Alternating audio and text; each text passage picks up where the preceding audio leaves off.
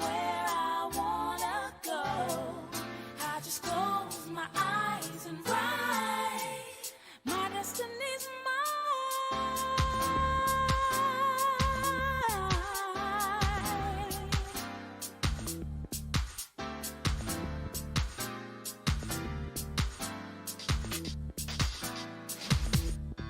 Hold on, here we go. I won't let it go. My dreams take me to my destiny. Hold on, here we go. I won't let it go. My dreams take me to my destiny.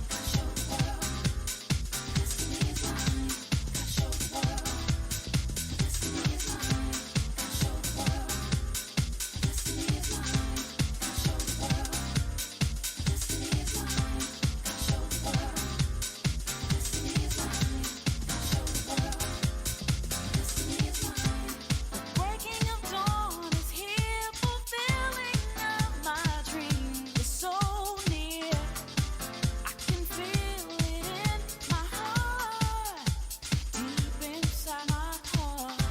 I know I'm all by myself, but I don't need no one else's help.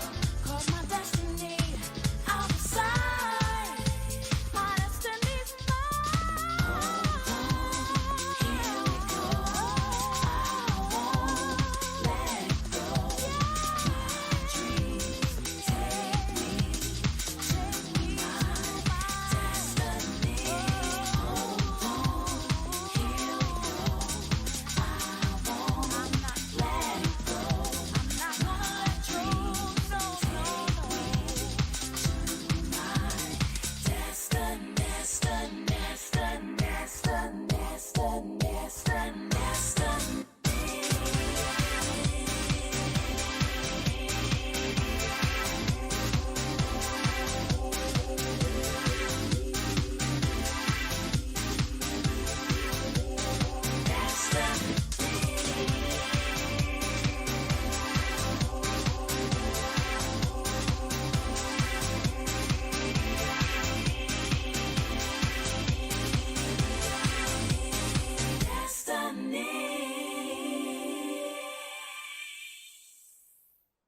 Bonjour. Hello. How are we all doing?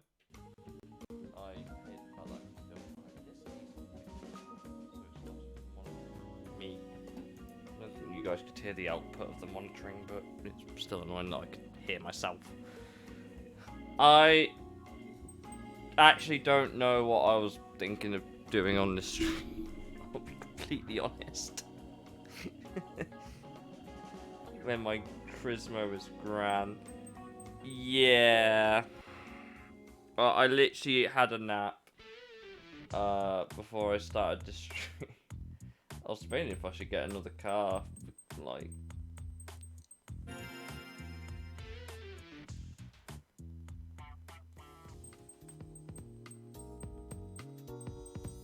Where am I at? I've got 2 drivers I need to do the Clubman Cup with. Obviously, we went and did it in the Solstice, which was okay, I would say.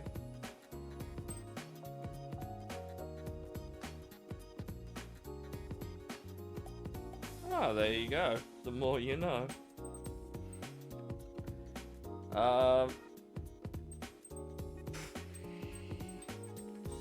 think what we could do is something a little bit more involved.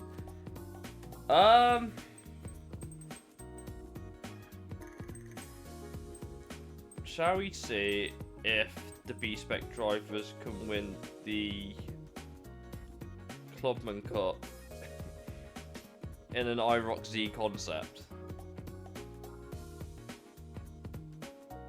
It's a little bit underpowered for the event.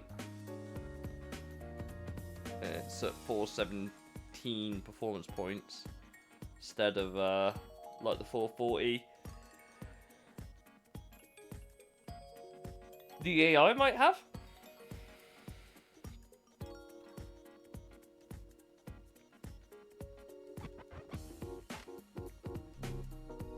Put them in the SSR, which is apparently just as good. Near enough. Stratos, maybe?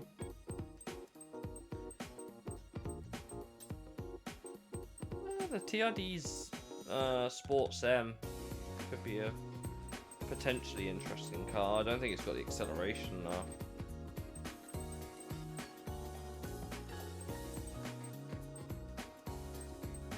We'll try it in the Camaro first. We'll rotate the used car dealership and see what we get. Where is it? I've lost it. There it is. Hope you guys have had a good day. I am exhausted. I'll be completely honest.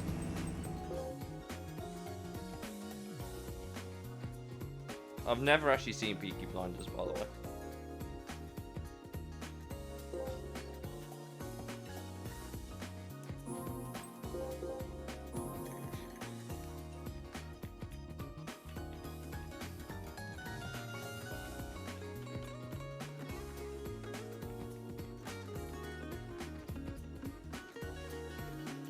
I'm missing out. I've heard so many like good things said about it. I've just never watched it. I don't know if it's B-Spec doesn't win equals random used cardboard. We got my favorite opponent in this race. Let's go.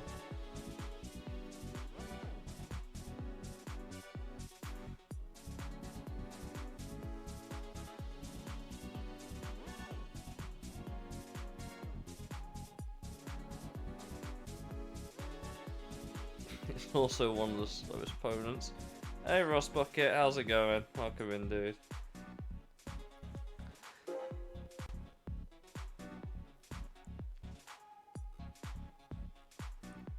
Family alert. Exactly. See, you already know.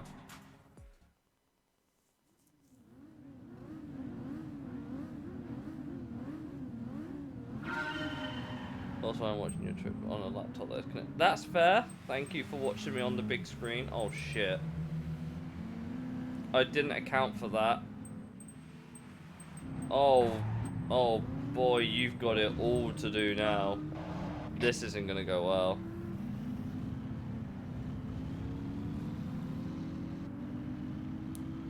I didn't buy the comfort. I didn't buy the sport medium tires.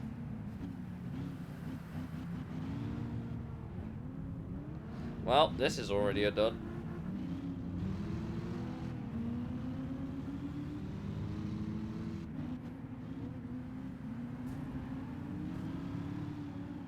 That green... It is in the game.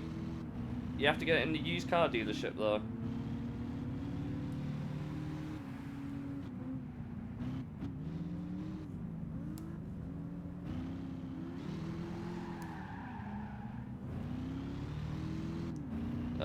Yeah, this is a dud. I forgot to buy the sport mediums for this challenge.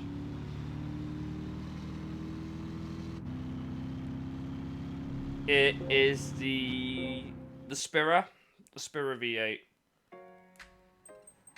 We'll try that again when I have the correct tires.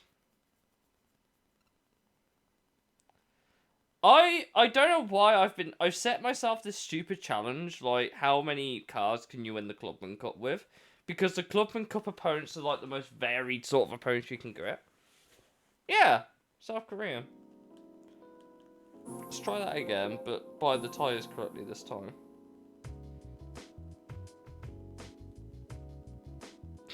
Not the newer Primera, that's awful.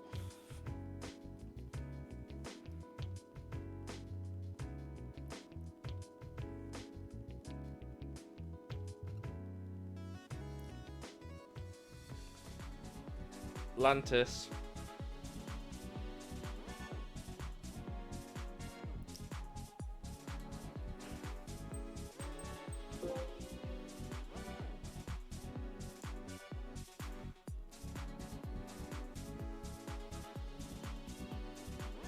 Yeah, of course Samsung made a car.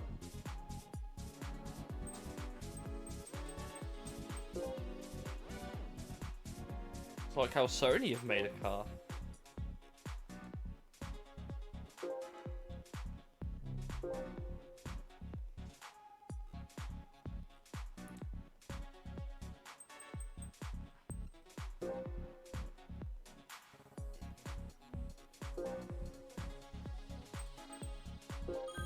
Hey Leon, welcome in. It's not in GT5, no. The only Korean car in the game is the Hyundai and the Spira. We've got a we finally got the correct tyres for this guy to try and do this challenge. He's battling Galantis. Lantis, my beloved.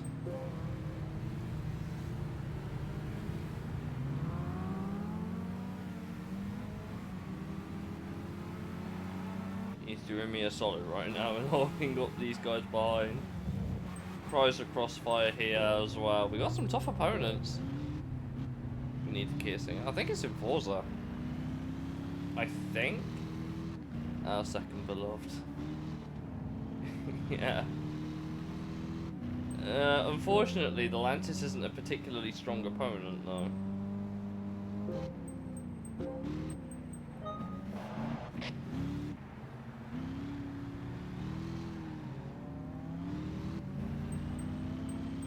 Look at this ugly ass car, man.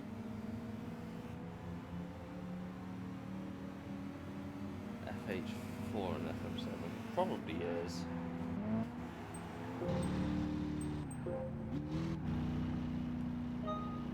Everyone's. Do you know what? The popularity of the Renault Twingo because of what's happened with the Nürburgring has been growing exponentially. Oh, what a send, okay. Oh, I'm sorry. I'm sorry, Novikov. I didn't know you were about that dive bomb. Bro turned into Daniel Ricciardo for a prime Daniel Ricciardo. As you do. And then we got the Lantis here. The Legacy just holding on for dear life at this point. Corolla goes down the inside, or at least tries to. Didn't make a good job of that. Sleeker on the exit gets it. Damn. Corolla on X is really struggling.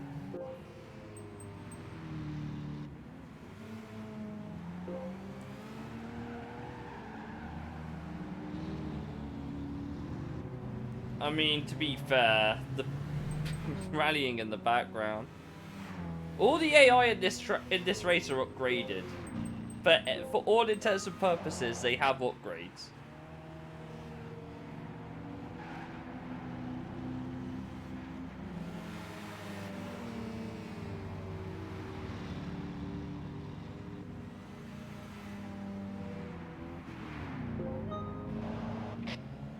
So this car's strong point seems to be the brakes. It doesn't seem to have much particular, like, acceleration about it. Maybe some grip as well. That could also be the fact that this guy's like level 15 or whatever he is compared to everyone else, which is level 5. As the Skyline goes drifting, the Lantis is not really catching the Primera. He's trying, I suppose. Well, Skyline decides to go drifting, and yeah, what terrible.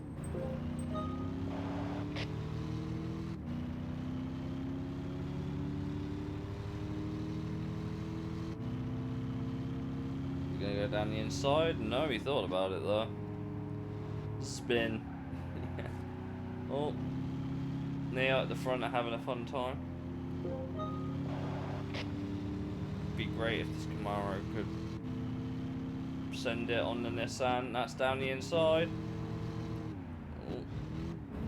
Nissan's going drifting. There we go. Forced his way through. These cars at the front are quite quick opponents in general, to be fair. This Novikov better get his foot down, I'll put it that way, and B-spec, yeah. The B is also in red, which means it's the wrong colour, but you know, it's okay. The Celica GT4 of Kikuchi is currently starting to chill out a little bit. Corolla, the Battle of Toyota's back here. The Legacy seems to have woken up a little bit. The Lantis has finally caught up to the Primera, but the Primera's basically chilled out. As we were watching those guys ahead battle, I'm hoping they slow each other down. I'm hoping. This Camaro needs all the help it can get with catching up. Because it's only just about as competitive as these guys. So the more they battle, the better it is for us. The IROC is a quite strong muscle car anyway, to be fair, as they all go drifting.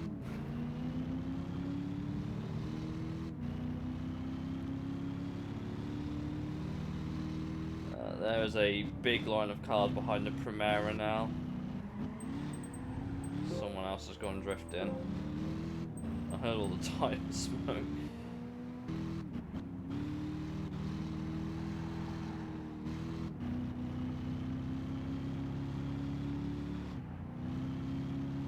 See, that would work for Gran Turismo 4. Because there's no real, like, rally car. I mean, I guess you could get the Corsa comfort in this as well and do it in like the rally stages on professional or whatever, but realistically I don't think the Corsa would get close. You'd have to max it out to even get anywhere near it, I think. Yeah, just over halfway through this race now, and Novikov he's trying. Skyline's completely chilled out. The Lantis has been overtaken by the Legacy. That is very upsetting. Lantis is falling back. That's not good. Oh, we've got the Roadster. He spun it. Bro spun it. The Skyline's got him. Well, that's us up into third place. Didn't think the NC would bin it like that. We missed it, which is a shame. These two ahead are keeping each other pushing.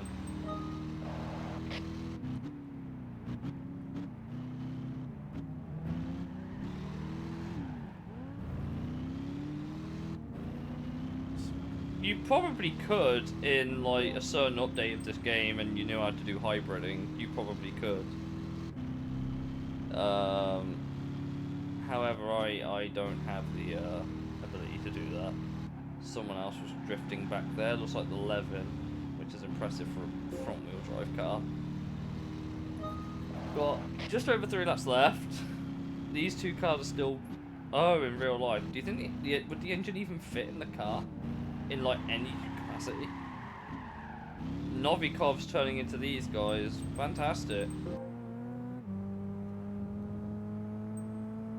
Kikuchi's completely chilled out.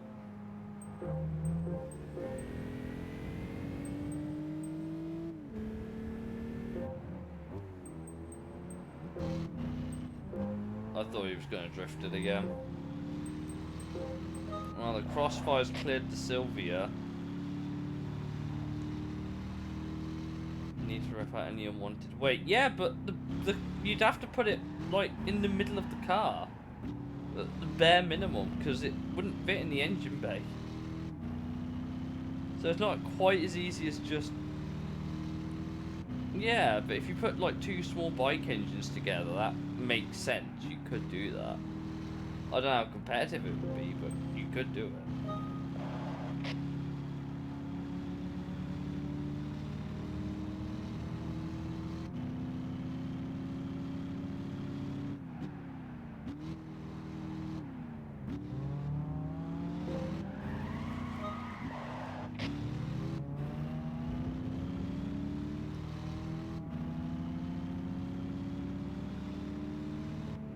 We need Novikov to get past this guy quickly.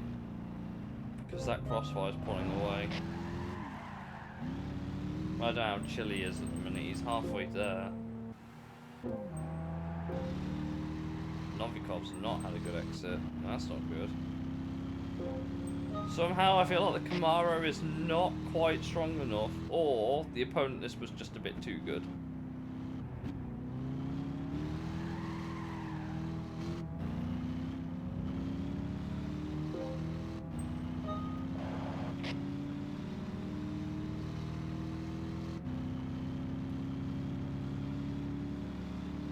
Yeah, he's not having a great time. I think a V6 would be fine for that sort of car. I really need you to get a move on, buddy.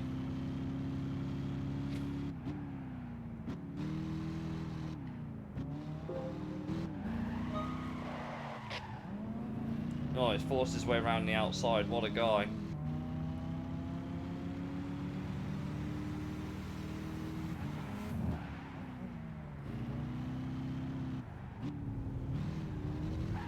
Great defending. Give him the Honda. Which Honda? The Max Verstappen Strat.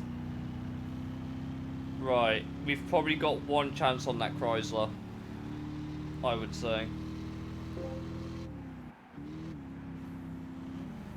The Civic? Maybe. It's an option.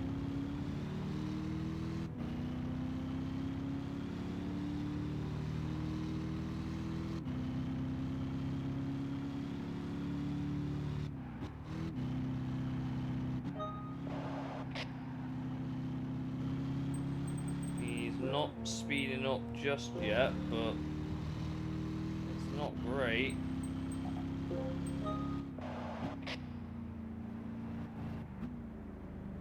The problem is because he's not pushing, he's not going to make any mistakes. I don't think he can do it. I think that crossfire's a bit too quick,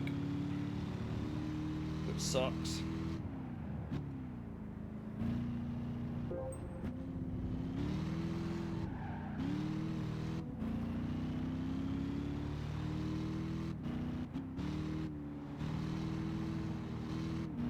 Just goes to show how quick that crossfire is. Looks like we're buying a used car. Well, yeah. I'll have to see what there is.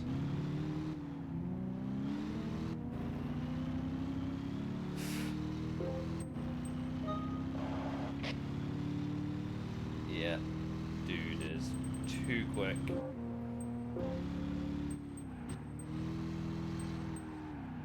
Yeah, we have to. Okay. Used car time it is. Lantis P8. Yeah. Unfortunately, some of the AI in this series are a bit too strong. Imagine being beaten by a Chrysler. That Chrysler's not slow. Like, it's one of the hardest opponents in this championship, the Crossfire. There you go. So, what, 437? I was at 418?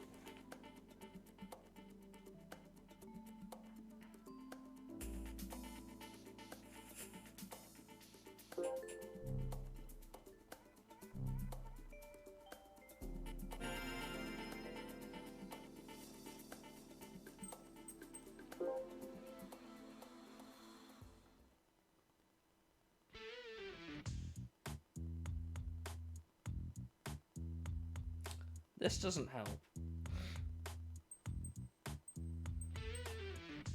XJLM, my beloved. Yes, I think you... Yeah, you could. Yeah, I think you could.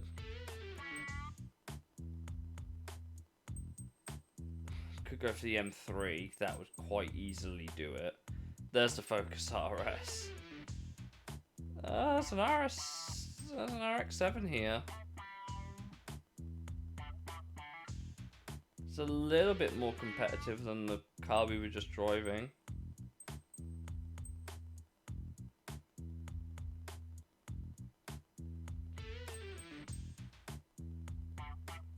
Hey, Turbo Logan, how's it going?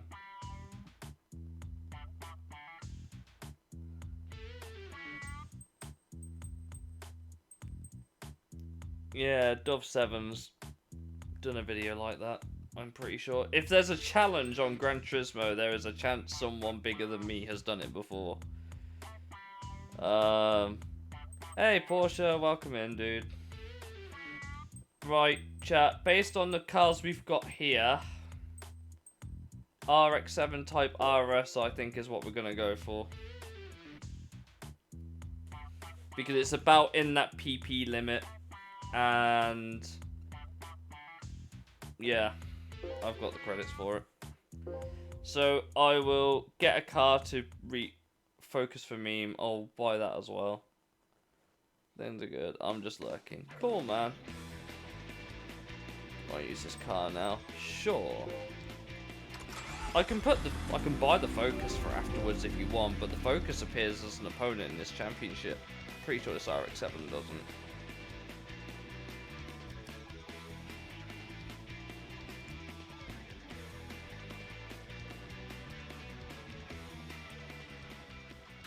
So first things first with any brand new car, before we go and, you know, grab the Focus.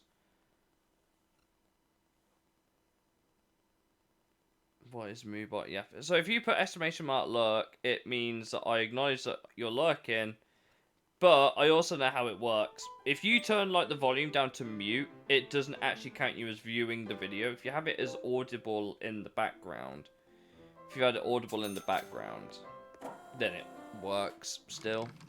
That's just a message to say that, basically.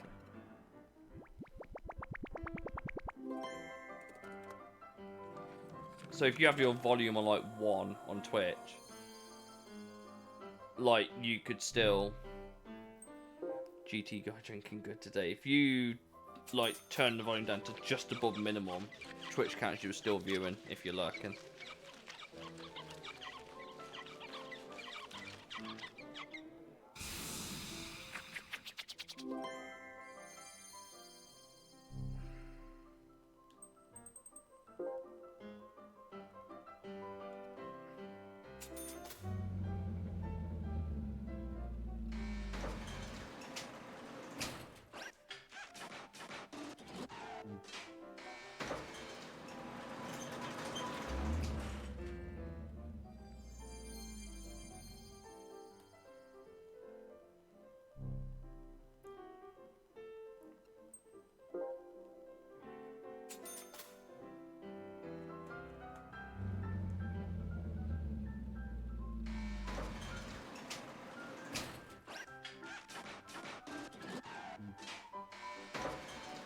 Hocus Pocus defeats on your Focus. I like how you both put that at the same time.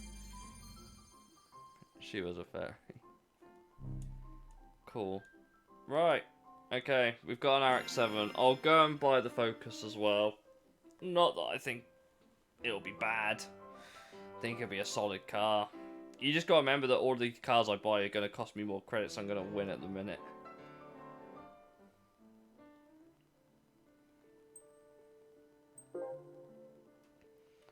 Alright, I need to get the Focus because you guys won't shut up if I do.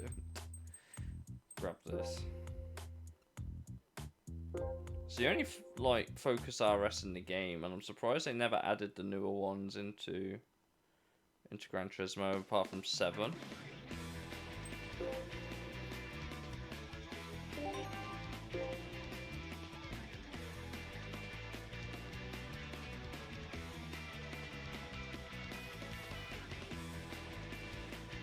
If we end up getting the Focus in the next set of opponent list, by the way, we'll go for that. Oh, 240 cars, let's go. Right, I now need to rebalance my credit, so I'll buy an additional car. Honda Jazz. So anyway, I can rebalance it with a 3. Oh, what a shit. Cool. No, a lot of gamers tend to start disregarding older model cars unless they're iconic for some reason, which is a shame, but it's just how the times go. I can't remember the last time someone said they wanted a Honda Jazz. I'm glad that Gran Turismo still kind of do like the funny meme car sort of thing still. I'm glad that they still do that. Even if it's not what everyone really wants. Gran Turismo has a habit of making a game uber serious. Has a habit of making a game uber serious and then adds a fucking high medic.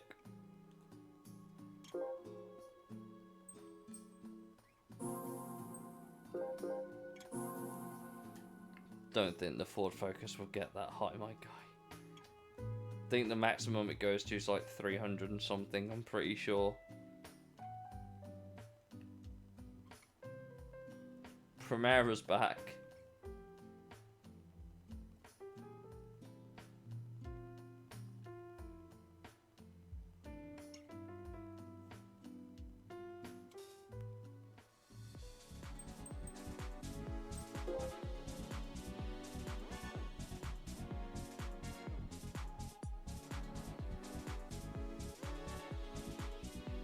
Oh, hey, Nakano-san. Hello, Vitor. How's it going, dude?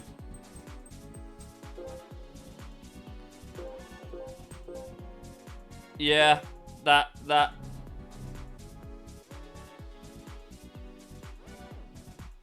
Yeah, that would make sense. I'm glad they acknowledge that, though. That's the big brain play right there.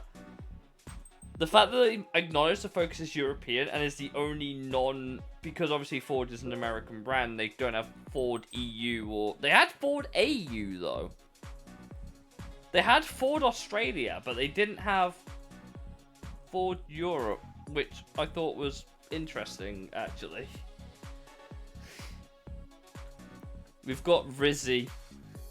We've got Rizzy in the race chat.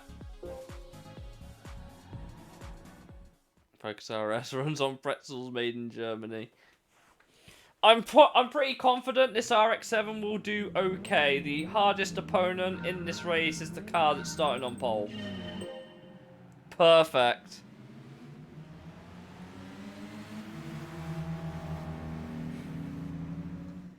Australia mentioned what the fuck a normal animal species are. We've got E-base. Yeah. We've got extra base. What car's he in? Is he in? He's in the barrage! He's in the barrage!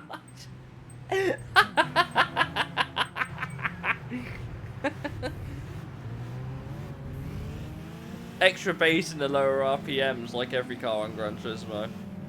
First time a 207 is a threat. I don't think he's gonna do particularly well. I can't lie. He's sending it on the Primera though. He's just been rammed by the Sylvia K's. Down the inside. Not gonna make it stick. I still haven't gotten over that fucking Cyborg Championship for this car in Gran Turismo 4. I never got over it. I can't remember why, I just remember it being really hard for some reason, but it's not. RX-7 against the 207 is kind of overkill. Not when the RX-7 has less performance points. Not when our RX-7 has less PP than the 207, which is the strongest opponent you can get in this race.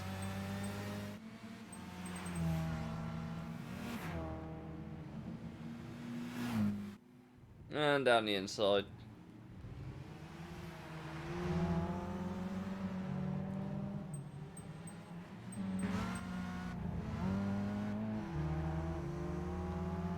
Uh, 441 if you're curious. I think ours only has like 4.3 something, so we're about right.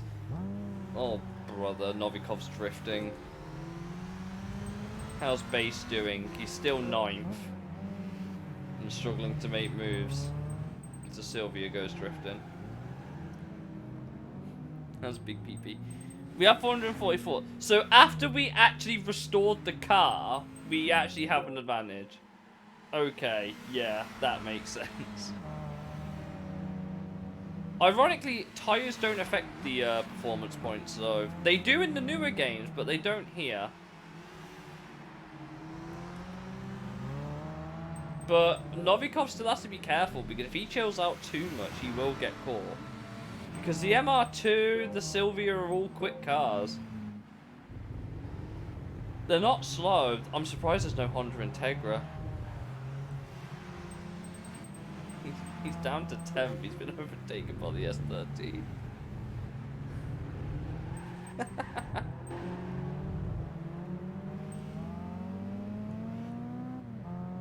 I mean, it's Greg, our finest driver, that he's basically driving an RX-7 right now. But his name begins with an N. And it looks like a Russian name. So, Nikita, maybe?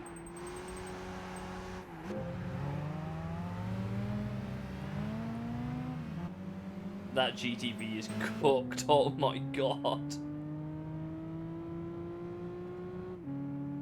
The GTV is cooked, chat.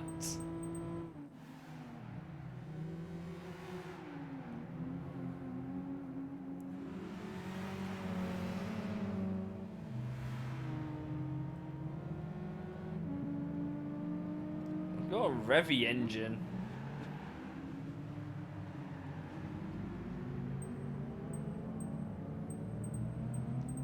Got the accelerator trying to get past base. And then we've got Koivola, who's... Oh, what a send! Oh my god! Base was like, nope. Evgeny Novikov. I think I remember it. He's quite well known, isn't he? I think. If I remember right. He actually did quite well. But there's also a rally driver called Possum. It's his nickname, but he was called Possum. Very local Australian rally driver, if I remember right. Peterbourne, if I remember right.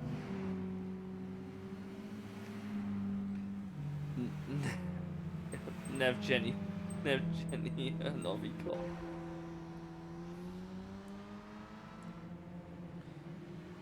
Gonna go call the driver past the call. Past to Greg. Okay. Nice. Oh, these guys are having time of their life. I miss this track in Forza, man. It was so good for like low-class car racing. It was so good for low-class car racing. This guy's got the Riz. So much of it, it's in his name. F is for fucking Rizzy. Bro's getting into Smirnoff. I think it's one of the only MR cars that actually appears in this championship. I think the MR2.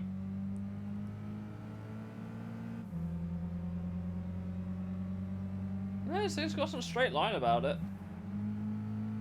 But you know it's bad when a 207 is the car clapping the competition.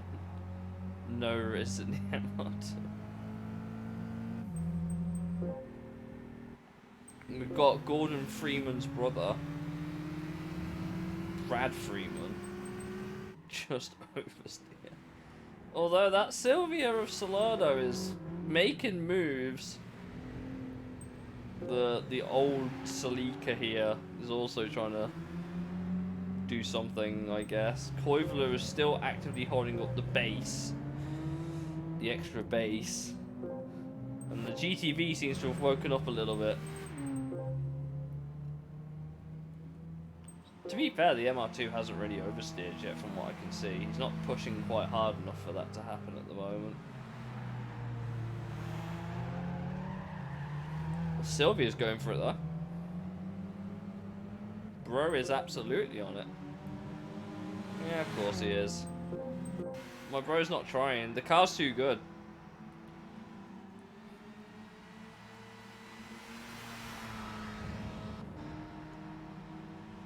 Oh, MR2 on the outside of the Sylvia, what? I'm glad I just saw that in the corner of my eye. I was like, oh shit. Oh, these two are going at it. Right on board with the Riz as he completely oversteered. Synchronized drifting, let's go! Synchronized drifting with our two boys. Sylvia Kays has got past the Primera again.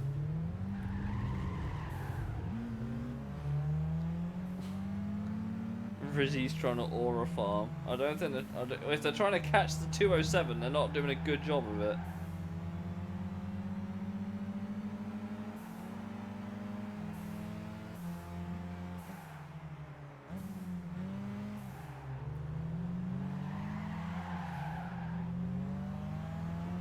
These guys think they're Nobushige Kumakubo.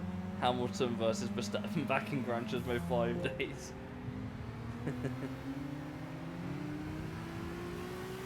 We're on board with the FTO. Here comes the Sylvia.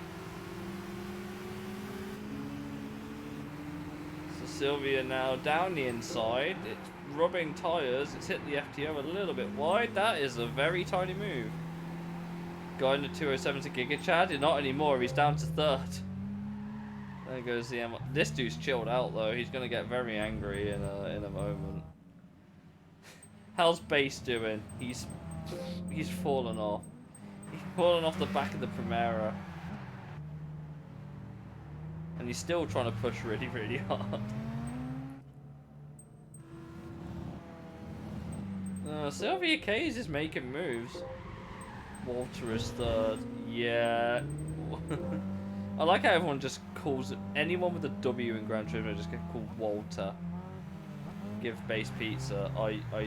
Oh! He's overcooked it! He's trying to T-bone! Who the hell do you think you are? Bro just went full.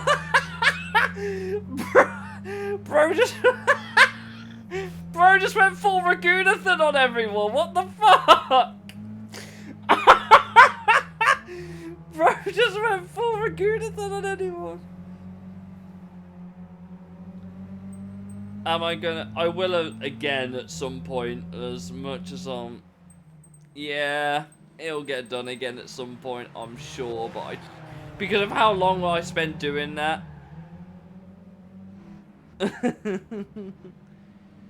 Bro's trying to sabotage the competition. Oh, he's got a quick car, but he ain't got no talent. Sounds like a certain Lance Strulovic can't drive. The AI card. I love this championship for this reason.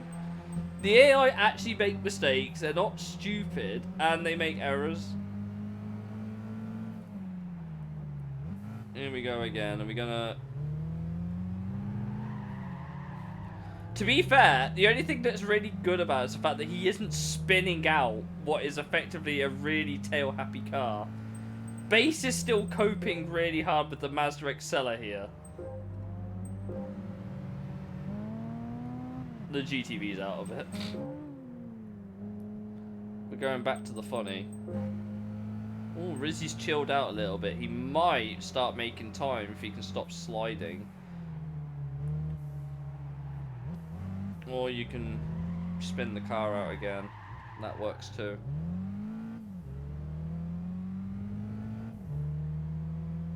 He needs a song for the extra power. All of the deja vu. I'm sure that will just put deja vu on it. Look how warm his tyres are. Look how cold my tyres are.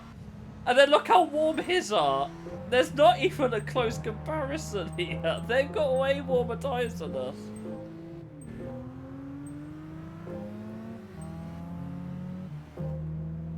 Big gaggle of cars here, but Sylvia's drifting. MR2's drifting. The 207 also has the best car out of everyone here.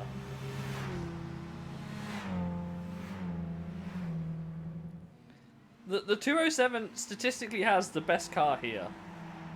Apart from me, obviously.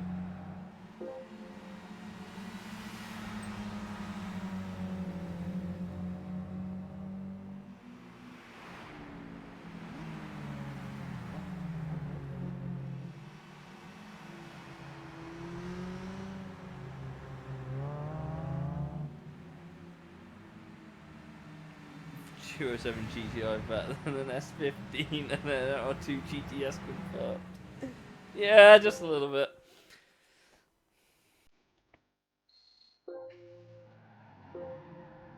I can just hear drifting.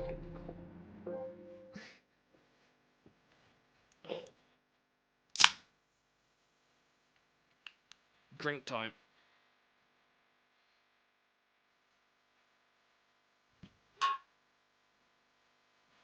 About to jump in price from this race alone. Who would have thought that the hardest and scariest thing about one of the entry-level championships was one French boy?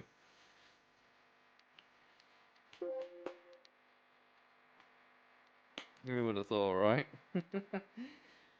Oh boy. This should suit our car a little bit better.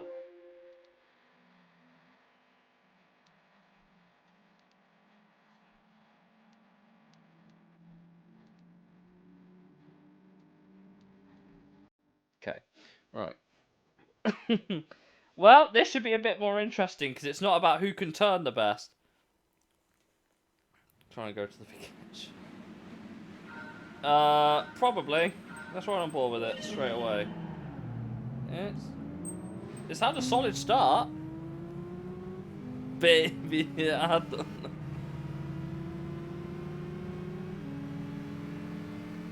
It's got straight line speed, it just can't corner. The Mirage is the complete opposite. Absolutely sent it on the Sylvia, oh my word. Okay, Wootton. Okay, I'm sorry. Got our boy Base in front of us. Trying to battle the MR2.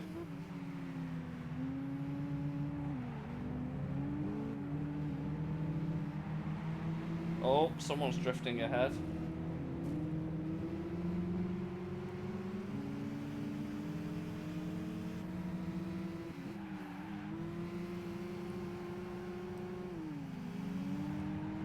Oh, Sylvia around the outside. What a move! What a move! Hey, oh, the commitment! The commitment from the Sylvia! Damn, bro. Oh, Bass has fucked it. Oh boy, Base has fucked it. Let the MR2 go.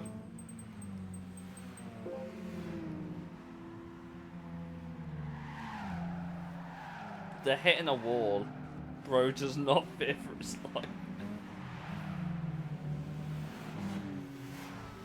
MR2's not fucking around. He's on it. Oh my word. He's in fourth right now. Our teammate is in fourth.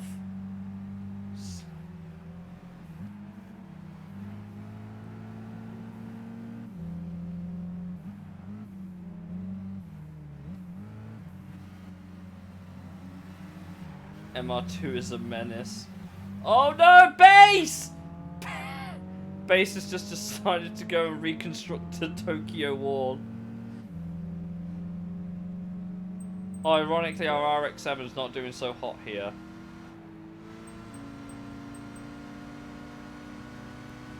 For anyone who didn't believe me when I said these AI are not slow.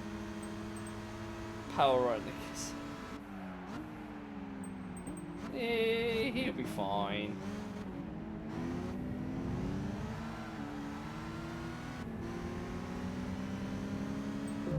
Hell of a rejoin from the Primera, just in time for us to see that.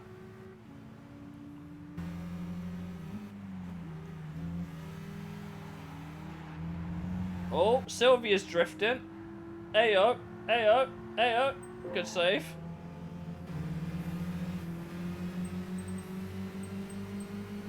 Yeah, this is a track. We're gonna get something to eat. Cool, no worries, man. Base is still struggling. Yeah, but I think the GTV should get the Mirage, I think. On paper it should anyway. Oh, FTO in the background.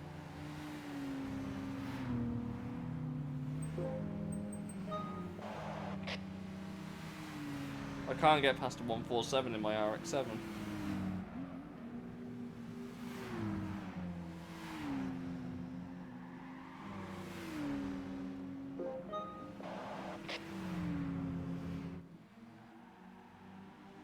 Oh, he's got past the 147. Let's go. He got there eventually.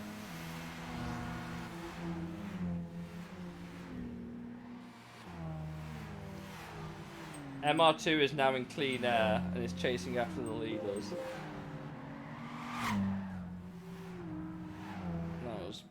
disaster for someone. Oh, RX-7's got Sylvia now. Clean move, tidy.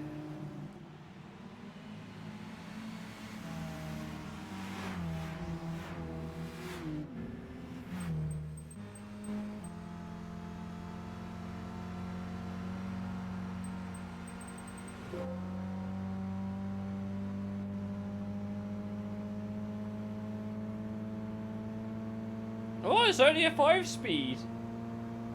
Still good for 140 mile an hour though, that's a bit crazy. MR2 is actually driving sensibly at the minute. He might make some good moves as Sylvia's got past the Primera, he's had enough. And drifts it through the corner for good measure, you know, a bit of a showboat as the base crashes again. You can just see the purple car in the background. 140 and a 207 is crazy. I know, right?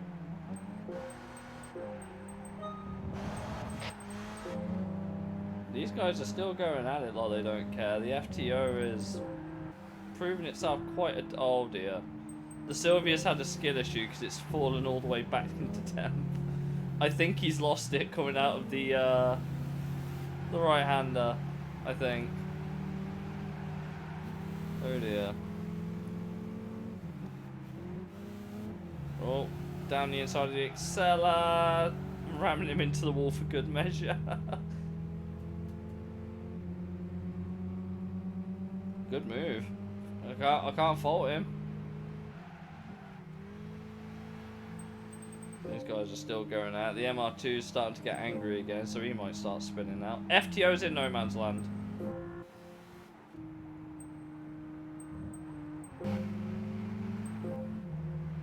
Mirage still holding on for dear life. The GTV's not dropping. It's keeping up. It's keeping up. That's respectable. This car's heavy, very, very understeery. This car's hot garbage, and the AR's doing alright in it, actually. There's a big gaggle of cars here now. I think it's because it's got a lot of straight line speed. It's able to catch back up. I think. Even though the engine probably should have blown up by now. Look at the speed of these cars, man. Bro's got a 6th gear! Yeah, it's definitely the weight. It's definitely the weight. This thing's got some top end for days. The Mirage has made a move on the Celica. Oh boy. Alpha's trying to look at the Celica now. Sylvia's still in 9th place as a K. Nice line, bro. Primera's now actively holding everyone up. Great. There's 2 types of cars. You've got the ones that are actually quick, and then the ones that just can't do it on a cold Tuesday night in Tokyo. Apparently. The only person who should be able to get out of this traffic and pull away realistically should be the FTO and this. Although that FTO does not seem to be cornering.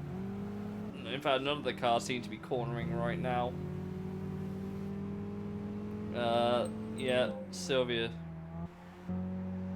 I mean, if you want 107 in decent. Yeah, he's holding on alright. He's holding on alright, but it's a quick car. It's one of the stronger opponents, so that's why it's doing so well. Again, the engine hasn't blown up yet, so it's not very realistic. It's also the standard one, not the... it's the standard one, not the premium model one. You can tell by the blacked out windows.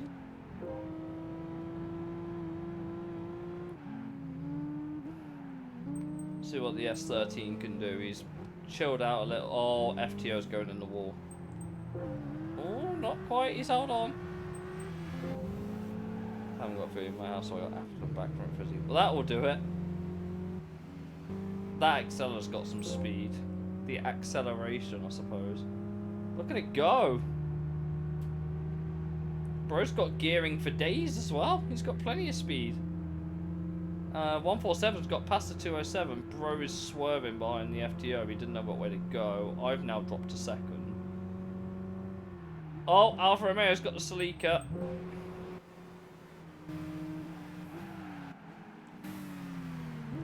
Yeah, this thing definitely struggles on the brakes. It's not that it's slow, it's just heavy.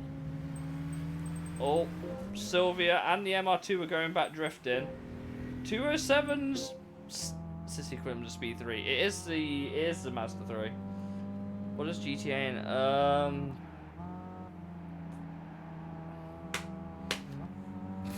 It's not Gran Turismo. I know that.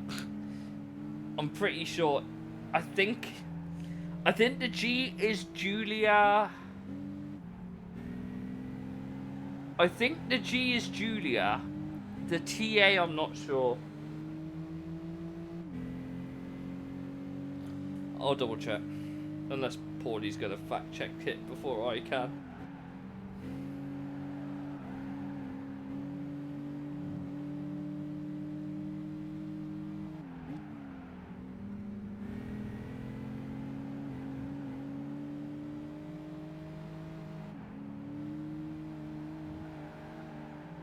No, I was wrong. It is Gran Turismo Alleggerita.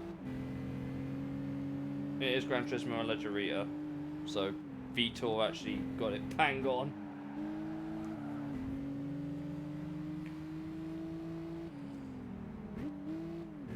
Give Tomato ass. I mean, it's bright red. That would qualify. Mazda 3's going for... Hey, yo, someone died. What is bro doing?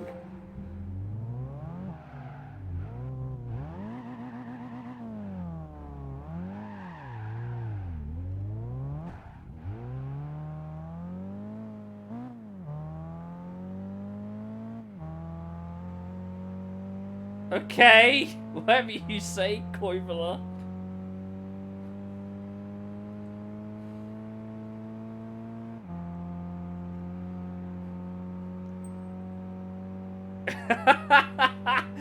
I like how we just jump onto the Primera and everyone just starts dunking on it because it can't drive.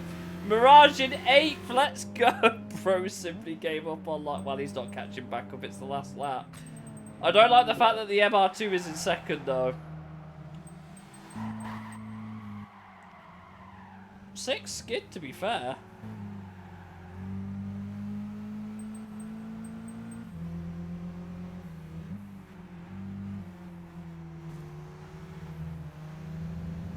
Novikov's pretty chilled out, that's why he's so slow. Garrett and co here are going for it. These two are completely chilled out. That Mazda 3's got some speed, you know. Oh, around the outside. Oh, into the wall. The Mirage has stopped skill issuing so hard now. I'm only, you know, he's speeding himself up. I can't make him go up any quicker though. The MR2's pushing and he's trying to catch up. Ooh, MR2 on the outside, Sylvia on the inside.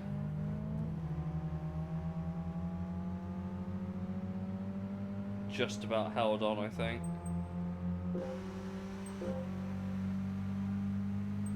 Oh, has he?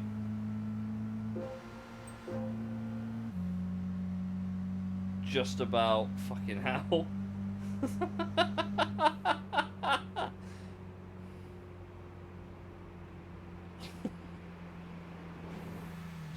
So you know how you said, oh, an RX-7's a bit overkill? Are you sure about that?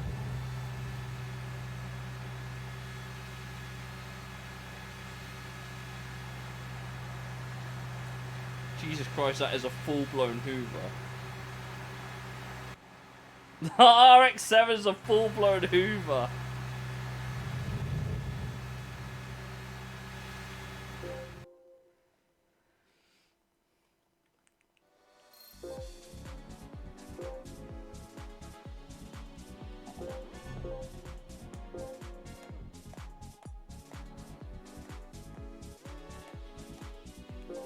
This is where all the funny happens because the AI can't do the chicane. Who turned on the vacuum cleaner? Mazda!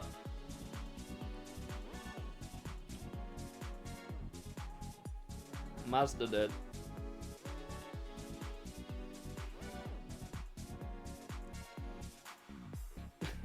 Over in the MR2's fumes. Yeah, just a little bit.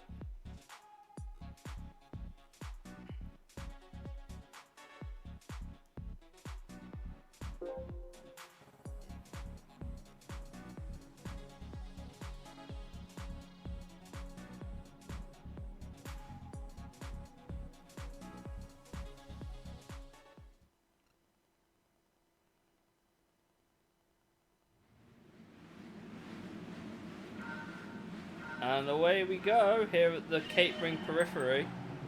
Gonna ride on board with our resident. Catering is such a fun track. It's so unique.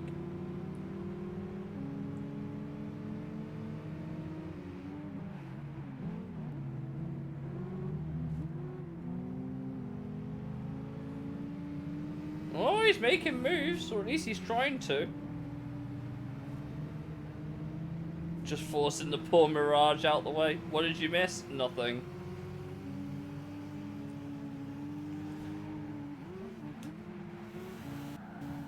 GTV woke up and chose performance today. Holy crap. Bro's up to 9th.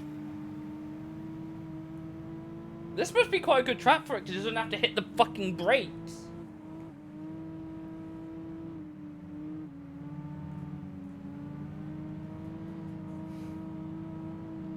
I'm sure we'll see some drifting from our resident heroes at some point just ahead of us as the FTO is actively holding up 2 cars at once. Mirage is struggling a little bit. Whee!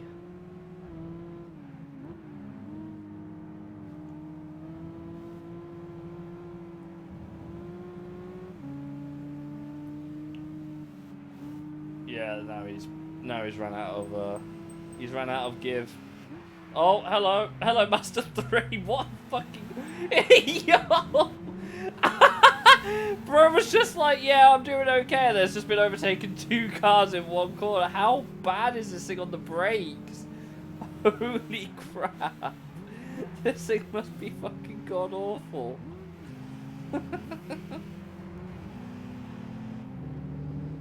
He's just been hit out the way by the S30. That S30 is gonna wait for no one, is it really? Really, it's just gonna kind of force its way through. Where we at? We're here.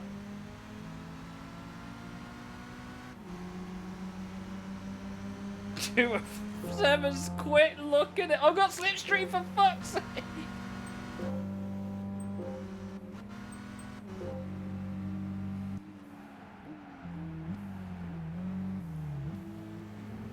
Weighs like 1,500 kilo. It's not a light car. That's why I was just like, that's why it's so slow. It's really heavy. Like, excessively so. MR2, Mate Rush 2. I mean, to be fair, he's trying his best. Primera's crashed into a wall for a second. I have a feeling the Primera's not very good at corners for some reason. I couldn't tell you what gives that away.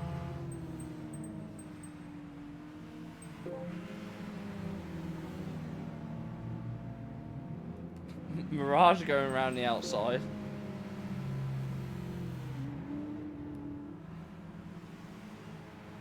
Only 155. Bro, it's barely getting... Just make funny words out of... Well, I don't need to make funny words. It makes itself look stupid. Primera's going rally crossing again. Everyone's going rally crossing again, actually.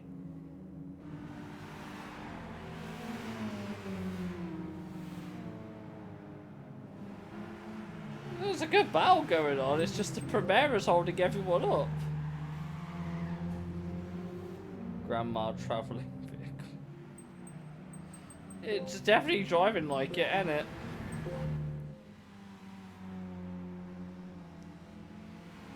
We're nearly halfway. We're like over a third of the way through this race now, and the RX-7 has still not got past the. Oh, the 207 as it runs really, really wide for a second.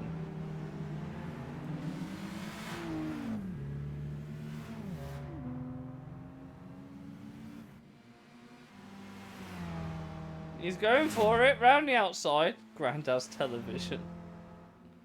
Oh, round the outside, on the brakes. Let's go, my guy. Get team vehicle. Oh, out MR2 versus Alfa Romeo. Mirage is struggling at the back. They're getting door banging. What is this? Is this Super Touring in the 1990s? Oh, Alpha down the inside, run a bit wide. Holds onto it. Good shit, good shit. And that's brought the Sylvia into it. The FTO's coping really well, by the way. Shout out to the FTO for being the most mid-tier vehicle in this entire thing. Where it's too slow to keep up with everyone else, but too quick for everything behind it. I'm going for Sirs, says Rizzy.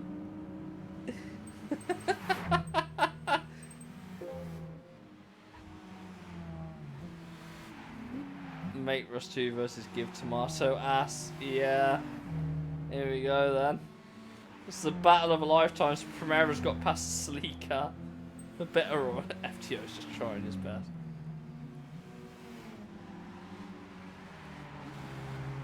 As the 207's now in play because it's probably chilled out a little bit.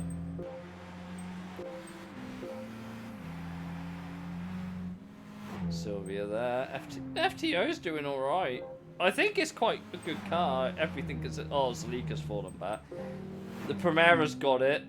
The the Mazda 3's got it.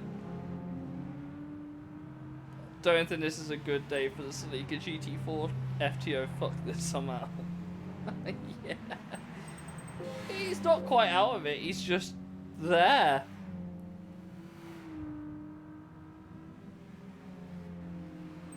Bro's just there. Extra base is extra slow, unfortunately, in this race at the minute. That Axela even has barely got into 5th gear this entire championship. Fuck Team Obama. To be fair... Oh! Down the inside! Oh, what a move! What a fucking move! Let's go! Mazda 3 is finally free of the Nissan Primera. I never thought I'd say that in a sentence. Look at the gap he's pulled on him already. If you ever wondered how quick that Mazda 3 actually is, functional turning operator. It's not a bad little car, everything considered. Mirage has got the Celica now.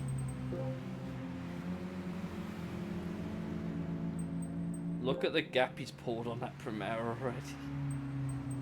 You ever wondered how slow some cars are? This is the best way to find out. FTO's now got some competition.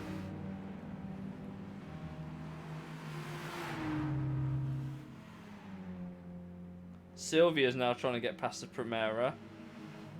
Mazda 3 tried to send it on the outside, couldn't, has tucked in behind again. It's going to go for the move. The FTO is just a solid car. It's good on the brakes, it's good in the corners, it's okay in the straight. So the S13 is still battling that Primera there, I see. There's still a considerable gap to the Sylvia ahead, which is in maximum chill mode right now. So that Sylvia's going to start getting pulled in by the cars behind. It's an unusual sight, because this car is usually okay.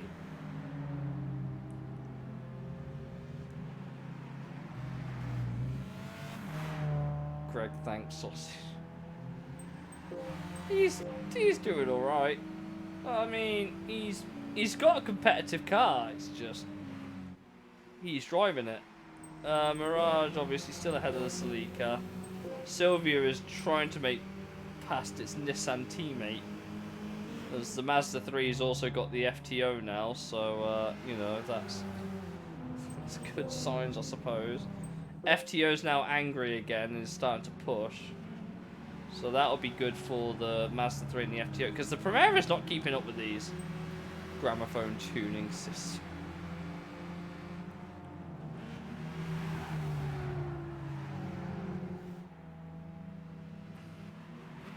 I think the GTV is slowly falling off, chat. Sleeker and the Mirage still going at it. Then the GTV is about to fall off. It's impressive at how good that Primera is in the bends. It's just shit everywhere else. Mazda 3 is now on the back of the Silvia. This car's flying. Down the inside. Look! He's up to 5th! He's up to 5th already! Schneider's not fucking around. And then he does that. Rally him. Reliving the 323F days, apparently. Shout out Schneider for an absolute recovery drive here. Oh, Sylvia's now in the thick of it. It's going to start speeding up.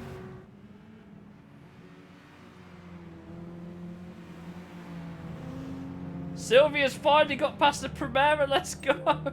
He had to hit it out the way like he did every other car, but, you know, he's got past it. And there's our boy, again, with his 1,500 kilo car.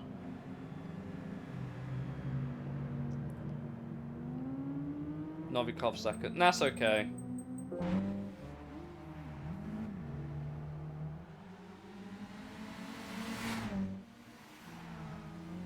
He'll hold on, I think.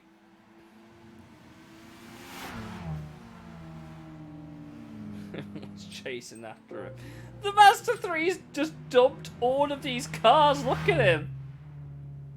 Pro has dumped the FTO. He's dumped the Silvias. The Primera's. Did he pit?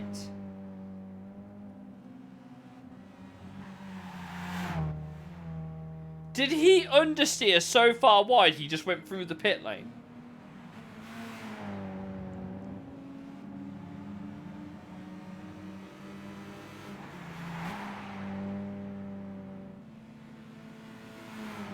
Nah, I've got to watch that on replay. How I didn't see that.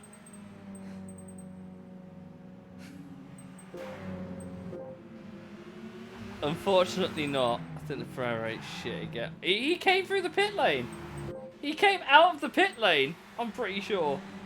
Novikov's having to push here. That GTI is no joke. What happened to it? It got too relaxed. Oh, FTO's back down the inside again. Oh boy. Well, FTO's got past the Mazda 3 again, which has been chilling.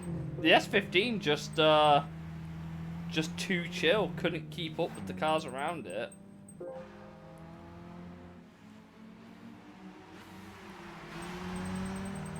Oh, Novikov, don't do that.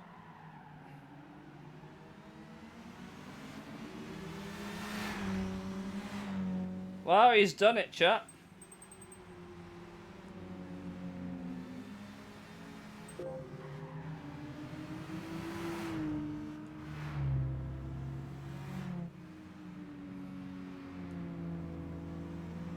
GTV6 is Checo. Shout out to the Spec R50. Bonjour Racing, comment ça va? There's oh dear, the Spec R Aero lost to a Mazda 3.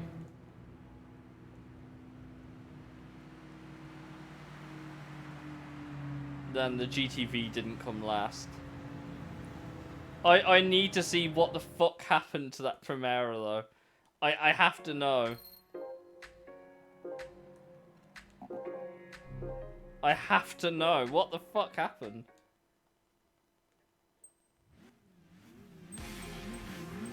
Oh, I forgot.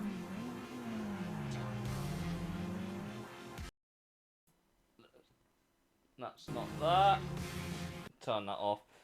Whoops. we'll quickly speed through. I'm pretty sure he ended up in the pit lane, though. What was it, lap 6? Oh, he did. Bro, actually... I think it did worse than that. He actually ended up in the pits.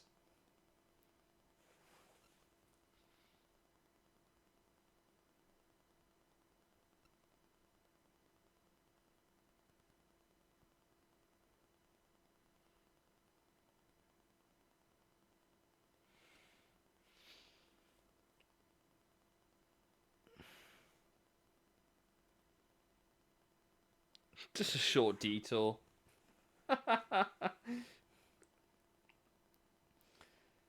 What a Chad. Only the finest in racing pedigree.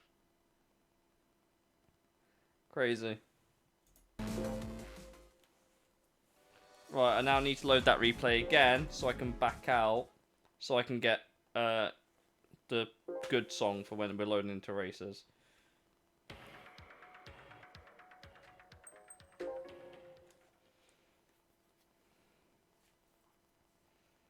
Dan, you were at Singapore last year, be like. Yeah.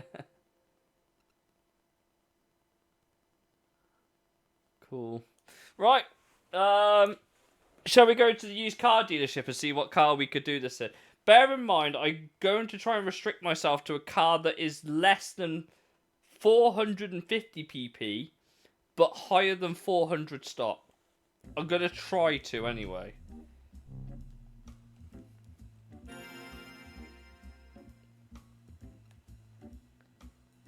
Yeah, he did that. Yeah. And not only that, the Primera didn't get new tyres. Well, I see an immediate choice right there.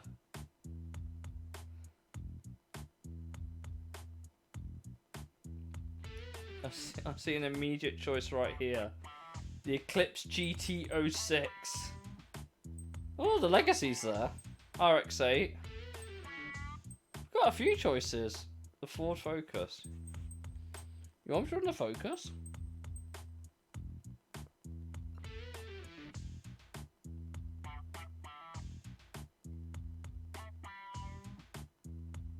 What was that? 431. If I repair the car, though, it'll probably be higher than that.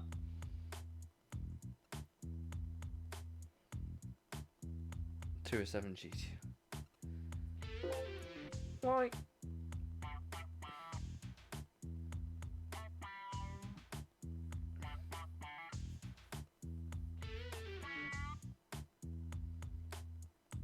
Tempted to grab this anyway. Yeah, the Focus is already 431. Below 450 and over 400. This is quite a heavy car. Who would have thought? I'll buy it just in case. I somehow... There is a Skyline. Yeah, that's a common opponent. That is very much a common opponent. The GTS-T R32 is a regular opponent in that championship anyway. Yeah, for a front-wheel drive car, that is. It's Japanese GTV, basically. As much as I would like to see how much we have on the GTV, that's probably not happening. Obviously, like, I could technically fix this car up and I'd have a strong car that way, but... Oh, yeah, so here's that Celica that we get in the races. This is a regular opponent, but they've upgraded it slightly. So that's a regular opponent there. The 2006 S2000 can appear as an opponent. The RX-8 Type S is still there. I'm still sad I don't have the money for this.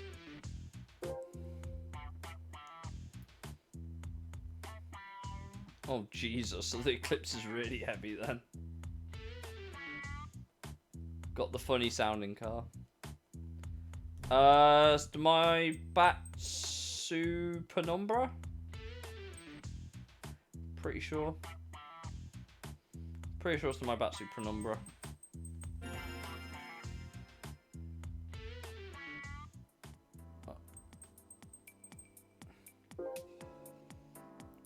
Where's the Focus RS?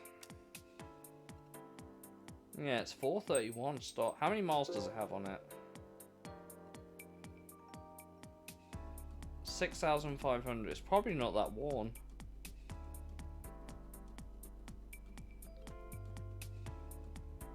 I find it quite funny, by the way, that the it's had one win apparently. Sure. I guess we'll run the Focus for the last one, then we might come back to it in a little bit. First things first, I need tyres.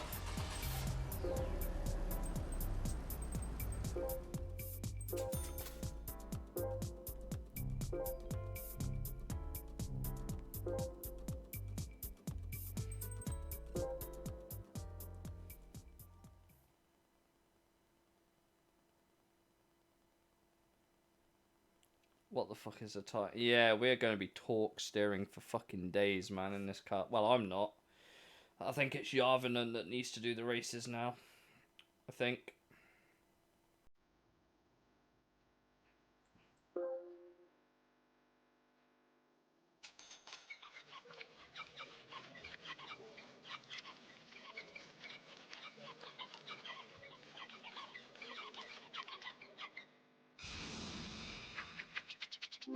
Ooh, shiny. What does an oil change do?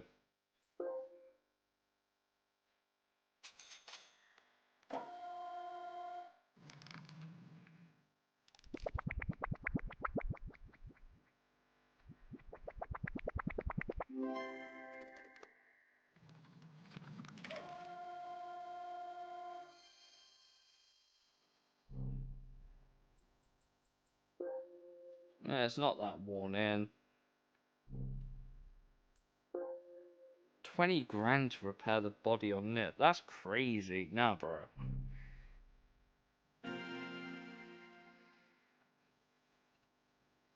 Right. Let's see how the AI does in this car. I would imagine alright.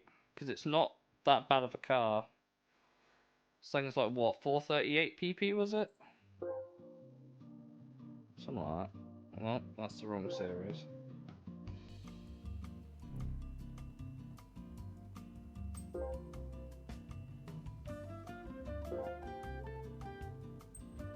We're gonna create this page. So, entry requirements, just max sports medium. This only comes in blue. So theoretically speaking, if you had your strongest opponent, you'd have the 207 GTI, the exact same car that we have, basically stock, the Mark 5 Golf, the 120i, the Crossfire, the Cooper, the MR2, the NC, the old 78 Fairlady, the Spec R, and the CRX SIR is theoretically the strongest grid you can have. I think our car comes under the regular Focus.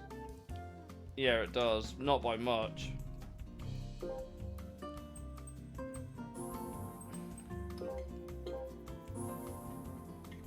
Great. I guess. 120i. It's the old Civic. The Saloon Civic. We got the Golf Mark 5. The FTO's back. Corolla's back. Mazda. Lantis! Let's go! Altezza RS200, not the AS200. The old 1983 Skyline. The NC and the 180SX. Completely different grid. Leclerc's in the race. Yeah, we've got Leclerc at home. Leclerc at home.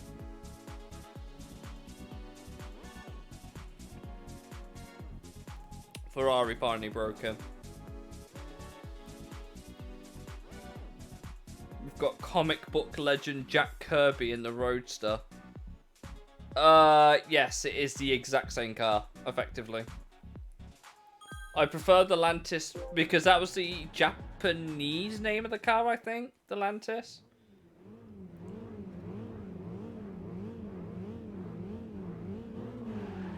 I think we liked it because of the Gran Turismo 1 playthrough. The Gran Turismo 1 playthrough, it was that car that was in the endurance races that was so slow but didn't do anything particularly special. And we just liked it because of it trying its best. And I'm glad it's in this championship because it's doing the exact same thing here. It's just trying its best.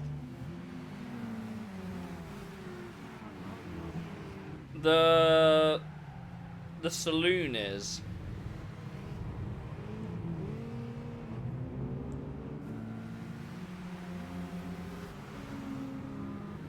This is the funny shaped one.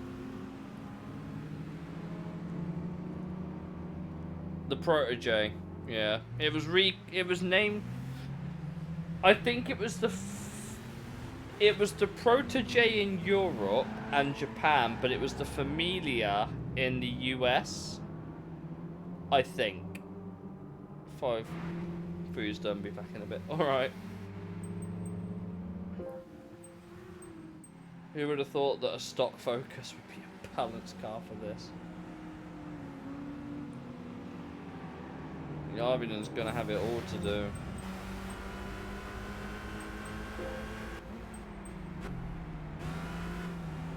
Oh, we're sending it down the inside of the Civic. Good move. Pretty clean. This in Europe was the 323. Oh, it's at the back. This in... I have no idea. They could be. Skyline's going drifting again.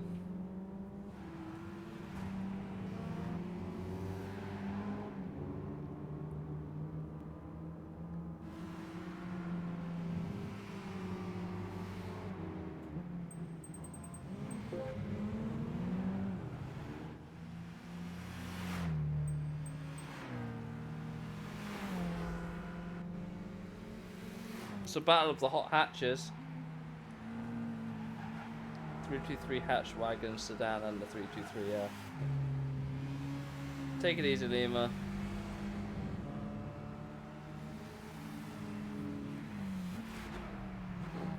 Ford's trying to send it around the Civic now.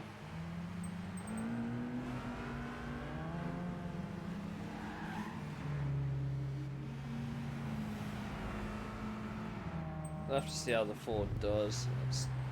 Again, it's a strong car as a stock opponent anyway. This car just looks weird to me though. Like, this car just looks excessively weird to me.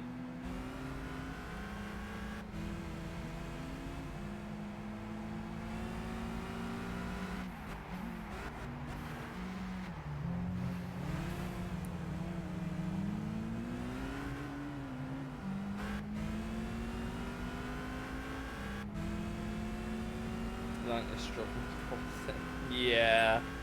Our favourite boy is not competitive in this set of races right now.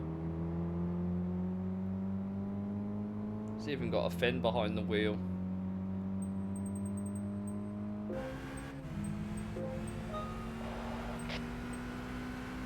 Oh, down the inside.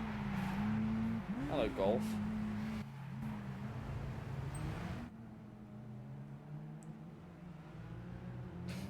Roadster doing some drifting in the background.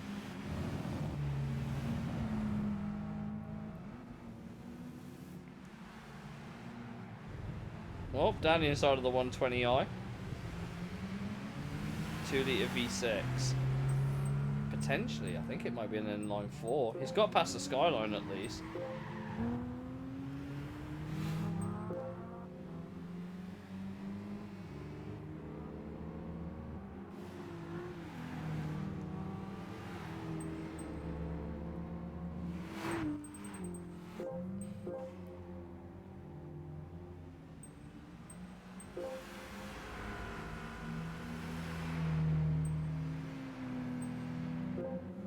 That Honda Civic's doing alright, I'll give it that.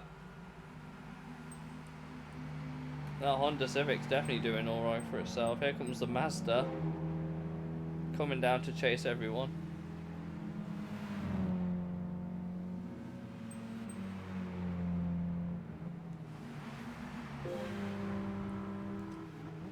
The RS200 makes a move on the Civic SIR. What a move. One day we'll get the AS200 and the RS200 in the same race. One day.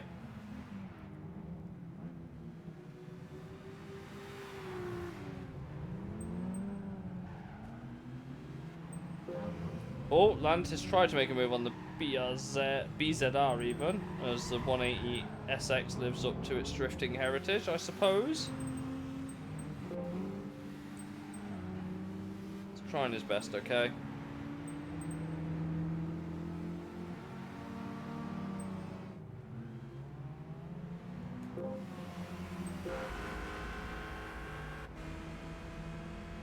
That is a very funny sounding Focus, I'll admit. Leclerc losing places in the EG. Yeah, dude is struggling a little bit. This track really favours like accelerating cars. It really favours the rear wheel drive cars for the most part, to be completely honest.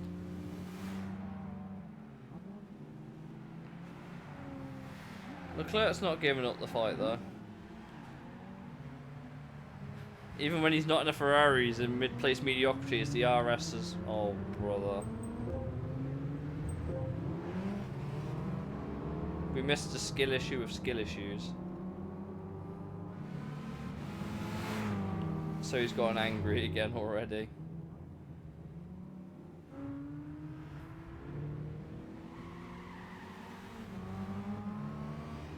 Game one back because the NCRS has had a spin. Oh, by Skyline. Lantis is up to 11th again.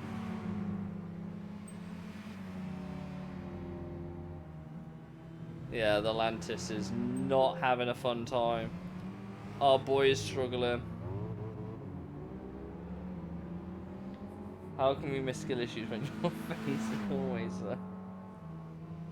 So friendly, chat. So friendly.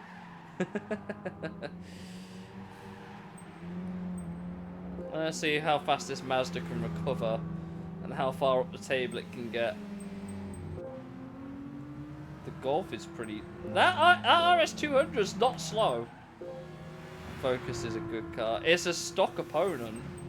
Yeah, I think it's like the 3rd or 4th best opponent you can get. We're lucky we didn't get it as an opponent. We are statistically the best car here, but only just. At least stock anyway. This 120i is not leaving my car alone.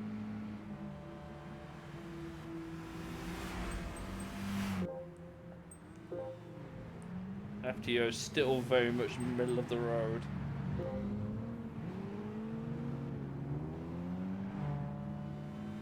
The NC is on a charge again. Oh boy.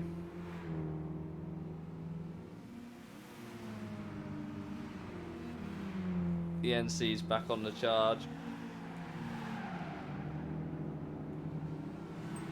Right on board with him. He's coming up to the back of the 180SX. Oh. 180SX was going to send it on the FTO. I don't think it's... Oh, hello. Oh! 180... What a booth from the 180SX! Hold up. Hold the horse! What a booth from the 180! Oh, wow. Oh, FTO's cooked, chat. Something's going on. Oh, 180SX drifting. Yes, there is. It's also Gran Turismo 2, not Gran Turismo... Oh, Bro, he made him wreck. What the fuck? It's Gran Turismo 2, but yes, there's a lot of older courses from older games in the files because this game was rushed out the door. Even though it got delayed, but it was rushed out the door. The RS200 is starting to skill issue again. It's going to be a 3-way battle. That Civic's not slowing us straight. Road to the Cavina. Yep, he sure... Oh, wow. What a move from the RS2. Oh, what is going on? Bro's on a charge. Bro's already 5th. He was like... He's up to 4th.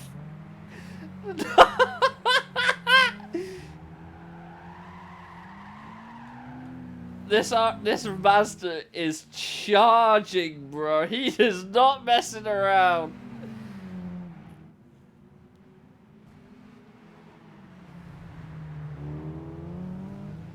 On the outside of the city, he's in third. Bro was like 11th a few laps ago.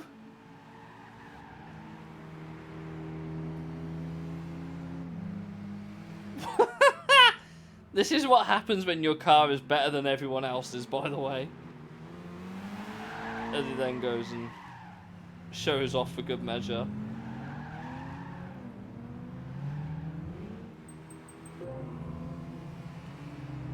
I think I can categorically say, in terms of handling, the Lantis is the worst car here. John Kirby's done playing knife. Bro wants his credit for being in Stan Lee's shadow all his life. And bro's putting Max Verstappen type moves. POV, you are Lewis Hamilton in Brazil 2020 or whatever it was. And he's still flooring it now. What was his best lap? Bro did a 1 minute 11.1 when everyone else was doing 1 minute 12s, 1 minute 13s. His best lap's a 1 minute 8.7 for fuck's sake. He's like 1.2 seconds quicker than my car.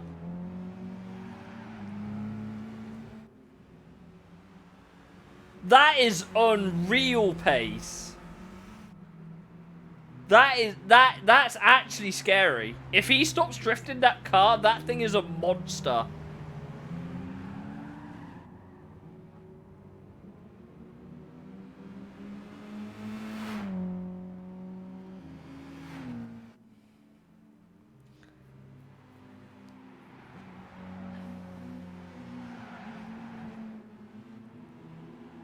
That's insane.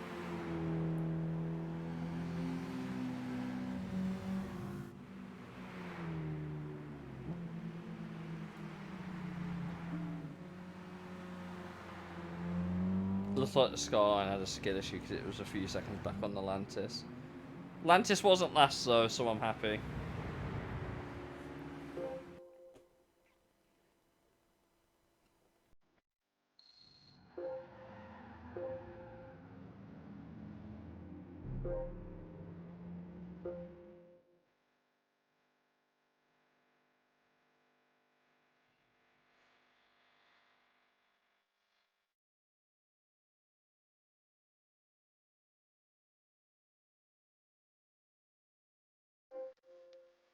Someone probably give the Mazda driver a breath test.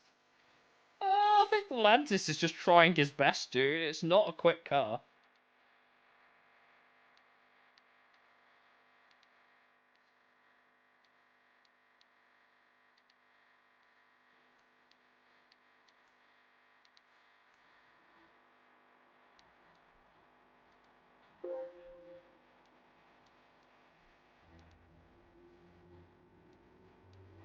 Lantis, I'm hoping, will do a bit better here, but because the nature of Tokyo is a bit more fast instead of acceleration based, which that Lantis is clearly not good at. If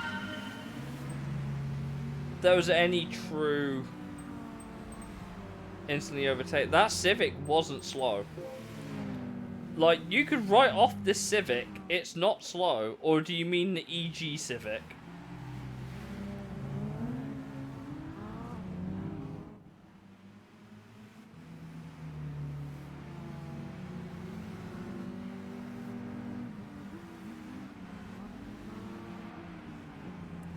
Atlantis down to 9th, up to 8th.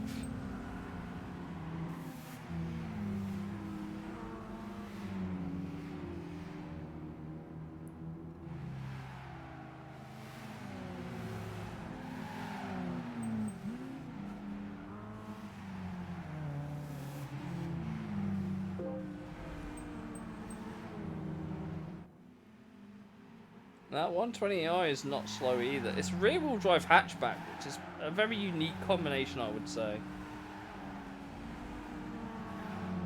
Lantis has just been overtaken by the... yeah. Everyone's bound to lose a position because of that Roadster. Although the Lantis is giving it a really good go, but I don't think it can match it in the cornering prowess section. Yeah, there you go.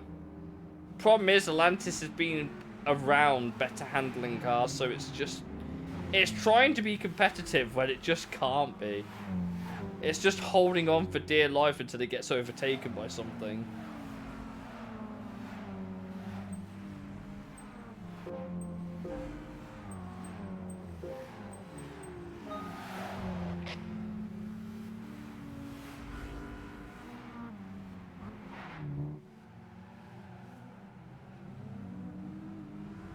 Oh, there you go. Civic's had a crash and held everyone up.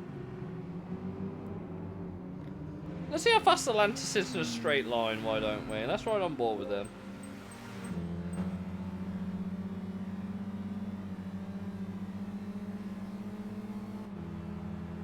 Sounds like the old Mitsubishi rally car from Gran Turismo 3.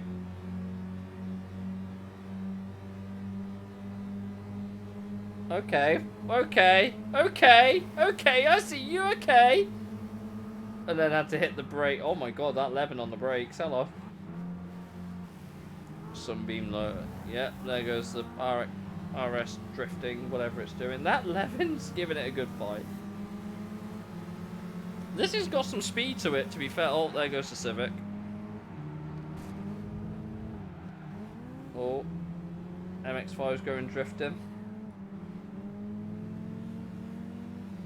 Lantis is holding on okay right now, I would say.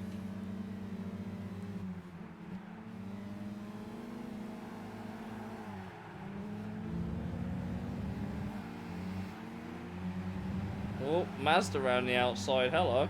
Not Mazda, Nissan, Skyline, hello. Through, Leclerc goes through. Yeah. And then, oh dear. Yeah, Lantis is in some struggling company right now, I would say.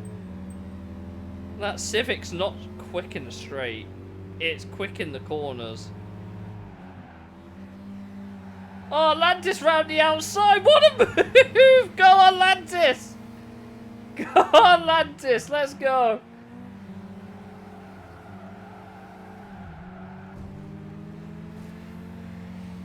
That Civic just wrote himself off.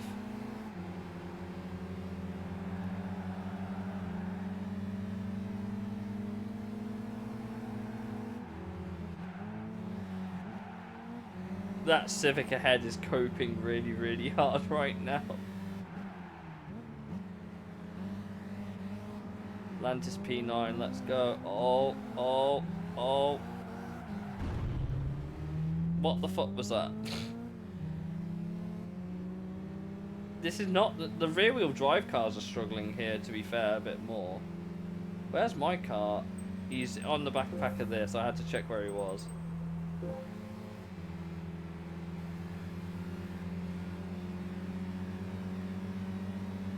That Civic's really got no straight line speed.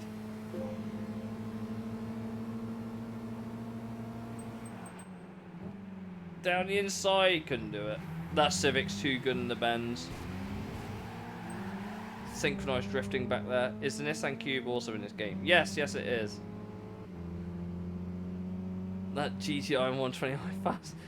They're upgraded! They're upgraded! Lantis is currently holding on for dear life whenever it can. He's having a better race compared to Tsukuba at least, but I think that's because these guys are having more problems.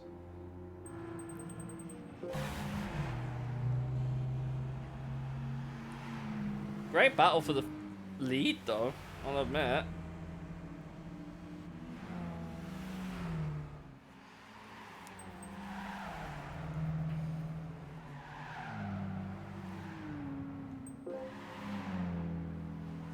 Jack Kirby's trying to actually make up solid time. The FTO of Dai Yoshimura there, just chilling, having a race at his second home Grand Prix for this one. As the Golf is currently hanging on to ahead of my focus. Lantis is still battling for 8th. And here we go. Is the Golf gonna... The thing is, these guys have quite good tyres, like whips, so they're quite good in the corners. Oh, the Golf hit the big square cube. Yeah, I would like to bring Beans back, but we've got to wait for it to spawn in the UCD. Look at the speed. Look at this shit. 120R is just casually doing 135. 3 wide into turn 1. Is he going to hold up the Golf? No, he's going to outdo us both. That is crazy town. Oh, he's drifted. What a dirty driver. Fuck you, Pala. What the fuck was that, bro? Mitsubishi FTO has gotten the Civic Type R. RS, somehow the MX-5's decided to chill out.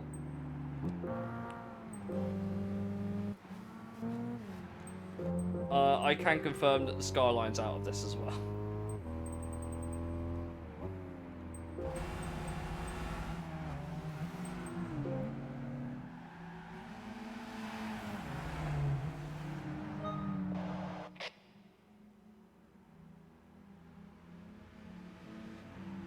Who would have thought this race would have been so tight because of this? Look at this shit.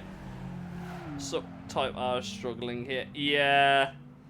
It's not enjoying the, It's not that I'd say it's struggling. It's a very mid-table car. It's actually one of the stronger opponents. I'm surprised the FTO is not on the list of good cars. I'm pretty sure. I'm surprised it's not higher up on the list because it's a very competitive car. This is just a manic. This is a crazy 3-way battle, by the way, guys. Like, this could go anyone's way, and I don't like that.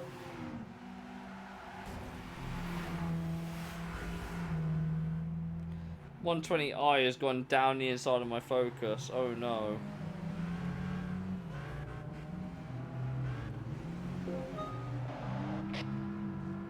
Oh, FTO and Civic having a race back there as well. Right, I'm back. Did you miss anything? Nope, just one of the greatest battles between hot hatches you'll ever see in your life.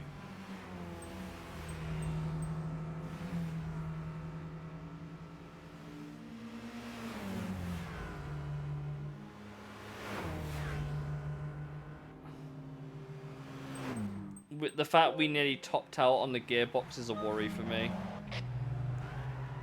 120 hours going drifting again. We might not win this. Oh, Lantis is having a race back here.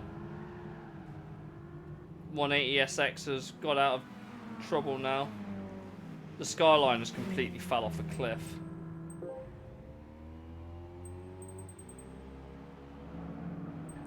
This car's stopped, bro. That Golf was... What the fuck?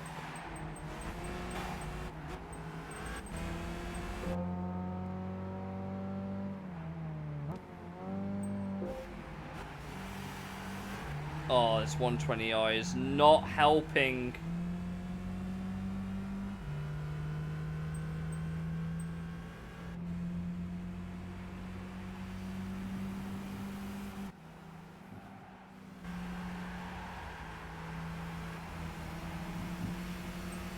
Do you know what's scary about this Golf? It's not pushing.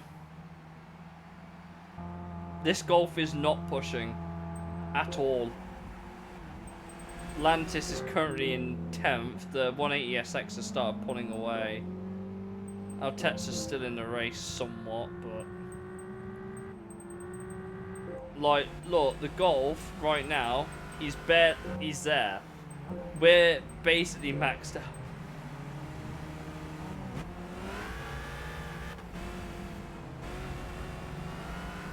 Did I mention that Yarvinen is a much higher level driver as well?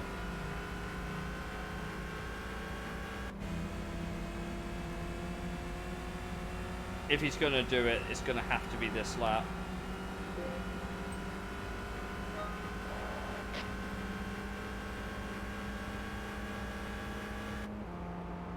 Why are you lifting off?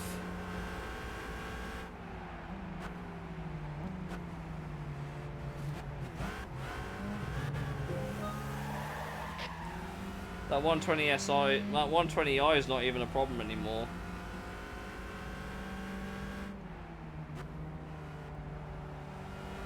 Golf's had an error. Now it depends on if Yarvinen can get past.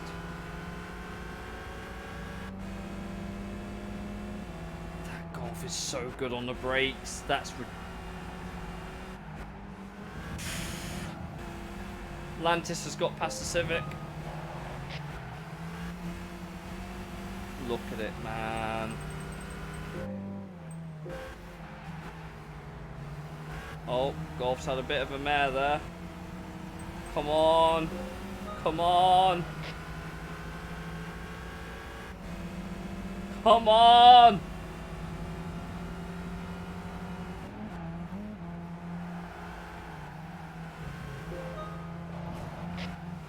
Come on, Yarvinen. He's done it. Here comes the 120i. If he could hold up the Golf, that would be great. That would be great. The Golf's bottling it. That 120i is not slow though. Oh my god, these guys are exhausted. Look at them. Yarvin is having to drive his arse out and he can only just about hold on right now. I'm legitimately scared for this last straight. I'm legitimately scared.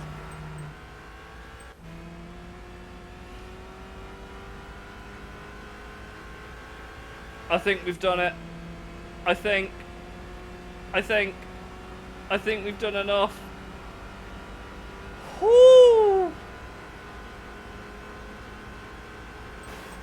If that was the if there was one more lap, we might have been cooked. We pulled 7 seconds on the cars behind.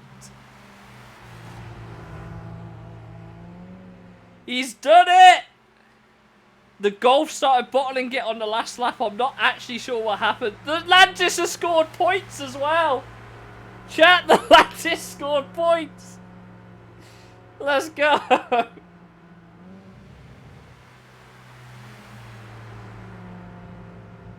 What a stupid grid this is, man.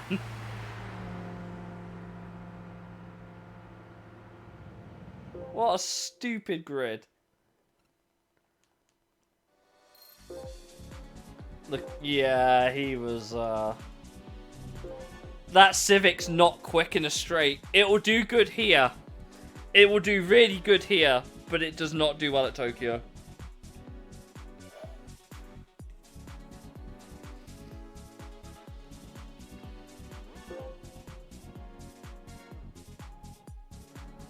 Do you know what really doesn't help us? The Golf is in 4th and the 120i is on pole. That's really not helping things.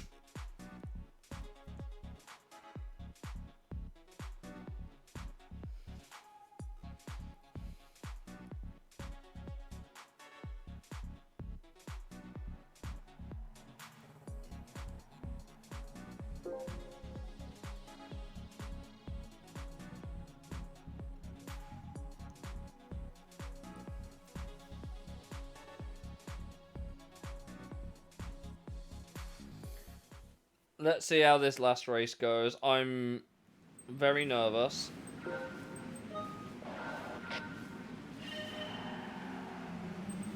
Mazda had a great start. Bro starts 11th, remember. He's making it 3 wide. Lantis chickened out. He's up to 9th. He's up to 8th. Yeah, the Rhodes just had a great start. Well, if the Lantis can get in the top 10, he's had a good race, I would say. This track does not suit it at all. Yarvinen needs to get a shift on.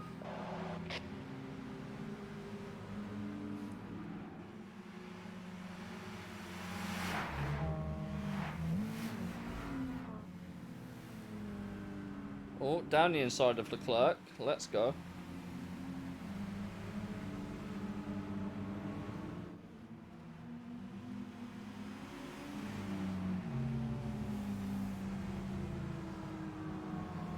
very, very standard 1x1 so far, pretty much.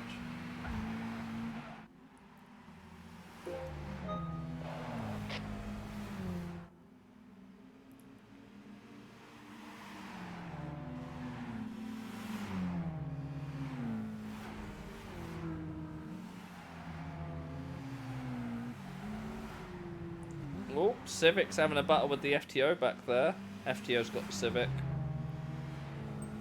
I have a feeling the EG is not a strong opponent for some reason. I have a sneaking suspicion the EG is not a strong car.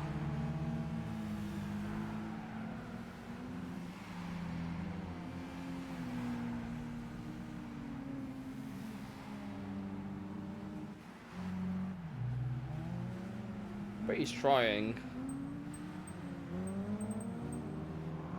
Atlantis is having a battle with the RS200.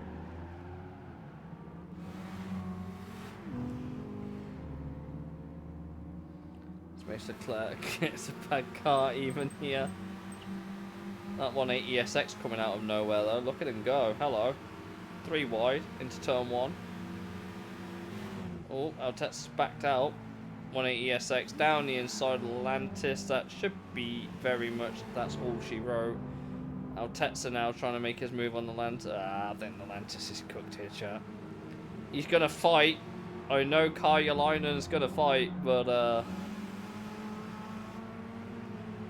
yeah, he's not having the most fun time as our Focus has just got into the lead by going around the outside of the 120i. The Civic's now got the NC on the road. Yeah, the NC Roadster should get the Civic, realistically here. Atlantis is having a battle back. Atlantis is holding everyone up. Oh dear. Tessier on the inside, Castano on the outside. They're gonna chase each other over the big yeet.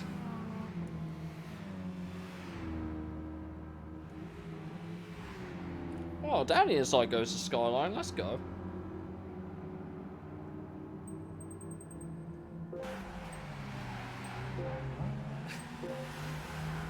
Can never get complacent in this championship. Roadster's got the EG Civic.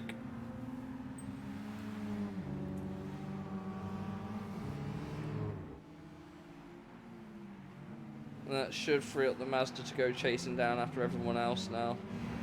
FTO is kind of chilling here right now.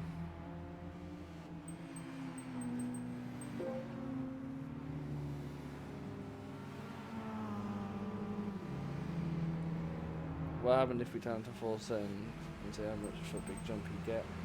The AI getting an exit on this version of the track, not great. Atlantis is down to 11th.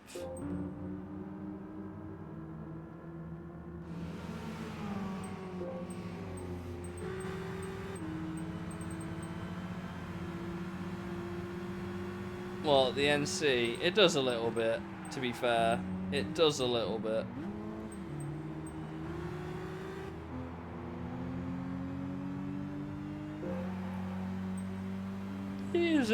There is actually an S2000 that can appear as an opponent in this race, by the way.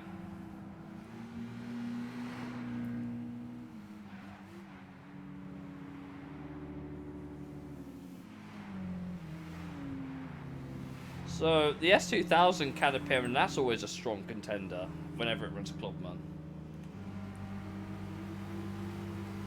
Obviously, the only downside it has is the fact that the AI doesn't drive it very well.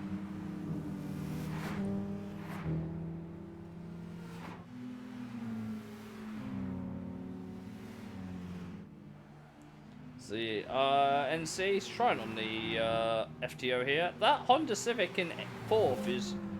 he's doing alright for himself. This will be the last time for Clubman, I think, because of the number of races our AI are doing. But we will pick up a couple of other championships and see where we end up. We've done nearly 2 hours of Clubman Cup in different cars, to be fair. So that's a start, I suppose. Oh, 180 SX has also got Leclerc now. Lantis is still not last, but it's still not scoring points at the minute.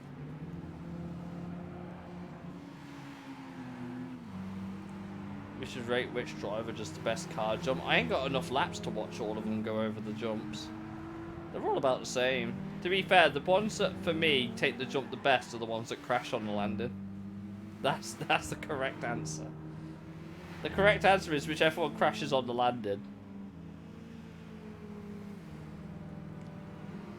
Lantis is on copium right now. Oh, he's pulling the Skyline in. The RS200's pulling the Lantis in. Oh, RS200 going round the outside. Oh, what a move. Hello. If the RS200 pulls that off, fair play. Still on the outside. That becomes the inside line. Lantis is forced out. They're side by side. RS200 versus Lantis. Lantis has just held on. Skyline pushing a little bit now. The Levins here. Honestly, you know, it does. You just need to convince them a little bit, I would say. I have seen the AI. It's not common. I will say that much.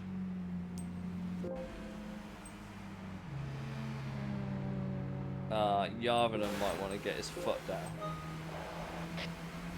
Just a little bit now.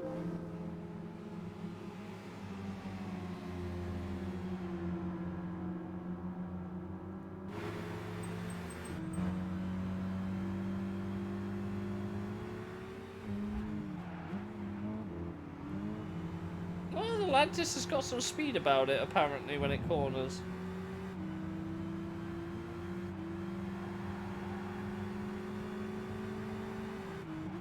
Oh, Roadster's up to 5th. It's finally cleared. In fact, the FTO and the Roadster have cleared the Civic.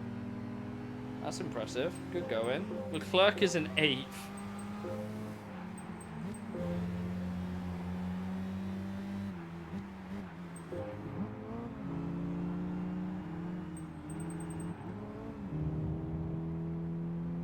That's a loud Lantis.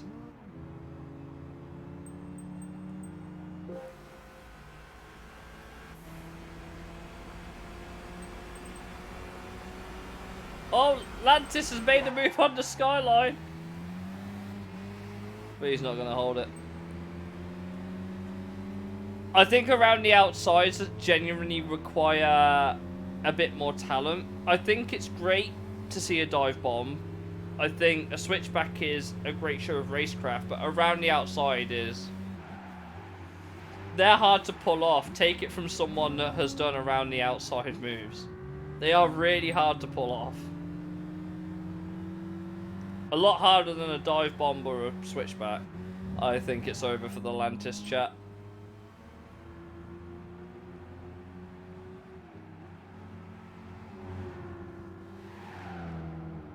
The Lantis fought and fought and fought, but I think it's over.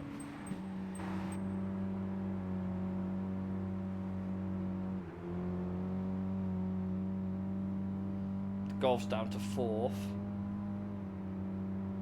Oh, he's got some speed about him in the corners at least.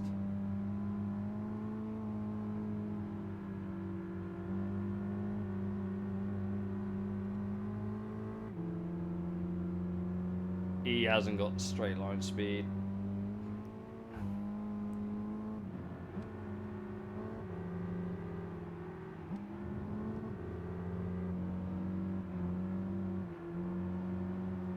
Oh, 180SX has now got, but that both Civics are having a bit of a mare. The 08 Civic more so,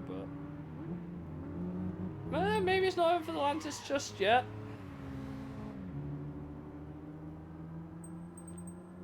The FTO is now in 3rd, Roadster 4th, Golf 5th. Well, that's good news for us. The Golf can't be a problem, but that 120i is still giving Yarvinen a run for his money.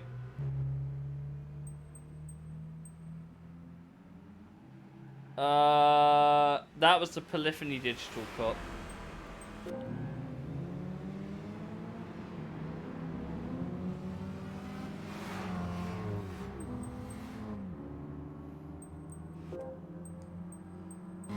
Lantis in front, just watching everyone drive away from him.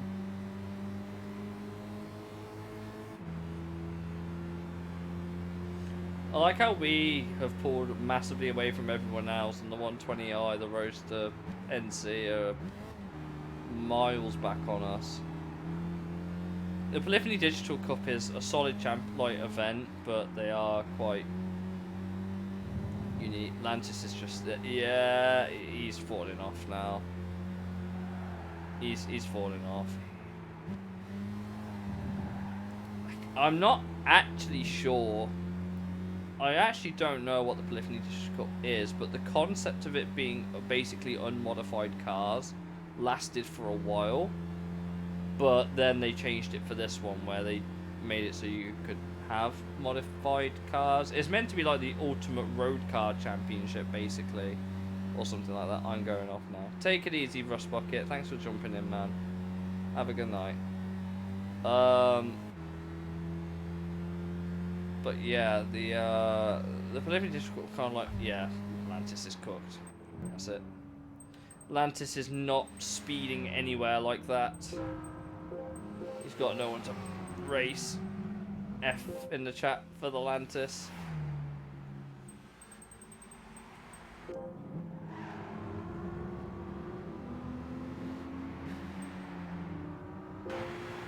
To be fair, Castano's falling off as well. I wish there were more laps for races like this, though.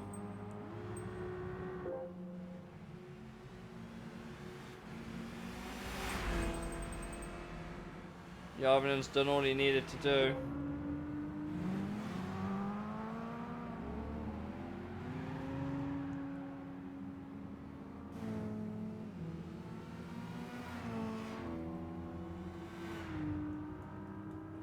Poor Lantis.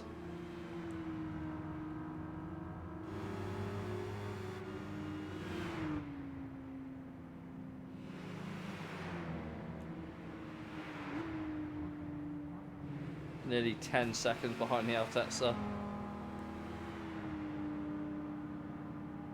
At least the clerk got 8th.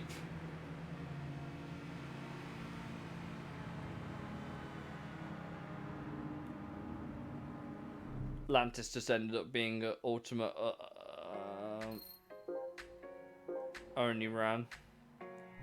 Scored 5 points and tied with the Skyline, which got 10th in that last race. Yikes!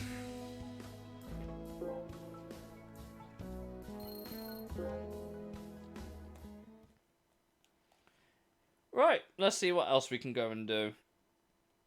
I don't think my drivers would be ready for it, and I certainly don't have time to do it, but I was going to look at maybe the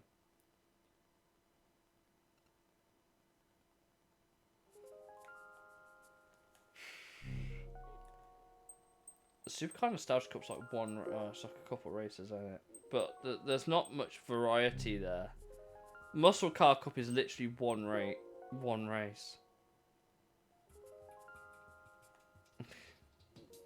None of these like events have particularly anything interesting, I would say.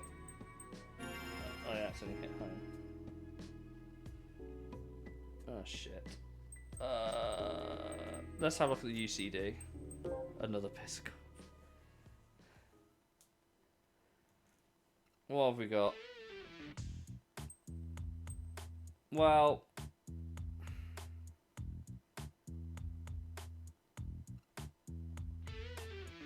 if you ever wondered how bad the Lantis was stock, there you go.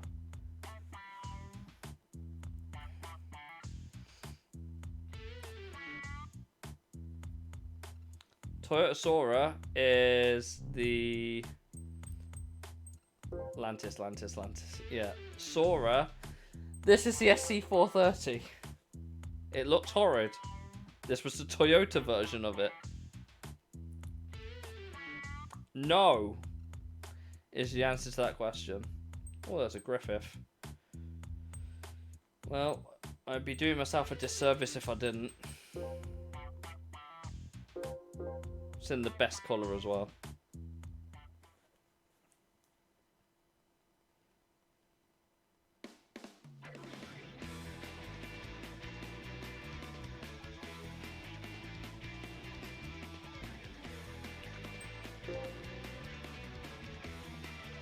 That's probably because it was meant to be like a big luxury car. Yeah, the road version is we'll ignore it sort of thing.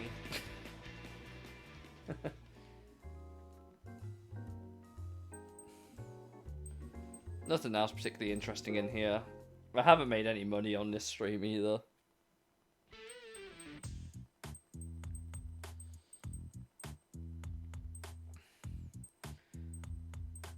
I need to get a car that ends in a credit of 2. And there's a Unos Roadster VR Limited. No, it was the the SC430 was, yeah.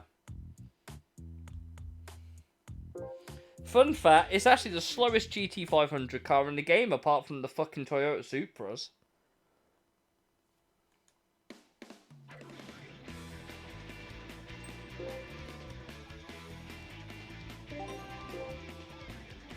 The GT500 cars on the SC430s are statistically the worst cars in the class. The only good one that occasionally runs well is the Ineos one.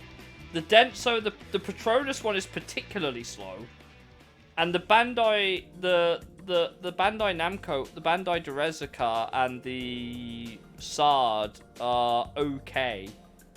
But the Patronus one is slower than all of them, and the Ineos one's a lot quicker. Also, fun fact, the Ineos one has a slightly higher engine note. Statistically they are, but let's actually boil it down, why don't we? So let's have a look. 473 horsepower, 1,100 kilo. That's effectively... This also has a length of 4,585, a width of 1,925. This one's 4,535 length, 1,825 width. 473 horsepower. These two are different because they are different years.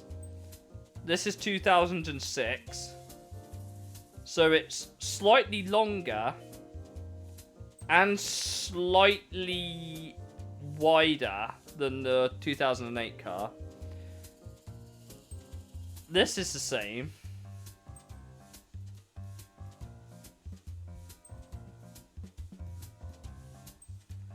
But yeah, statistically, they're all exactly the same. They're all statistically the same on paper. Look, 589. This one's actually slower at 583. And that one's at 580. But how can this be slower but perform better than these two when this is the one that does the better of the three?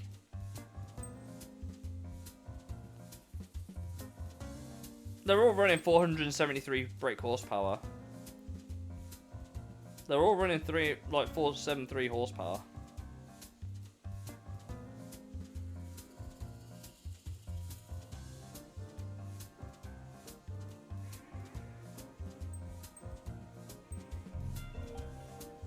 Same with the Hondas. The 08 Epson car is slightly different to the 06 ones. Oh, the Ineos has a slightly higher engine note. So this is 150 kg, 4610 newton meters, well, millimeters width. Has 20 more horsepower than the SC430. Yeah, I know he did. But this car, at 580 pp, is actually 50 kilos heavier than these three.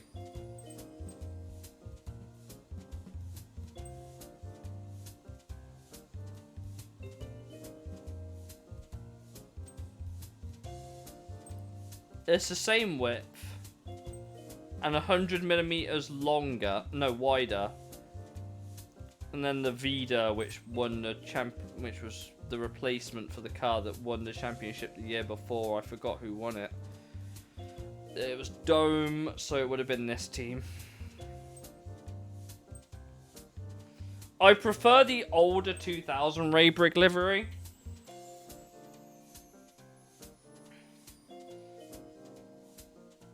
As much as I like the Epson, don't want to buy it right now. As much as I love it. Because the Super GT races in B-Spec are an hour long.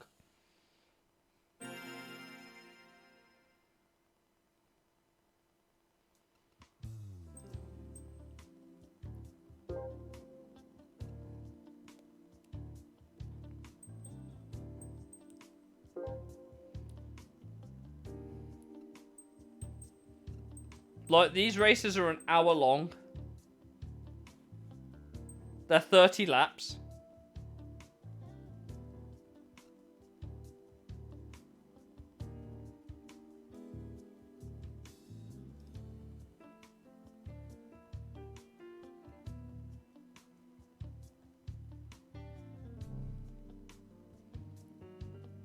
See, part of me really wants to do Dream Car, but I'm not a high enough level for it.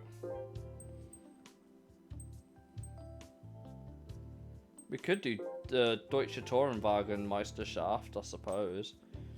Typical opponents, your typical touring cars, basically. The only exception is the R8 LMS is an eligible car. No, only the Super GT is triple. Super GT event is triple the A-Spec.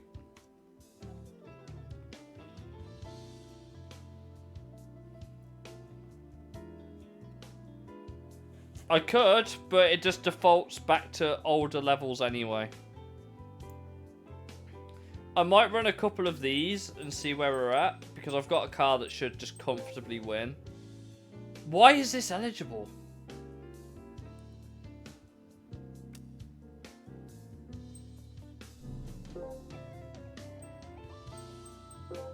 The Lexus isn't even in there.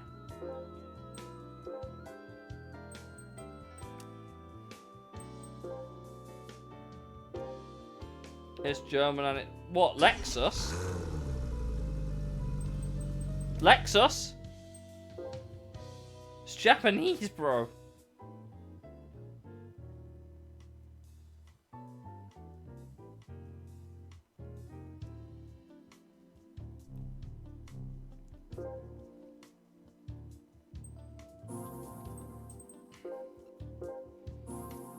Let's bring out Nakano for this one. So the first 4 opponent cars, I believe, get duplicated at the back of the grid.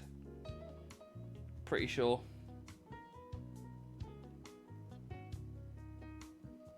We've got the brother of Pedro Lamy in this race. Top 3. There you go. C. Wang.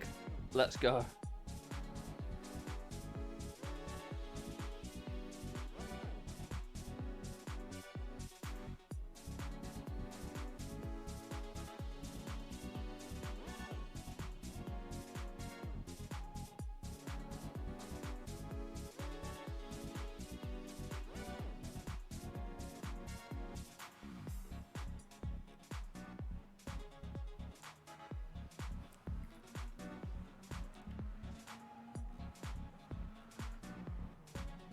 This is also a rolling start.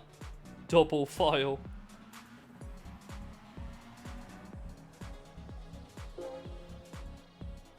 Lexus is by definition Japanese, but it's for the American market. It's very weird, I know.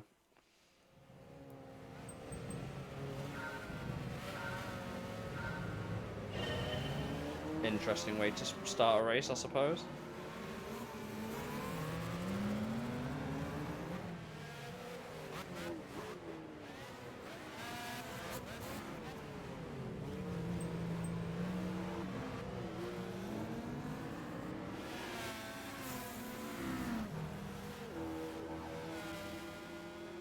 And it's all the German race cars, but not really. The only good thing is we've got 2 190Es, so they'll be dropping back pretty consistently. While the OP cars in the championship, Calibra. DTM, yup. Calibra's technically the strongest car here. No, the CLK, sorry. CLK was the strongest car at 593 pp.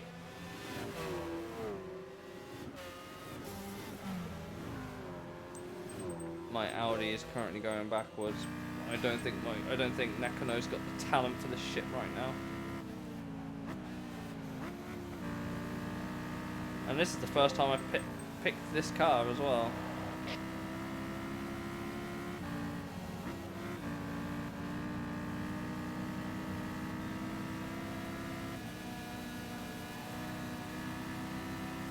Maybe picking the Nordschleifer wasn't the best call.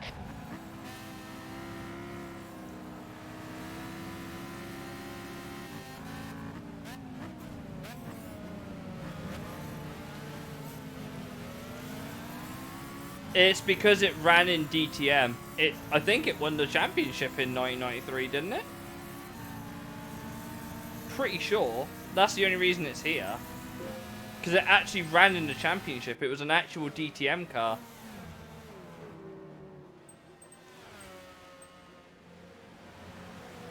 Yeah. Tarquini and Nicola Larini.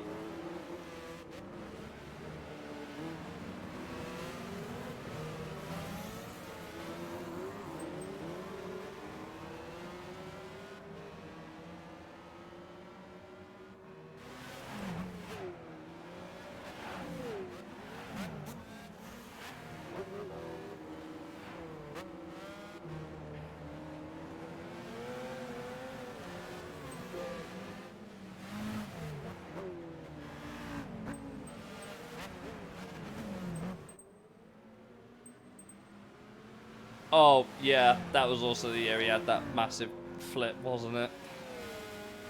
But yeah, this car genuinely ran in DTM in the 1990s. It won the championship at least once. And then I think it got banned a couple years later, I think. Yes. Yeah, it's the same year. I'm pretty sure this is a 1990. I'm pretty sure it's a 1993 car, but the name of the car is so fucking long, I can't check that for you.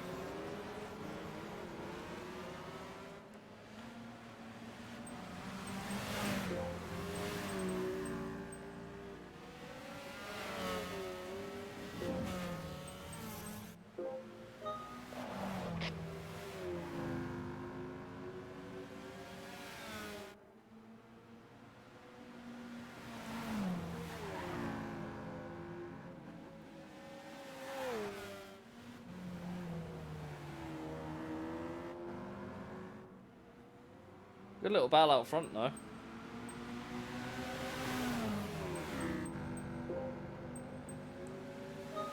See you tomorrow. Take it easy, Paulie. Oh, Randy outside. Hello. Hello. Let's go.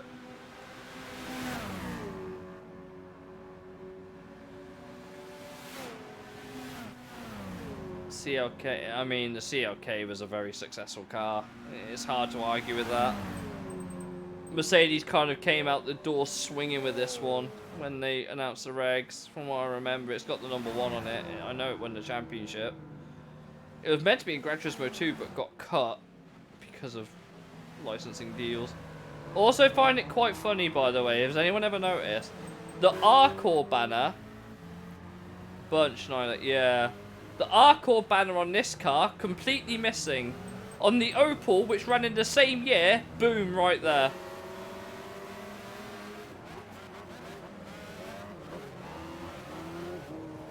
The A4 and the S. The A4 is a pretty neat car. I'm pretty sure the only reason they even have this is because it's got PlayStation sponsorship.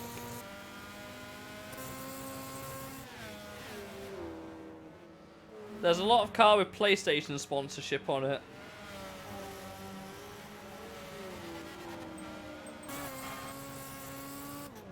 Very weird engine note.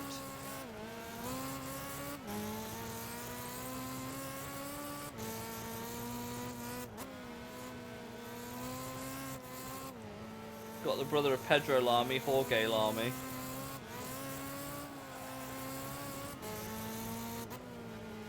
That 190E is holding its own with Eberhardt at the wheel. Must be a hometown hero. Matthias Ekstrom won a championship. The only reason I even know Matthias Ekstrom is because he went into Rallycross and he was in Dirt Rally 2. It's the only thing I could tell you about Matthias Ekstrom. I'm surprised that this TTR's pulled away.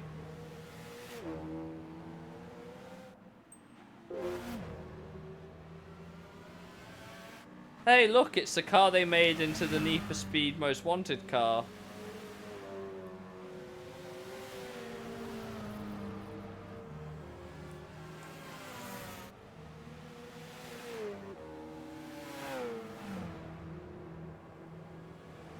I'm surprised they didn't decide to do a bit of a cheeky play and put the Vauxhall versions of the DTM cars in, and they left the Opals in. That probably would have varied the grid a little bit, which would have been nice. Then you would have had about one of each car, theoretically speaking.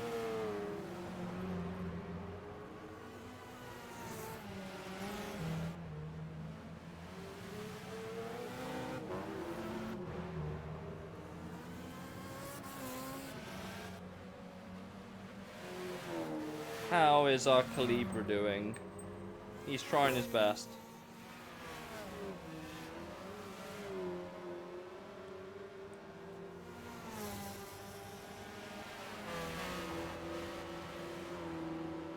.190E does not have the straight line speed.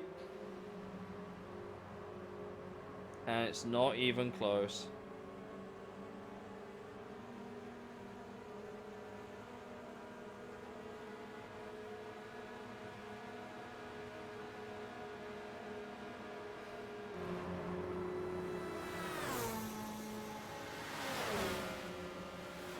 Or is it the acceleration? I can't tell as they sandwich it out the way.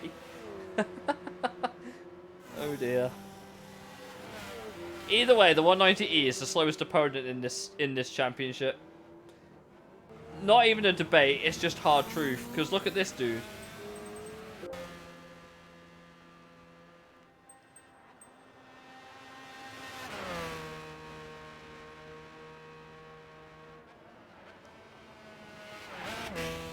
It's only a matter of time before Calibra went through. Yeah.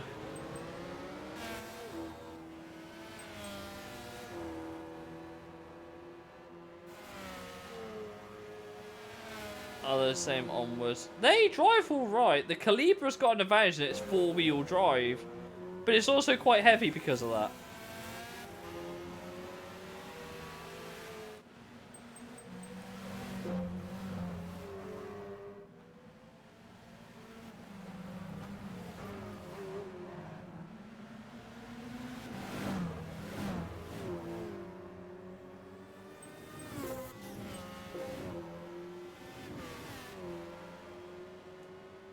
Don't tell me the TTR has the fastest.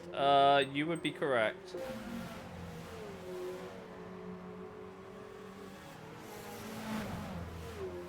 It also has a blue brake light, if I remember correctly. If you look in between the wing, when the car brakes, you'll see what I mean. It's got a blue brake light.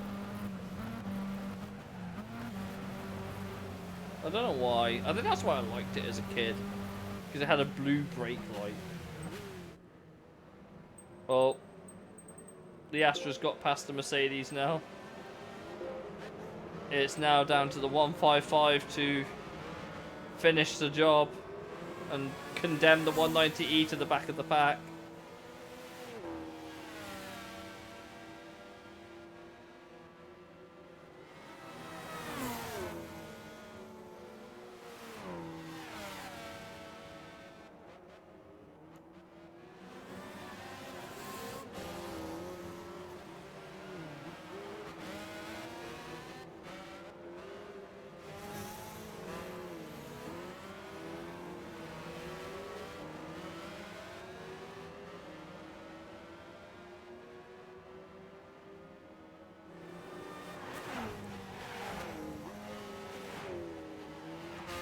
Are you going to do catering after this? I might as well. I can't see why not.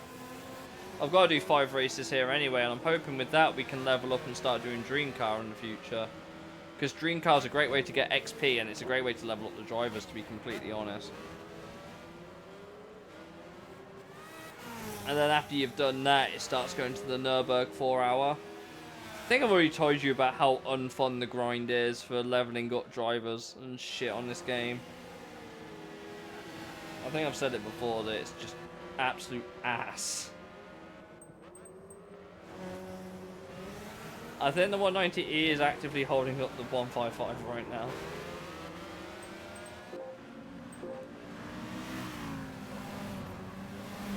Oh, they've even caught up to Nakano.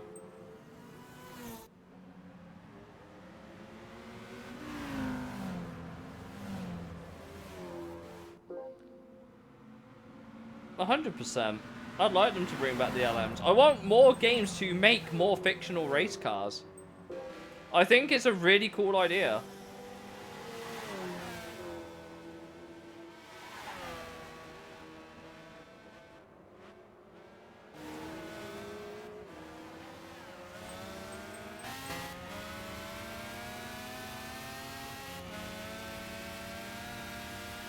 It's not like they've already got a bunch of them in there already.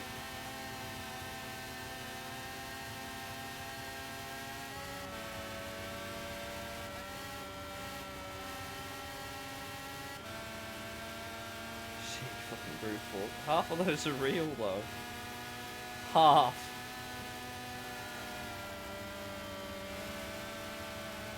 I'd take them as GT3s or GT2s maybe. Just some variety, man. Kurtig is half, yeah, you mean 5. Probably. Oh, down the inside, down the inside. No, yes, no, yes, no, yes, I can't tell. These cars have an awful engine note. Oh, you're brave. Oh, hello, that was brave. Okay, Kurtig, I'm sorry. Well, that is the 190E's domination over of holding everyone up. This dude's power move. This dude's still chilling down here. Unfortunately, I think the damage has been done for Kurtig, I think. Eberhardt will start dropping off now because he just doesn't... He can't match the cars in the corner. He doesn't have the downforce. Bro does not have the downforce for this shit. That got me more, not gonna lie. It was a great move. I didn't expect the AI to do that, considering how notorious they are for not doing it. The A4's now holding people up. TTR's still going at it.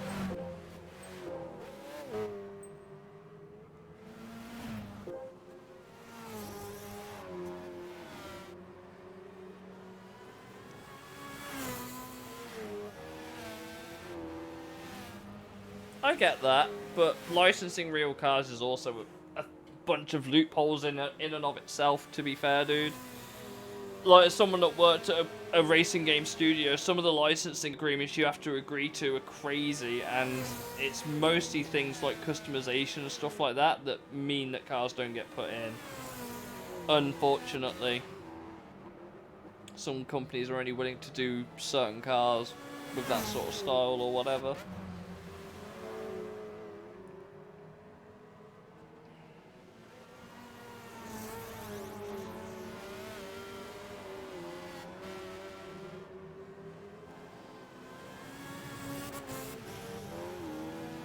I think we'll be okay going down the back straight, do you?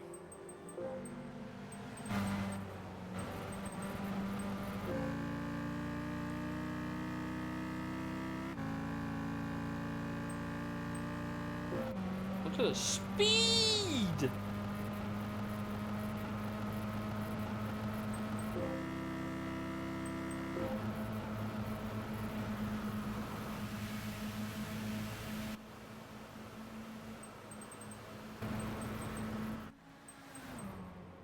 Audi A4's now having a battle with the CLK.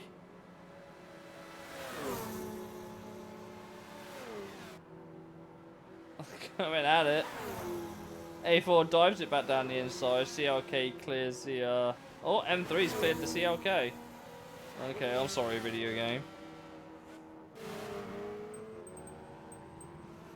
Fair enough, I get licensing, but yeah, I get that though. Nakano just about held on for that one. Really just held on for that one. 1992, so yeah, the 155 came the year after. The 190E is the car that won in 92, I believe. Let's go A4. It was insane. It finished middle of the road.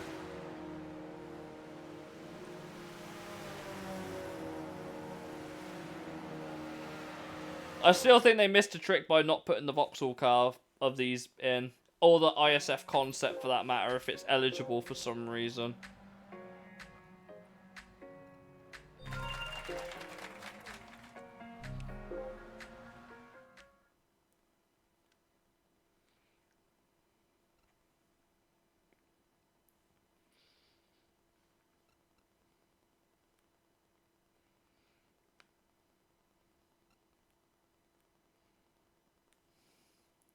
Coke ring.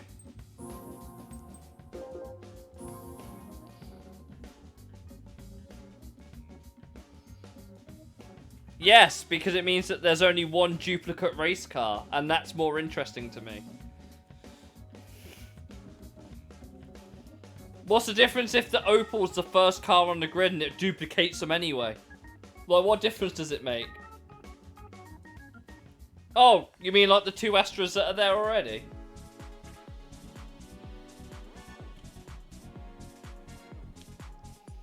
That 190Es. Got two 190Es again.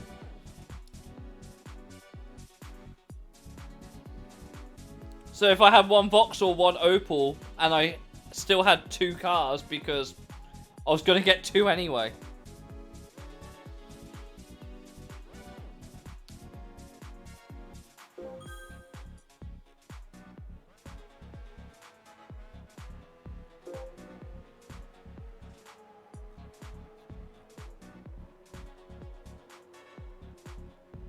When I put it like that, it just makes a bit more sense, I think. Especially because the Vauxhalls are actually eligible for this championship. Gerhard brothers in first. Or better, yeah, if they wanted to really be douchebags and add one extra car in to make no duplicates, just add the base R8 or the PlayStation 09 one or whatever.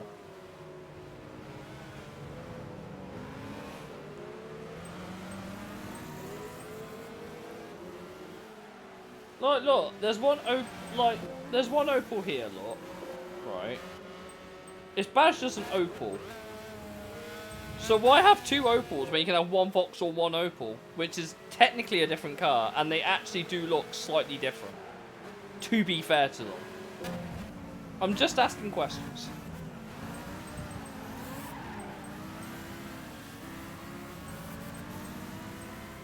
This 190E is causing absolute chaos.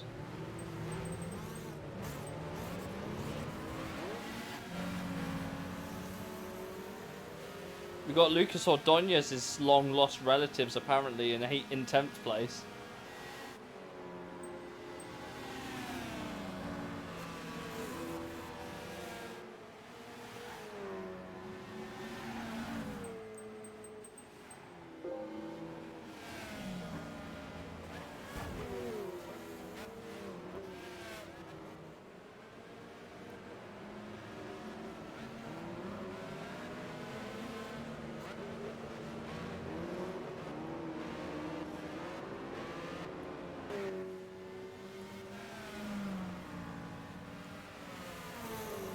I like how you can see the sponsorship change going from Blaupunkt to Karcher. And Karcher to Blaupunkt even. You ever wonder what Blaupunkt does, by the way? They are an audio company. If you ever wondered.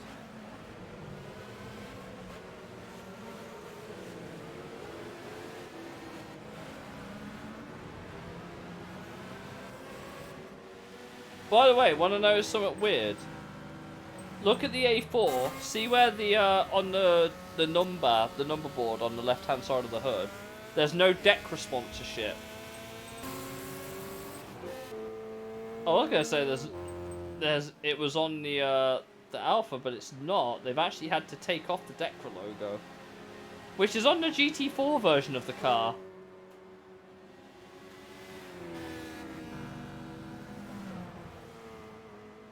That is interesting. So they actually lost the Decra license. Yes, yeah, it was.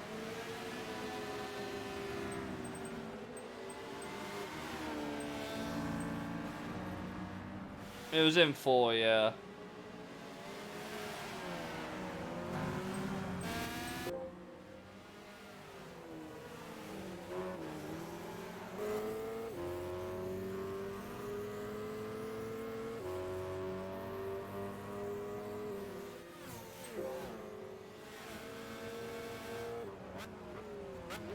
Decra really said 9, yeah. But I don't get the R-Core one. The R-Core one on the Mercedes doesn't make sense to me, because it's on the Opals.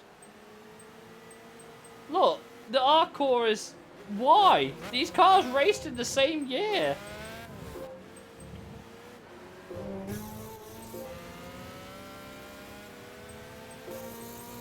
What, Janelle minding? I think it's a saying.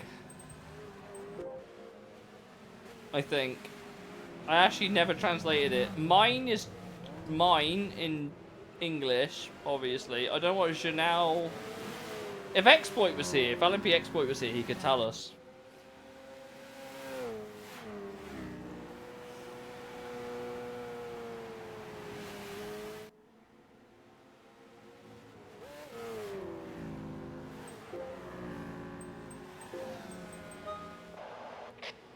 Google Translate time. Indeed it is.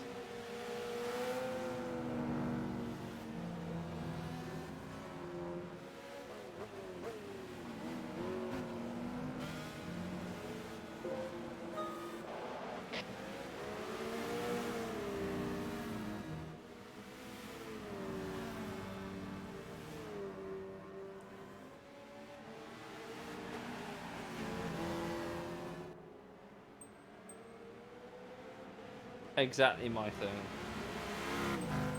There you go. Somehow I don't think an Opel Astra is exactly my thing.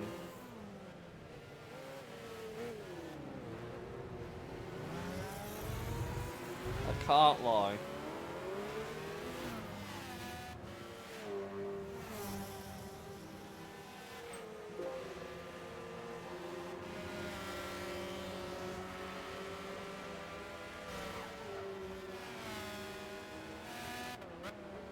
That M3 is exactly my thing. Maybe one day we'll get the Audi A4 on pole so we can have 2 funny sounding cars in this race.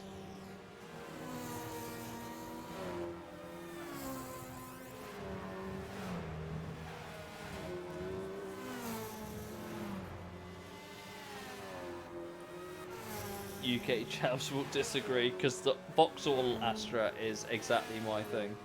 Yeah, can confirm.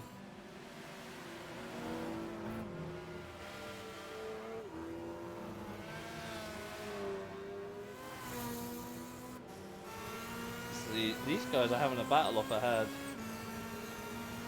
I like how once we clear the traffic, we're just gone.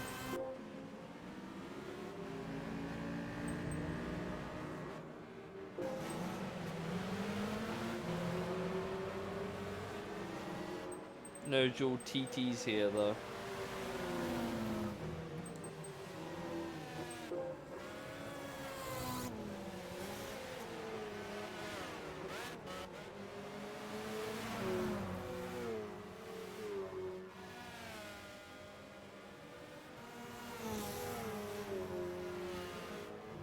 I'm annoyed at how, like, for a race car, how the Audi A4 sounds, because it's a very unique engine note.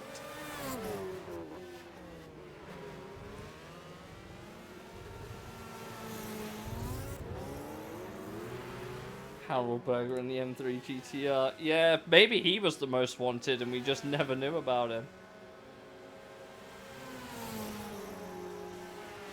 turning side by side through that corner. Oh, M3 down the inside.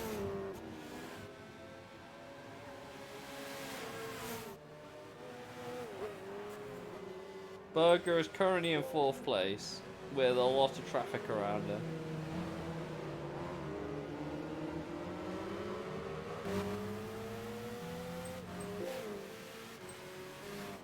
Bruno's got a bit of a gap.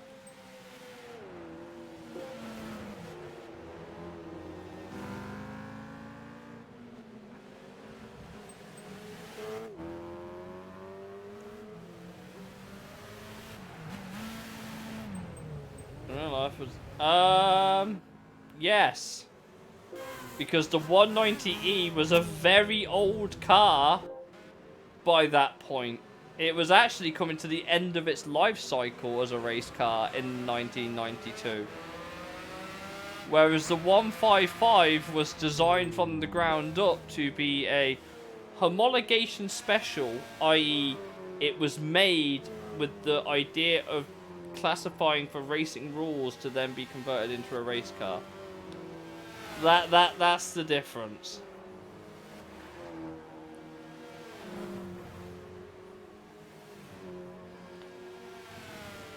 Are all these cars in the museum? I would imagine so. I imagine the 92 190E is over at the Mercedes Museum. I don't even know where that is.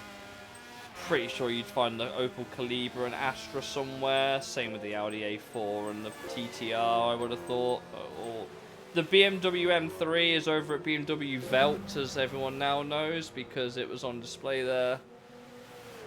When they changed the livery from this exact car, by the way, to the the most wanted M3 GTR, and that brought a lot of people to BMW Welt. To be fair, unsurprisingly, even the guy that played Razor, Derek Hamilton. So, I know for a fact that this one is definitely in the museum. I know for a fact it is. It's in BMW Welt. The rest, I couldn't tell you their exact location. I imagine the Mercedes Museum would have one. I believe there's a VW museum over in Wolfsburg. So the car with that livery doesn't exist. No, it does. It's just they temporarily changed it to the most wanted one. But BMW could probably restore this at any time. BMW could probably remake this livery, no problem. Be expensive. Yeah, the E30 would have been replaced with the E36, I would have imagined. But DTM's a very fickle regulation book, to be fair. It always was. It's now a GT3 series, so DTM as we know it, like these cars here, isn't a thing anymore. It got too expensive and people were throwing too much money at it. So they changed it to a GT3 championship to keep the series alive.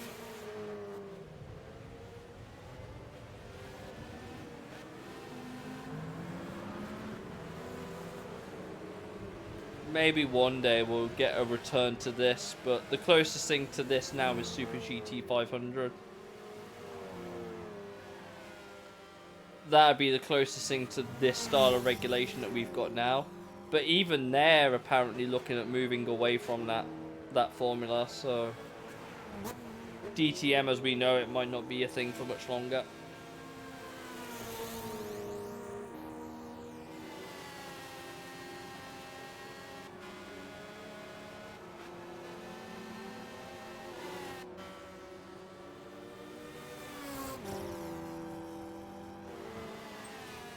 I quite like the idea of this race being a fucking 3-minute lap.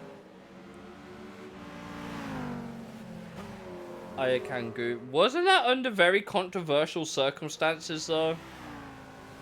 From what I read online.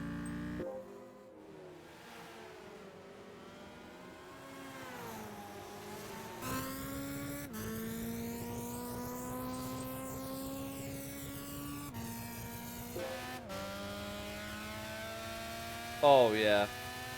If you want the closest thing to that now, you'd have to watch Super GT, because they're the last championship running the quote-unquote Class 1 regulations. But Super GT is generally quite, I wouldn't say a cost-efficient championship, but for a championship as diverse as it is, they really do look after the finances in that series. But GT 500 is unfortunately effectively the equivalent of, like, DTM. Works cars, like, only Nissan, Toyota, and Honda make cars for it, and they're never raced anywhere else, so they're all built in-house in Japan. Yeah, he died by Marco Wittmann.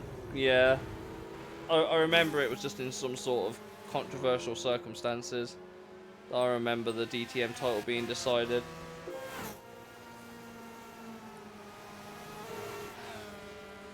Guess we've always got this relic and GT4 and GT6 to remember DTM by, I suppose.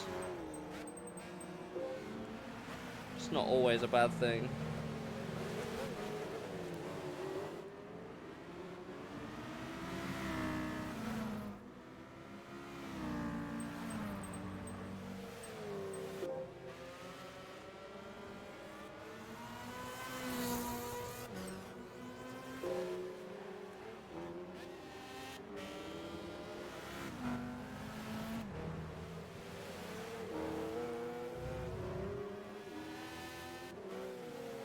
Both M3s are together, by the way, chat.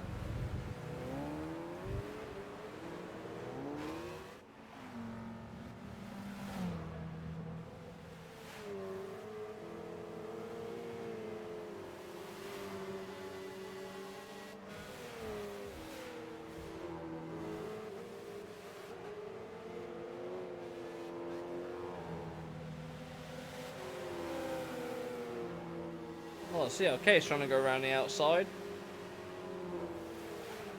Couldn't do it. Credit for trying, though.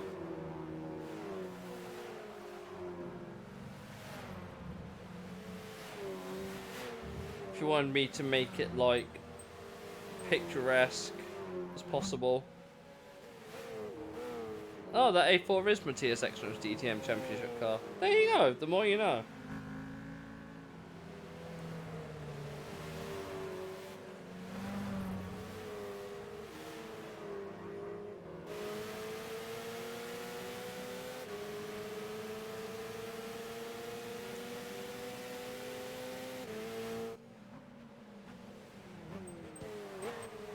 I want to see if I bring up live timing. Get game took a moment loading that.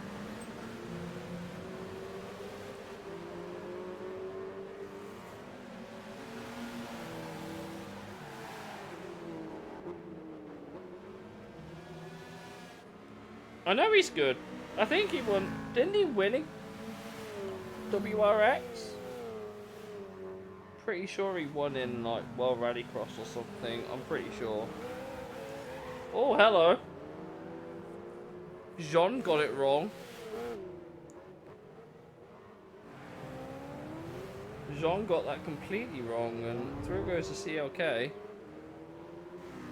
Yeah. And then he had Johan Kristoffersson happen.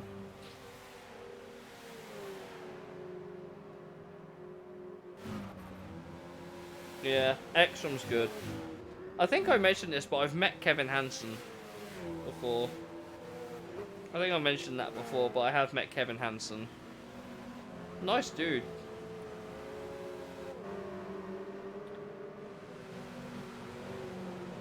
He even gave me some driving tips that I needed that day. What a Chad. Same with, I think it was Molly Taylor. I think it was. She also gave me some driving tips.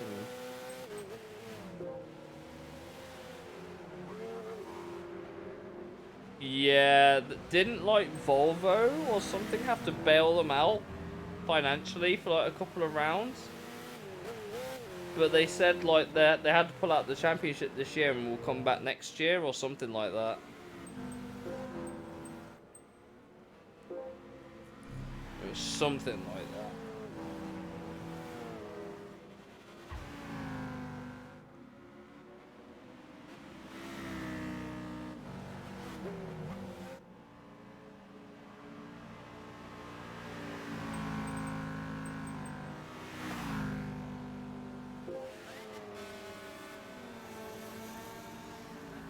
Are they still going to be running Peugeots? Or are they moving away from that? They've been a very strong Peugeot team. They even had Sebastian Loeb at one point. Christopherson has no competition. Not anymore, but I'm pretty sure Christopherson runs the VW dealership that runs the cars, doesn't he? Pretty sure.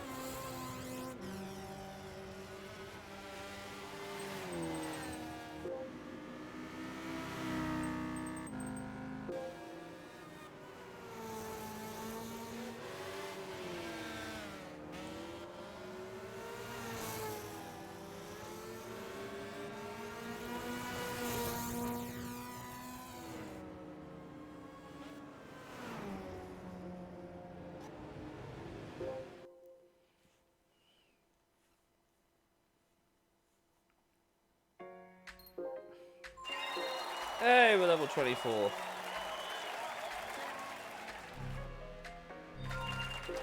Yeah. I'm pretty sure he's got his fingers in his pies there. Pretty sure. That's the only reason he's always in a VW.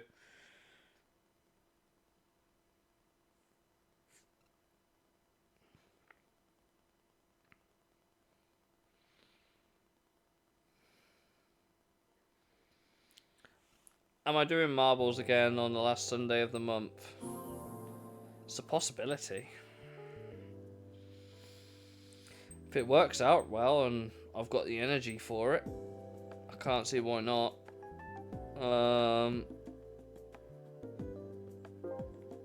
Obviously the only exception would be if I fall ill or something. Hey, we got 2 A4s this time.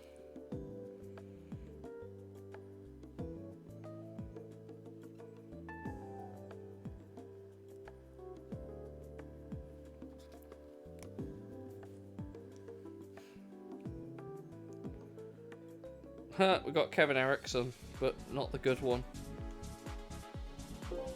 Kevin Eriksson at home.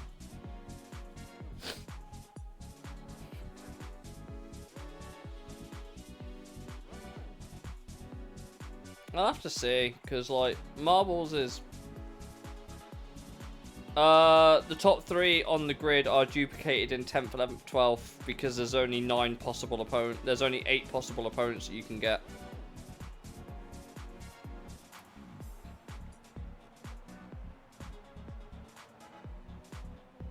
Likewise, in the slowest car.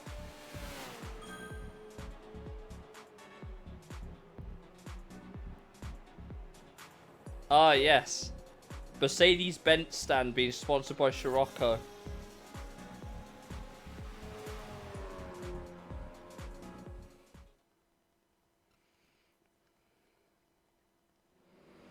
That's why I said if they added the voxels in, because then you get rid of 2 of those duplicate cars and they look different to the other 2. Tim Harvey's coming, Kevin Harvey. Yeah.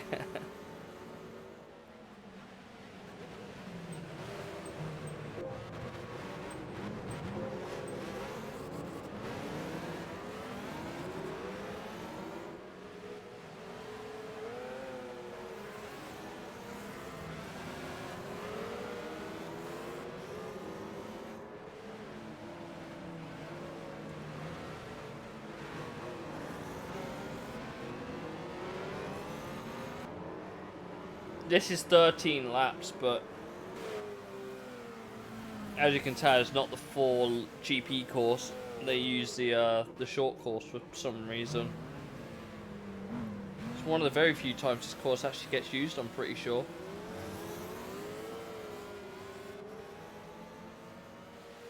At least it's an actual racetrack, though.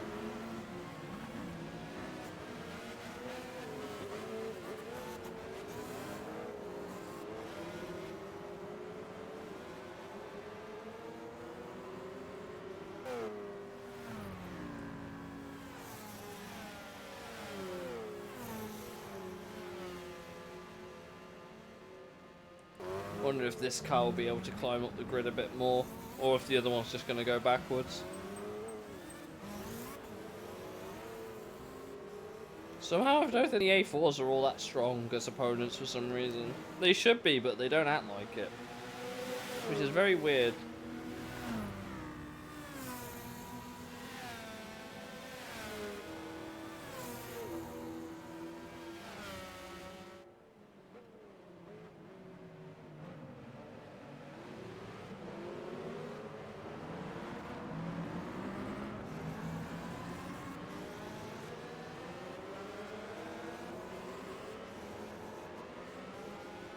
Championship winning car, but not that fast. Yeah.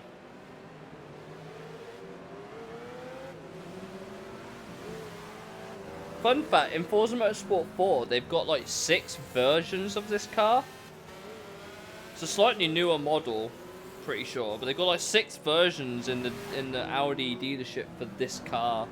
So you could theoretically have the Opel, the C-Class, 6 Audis in a championship with what's it?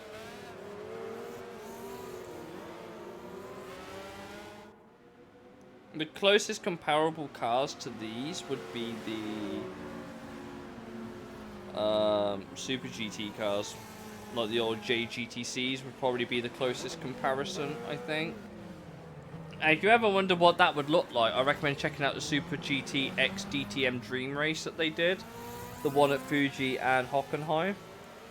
The Super GT teams kind of got fucked though in the Hockenheim one because they were forced to run Hankook tyres. And Hankook tyre, none of them run Hankooks. They went to Fuji and they ran their own tyres and they were a lot more competitive. I think it's the race. I think Narain Karthikeyan won that race, if I remember correctly. Of all people. Can't remember.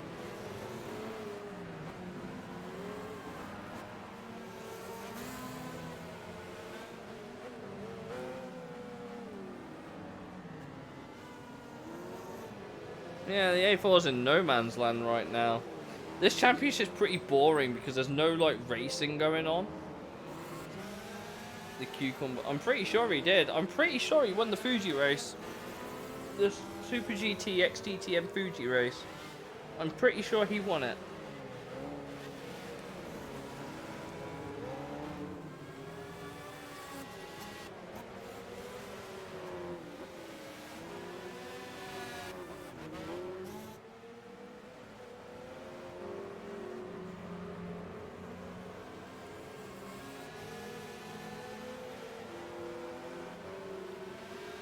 This championship's pretty boring, I can't lie, chat. Like, the AI are just not competitive with each other. It's an extremely boring championship. They're trying to race, but they're just not compatible cars with each other.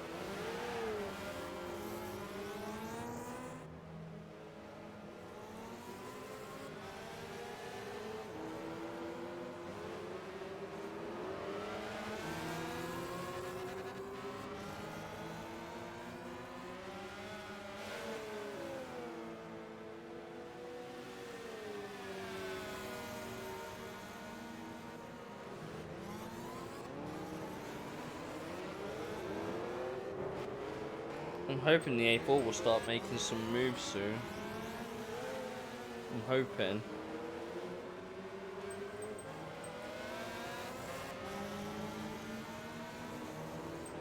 Here's the TTR, just in no man's land. Like, these cars are practically in no man's land.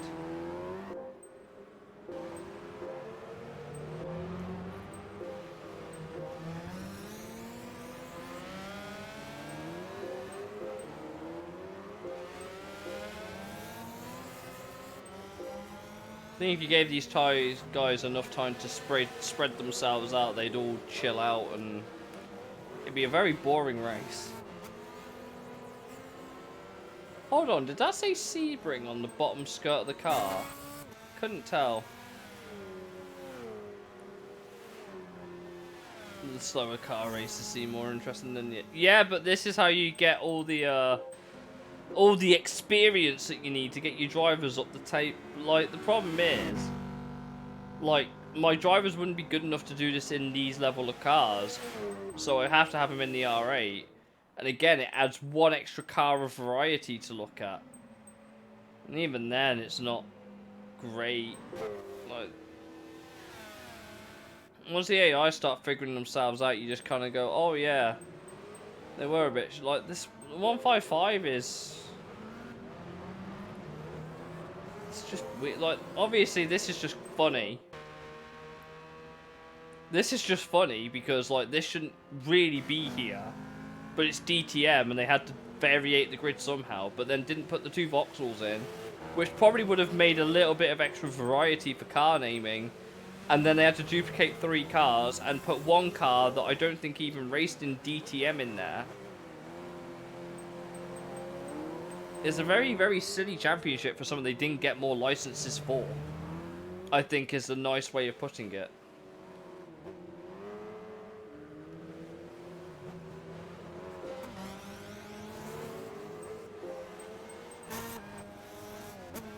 Like, they're all so spread out and they're trying. Like, the Super GT ones are good because the Super GT cars are balanced to each other. This is not. The only other exception is the Formula Gran Turismo Championship. That's the only other exception. Because everyone's in the same car. But those races are cataclysmically long. 155 decided to spin it.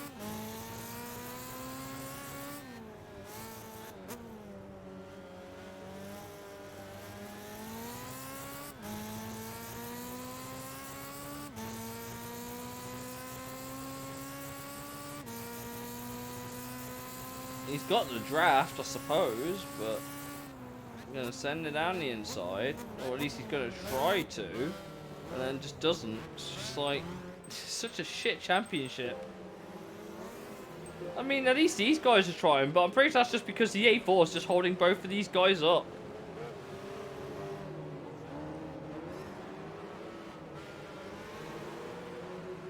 Well, all the interesting stuff is with the cars that are always at the front, which is just shit.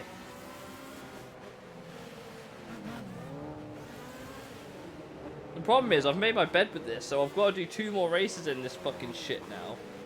A4 Giga Chat. Yeah. Who is in that A4? V Johnson. So he is Swedish. We could pretend he's Matthias Ekstrom, but on a budget.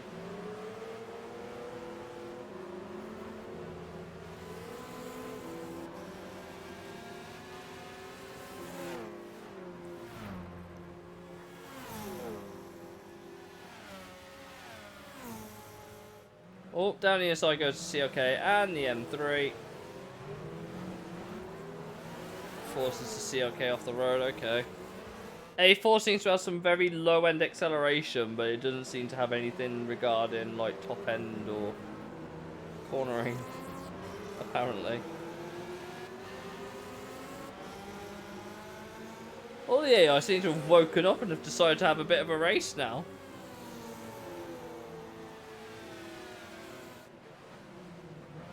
I still can't help but feel like the A4 is currently a bottleneck for these cars right now, though. CLK gets past.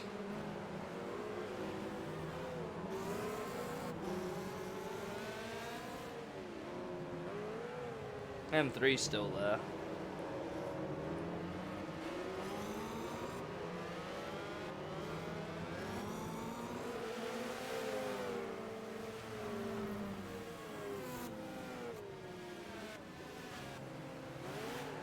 Oh, someone revved their engine a bit too aggressively there. But yeah, it's kind of bland. Like, look at the lap times. There's no consistency at all. None of these AI have consistent lap time, apart from the AMG, which is consistently shit. All the way down at the bottom there.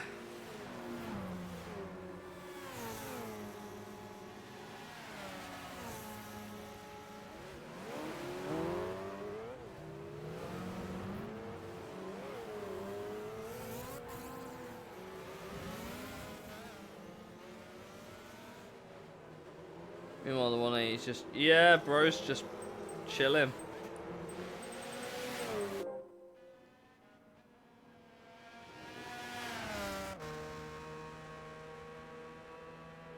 He's there. He's doing his best.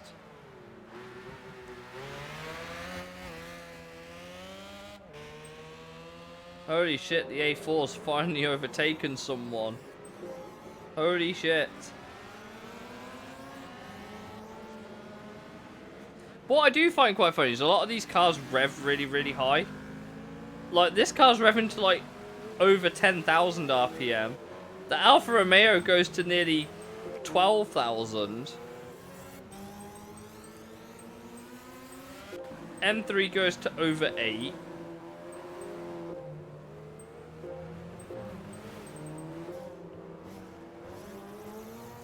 And even the AMG goes to nearly 10k.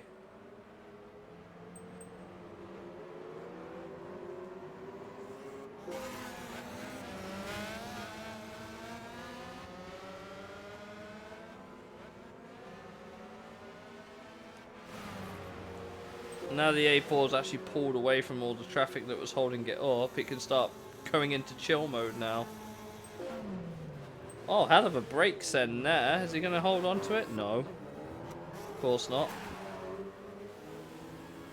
Oh, there goes the 155 on off the road again. Well, that's that race over for the 155 and the Calibra for that matter. These guys are all going to chill out now. That's going to be boring, isn't it?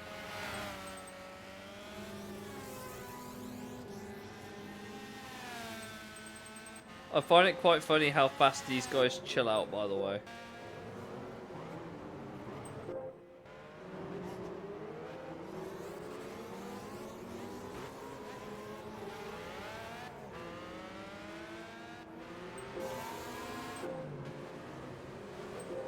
Johnson should be pushing, but he's being caught by Lynn.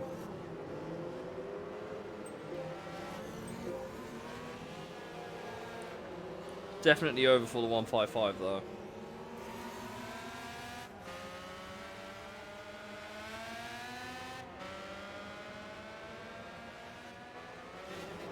Is that a Goodwood sticker above the door card there on the door number? It says 155 on the sticker above the Decra board.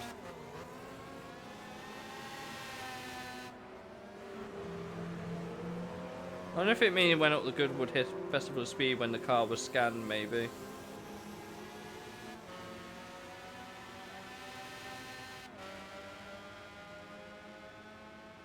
M3's overtaken the Opel Astra.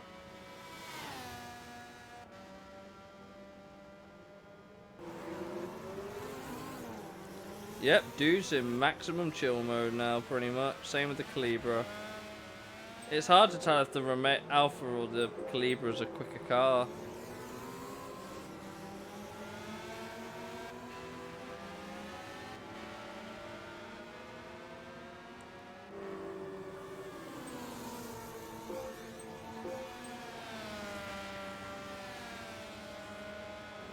I think the 155 is slightly quicker than the Calibra, so we might get another race out of these guys yet. Maybe. The two A4s are going at each other now. So at least these two have got something to fight for between each other, I suppose.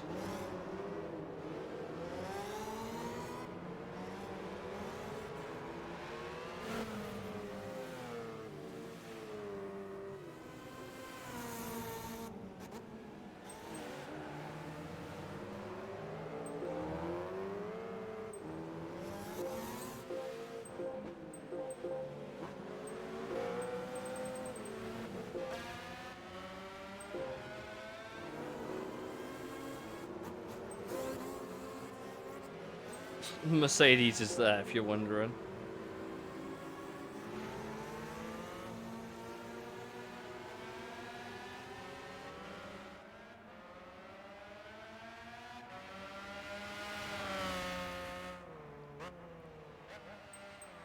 If the 155 can overtake the Calibra, it'll start pulling away.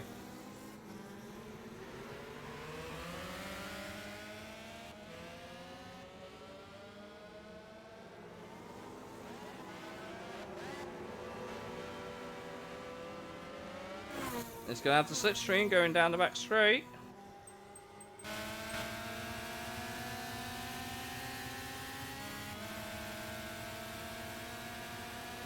And that will be all she wrote, I think.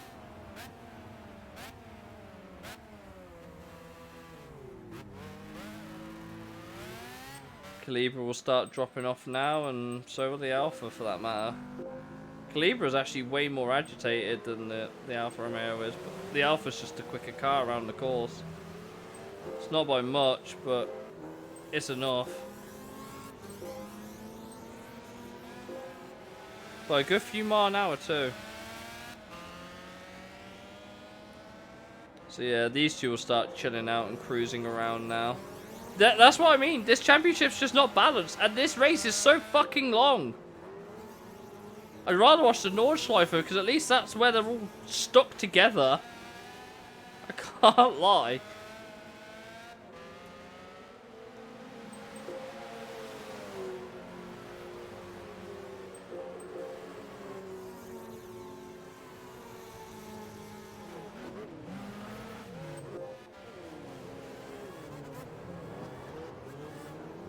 Just like, what am I meant to commentate? What am I meant to commentate here other than this absolute shit show up front? Like, there's nothing going on.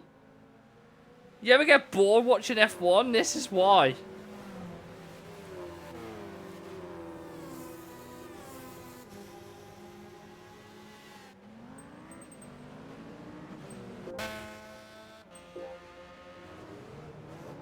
Like, these two are just here. They're trying not to chill out, but can't see that happening. Johnson's decided to pick up the pace again.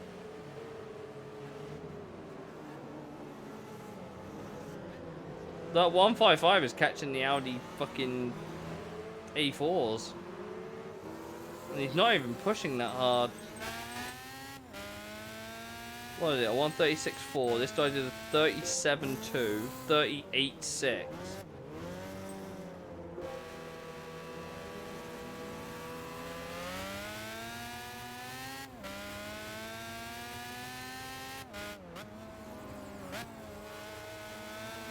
If that didn't say how slow the A4s are, I don't know. There you go. Calibra's now chilled out.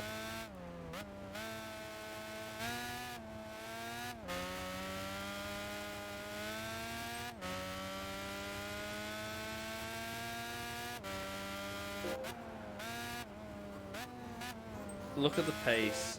It's just comical. He did a 36.4 in clean air with no traffic.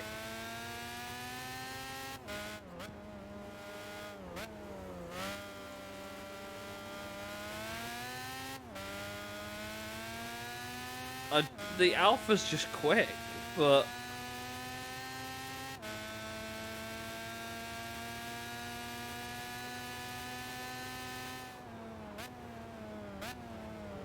Alpha's now in maximum chill mode as well.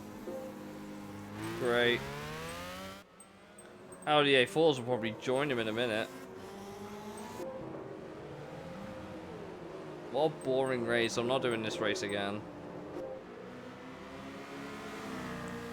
We might just get something out of Novikov and Koller here. Maybe.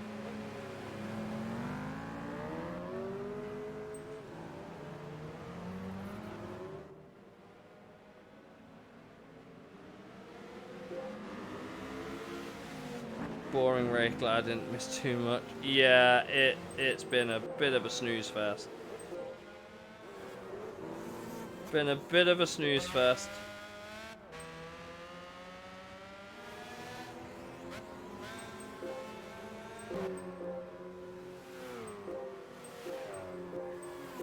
Doing what? I'm calling it here. I didn't hear it. I'm not doing this race again.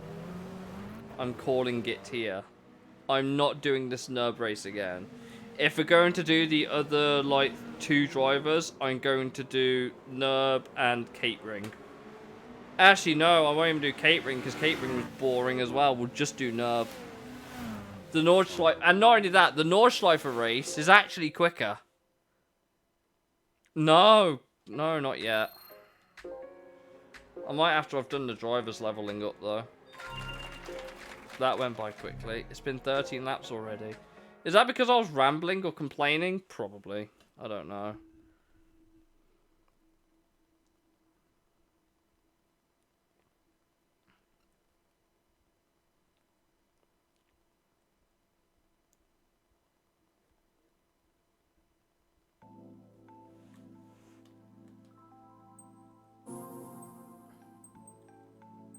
Ortega's turn.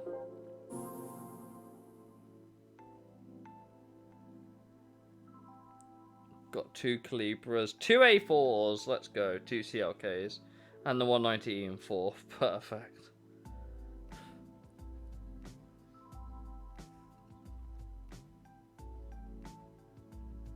$24. We've hit it, but I've got to finish leveling up my drivers all the same.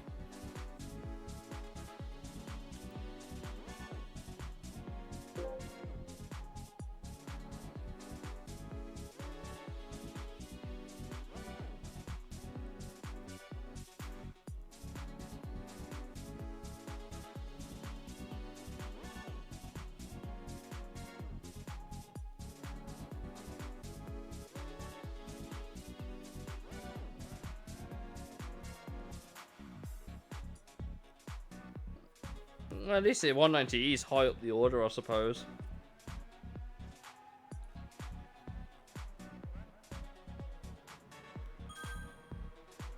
I do know that for Dream Car, you basically need a Le Mans car because of the XJR9.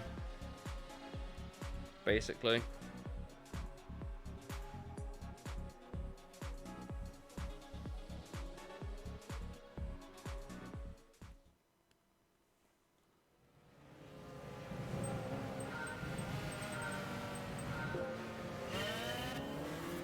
You could just reload it, it's not there. Yeah, but that's boring. The XJR9 always starts at the back as well, if it ever spawns in. What do you get for the endurance races? Practically fuck all. The Nürburgring 24 hour, if you're curious, because I did this on stream a while ago.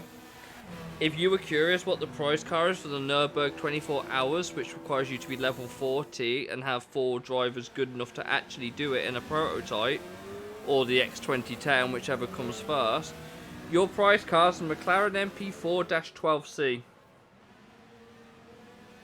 You might as well just end it at Le Mans because the prize car's actually good. And not only that, the endurance races have the exact same issue as this fucking championship. They're so spread out, they're not particularly fun.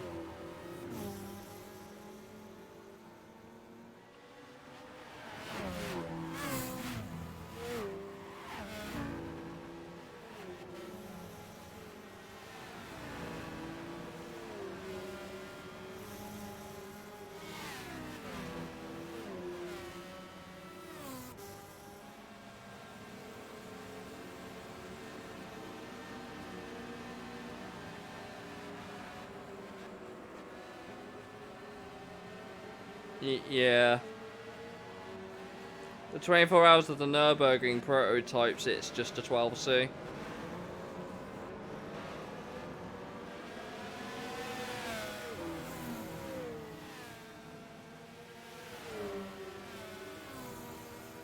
In A-Spec, you get the Audi R10 race car.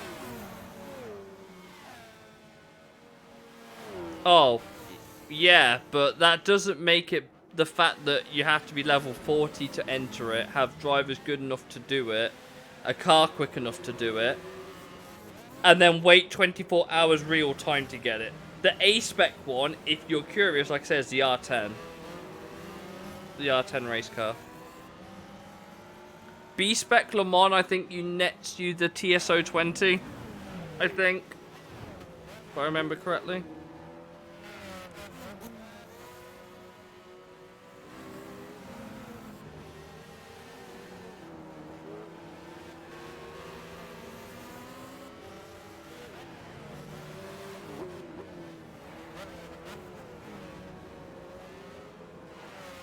I'm trying to remember what it is for A-Spec. A-Spec is the Audi R8 Team PlayStation Areka. It's for A-Spec.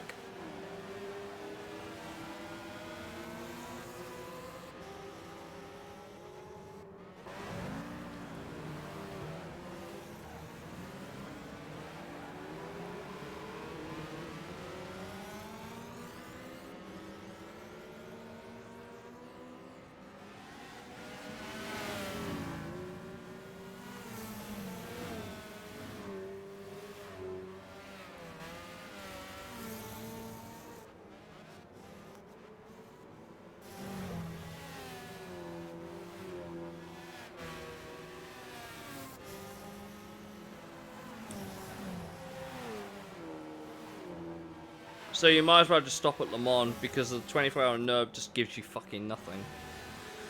Really. It gives you a lot of XP and it gives you a lot of credits, but that's about it. It doesn't give you much more than that.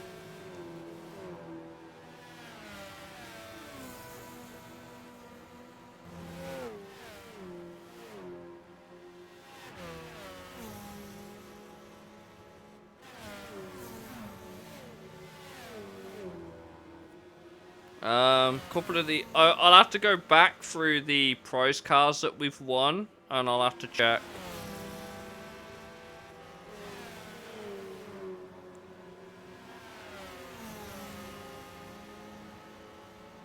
Because the way the game gives you all the prize cars is in, like, Sunday Cup A-Spec, FF A-Spec. He does it all in A-Spec and then all in B-Spec from bottom to top. So I'll have to double check what the prize cars are for each one. But off the top of my head, most of them aren't great. The only reason you'd even want to do the 24-hour Le Mans or the 24 hours of Nürburgring is because those races are actually, well, long, and you get to drive the prototypes for 24 hours. That's the only cool thing about them. It's the only events, really, where you get the prototype cars that isn't All-Star Championship, which has, like, 2 races, or the fucking, like, Indy one, which only has, like, 6 particular cars, the Indy 500 Enduro. Or, yeah, that's it. You only get the Le Mans prototype race cars proper, like a full grid of them, in something other than All-Star Championship, in the fucking Enduros. Ultimately, the Le Mans cars have next to no use in the game, apart from four events in the entire game. What's the point? What was the point in having them then? Obviously, you could use them in free play and make your own Le Mans races that way. That's always an option. But you can't do that in B-Spec. So you can't watch a race unfold, you have to play it yourself. And if you know anything about me, I'm a bit too good for the AI in that case.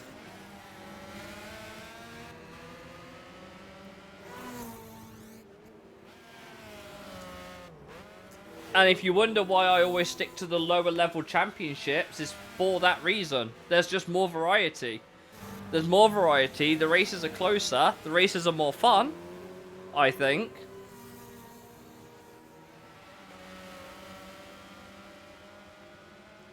It's just a no-brainer.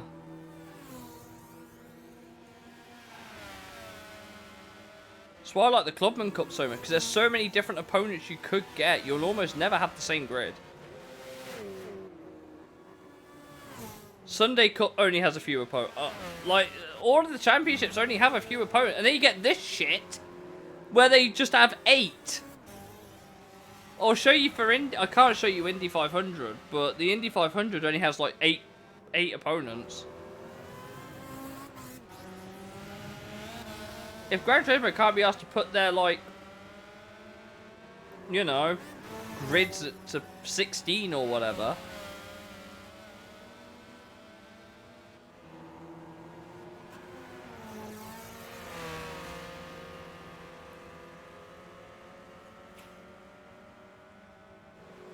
I think I've come to appreciate that. The 80s Cup is quite fun to commentate over.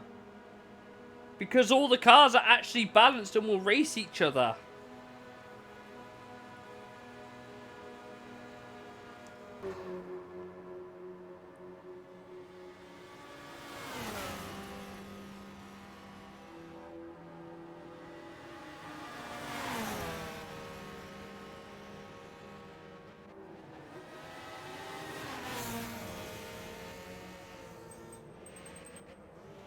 currently Ekstrom was holding on to the top spot for the entire first lap.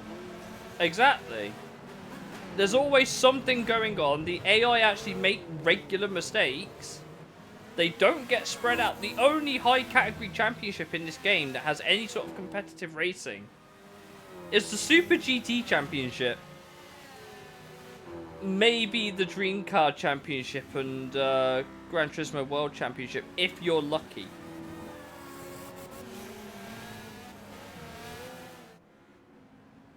But this shit's boring. The only reason I'm even doing this is because I wanted to level up my drivers and get my level up quickly. It's the only reason I'm even doing this.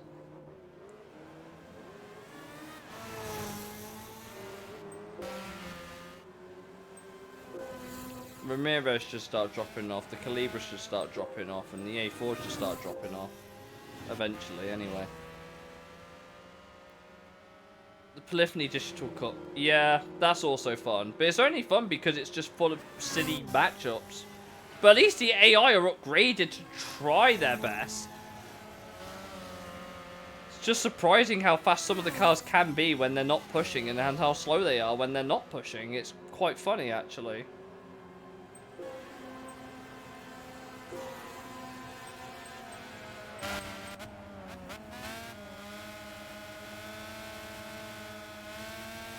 I've got one more of these to do.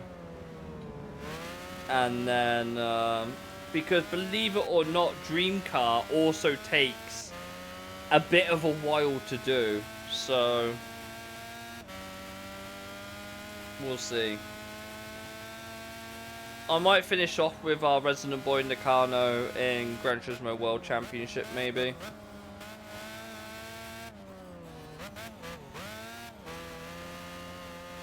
Because the GT World Championship has better AI balancing than the Dream Car Championship does, which is quite funny.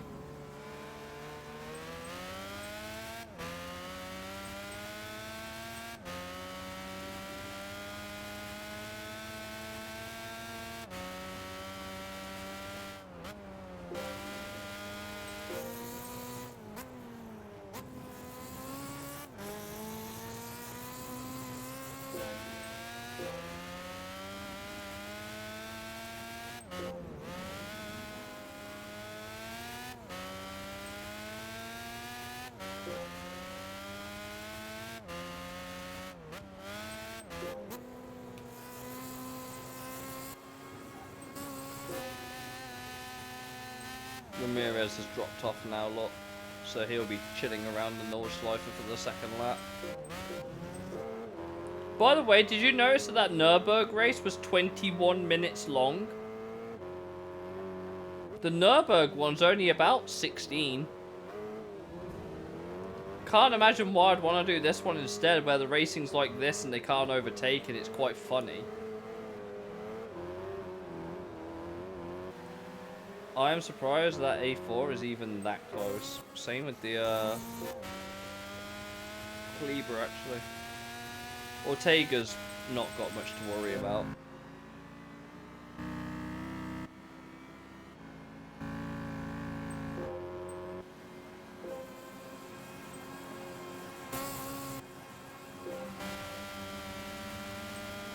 Such an obnoxious engine sound, oh my god.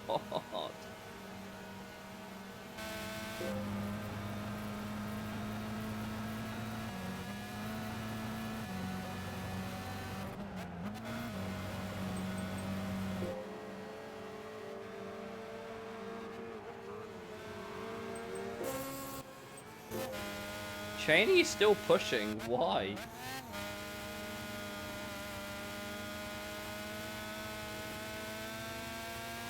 I think this A4 needs to get his foot down. Oh. Something's going on. People are trying to overtake each other going towards the carousel.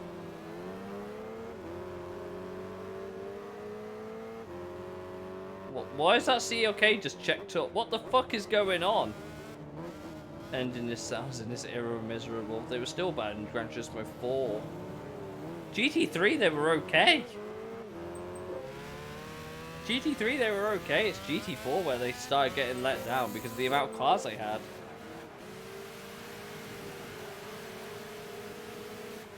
A4 sounds like a swarm of bees. At least it sounds different. At least you could try and mistake yourself with making it sound like a shit F1 car. At least it sounds different to this droning noise. Or this. Where you've got 4 cars that sound the same.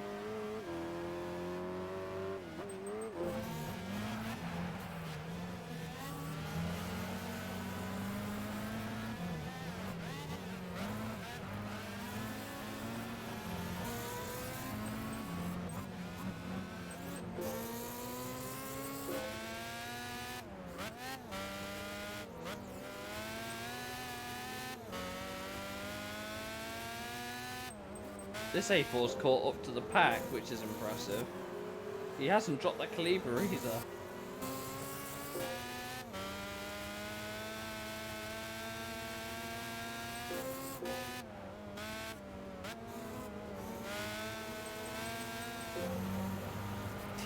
At least it sounds different.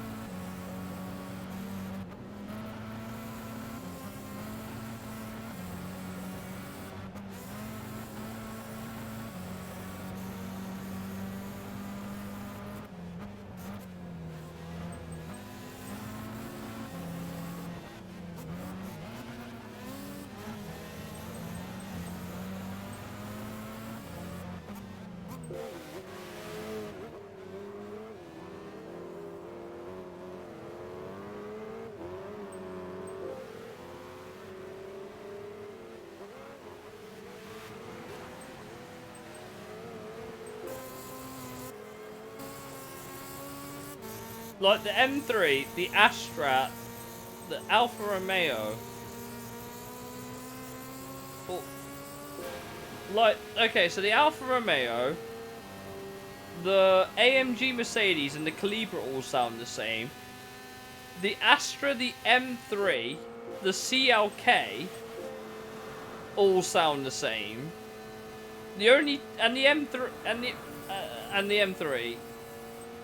And the only two that don't sound anything like each other are the A4, the TTR, and the R8. Even the Lexus ISF concept has the same engine note as this.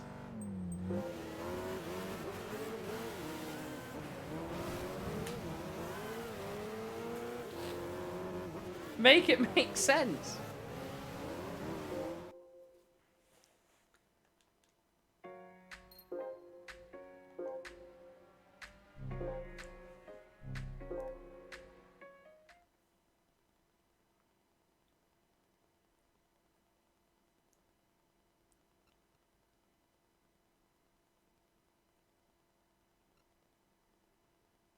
I'm going to run the Nurb race again because it's the shortest, it's the quickest, and it's the most interesting. So I'm sorry we haven't exactly much variety when all the races, are, like 2 of them are in Germany.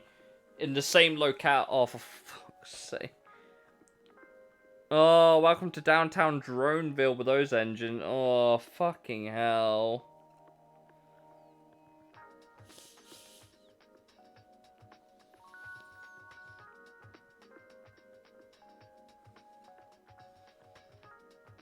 Just what I always wanted.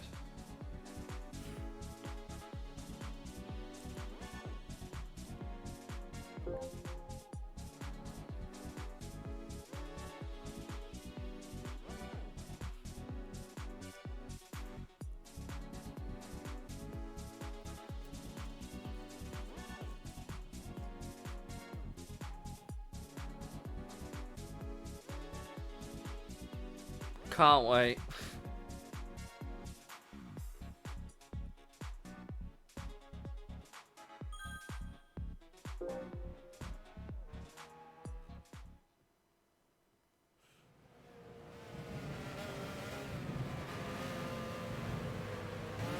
Right, let's just get this race out of the way. I wish I could speed it up, but I can't.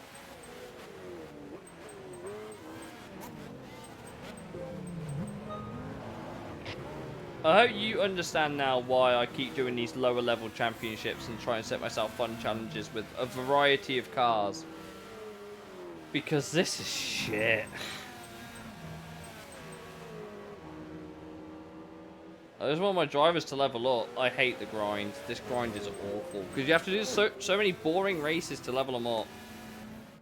Like, the Nürburgring 4 Hour, by the way, is the tuning car version of the race. If you're curious. So, you have, like, all the tuner cars racing around, like, the Skylines, you know, the G37, the AEMS 2000, etc. You have all those guys racing around in the 4 Hour. Again, I guess they're all different, but you have the same issue in the Tuning Car Cup. Not all of them are balanced that well, so it's a big yikes, basically. I think because those races are so long, the AI just eventually starts spreading out into actual pace brackets, and then it's kind of just there. It's a shame, but it's just how these go. Hey, we got LeBlanc. So this 190E theoretically should be at the back of the grid by end of lap 1. By a long way.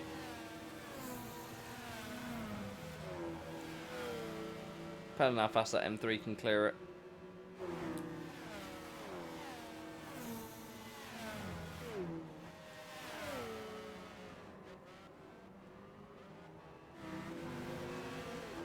Oh, M3's trying. There you go. So yeah, this dude's gonna drop off a cliff. Well done, Knudsen. Congratulations, you turned up. We're 7 kilometers into the track and you've already got to last. Perfect.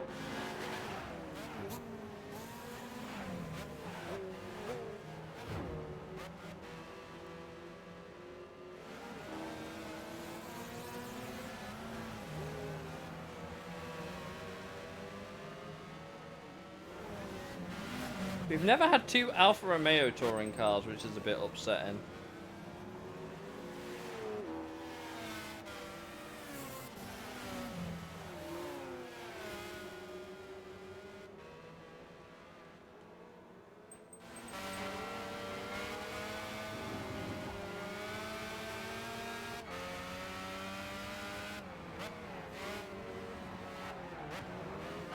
Like, no matter how hard this dude tries to keep up, he will just drop off. We've not had 2 Calibras. We have had 2 Calibras, I think. Yeah, we have. Only once, though.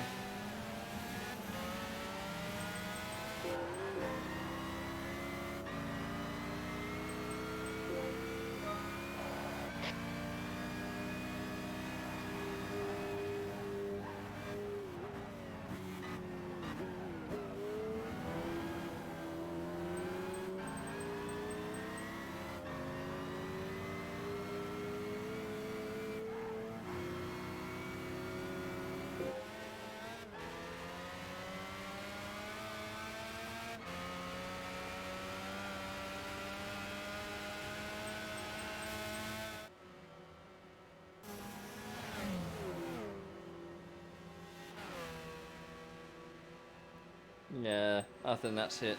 That's this guy done now. He's not in slipstream. He's not on. He's not pushing. So yeah, Knudsen's out now. That's it. Hopefully next we'll have the Calibra drop down so we can start. Because what I would like to see that might be particularly interesting. What I would like to see is I'd like to see if I could start experimenting with like what car is better over like their minimum race pace. So like when everyone's chilled out. But you get the answer in endurance races, to be honest. But these races are never long enough for that to really happen for all the AI.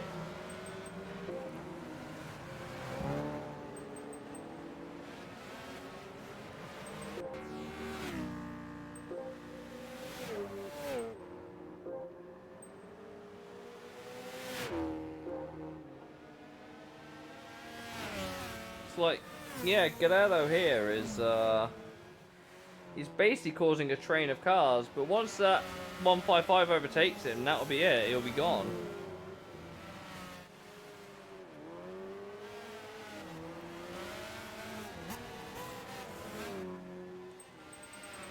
Somehow Knudson's caught back up. That's annoying.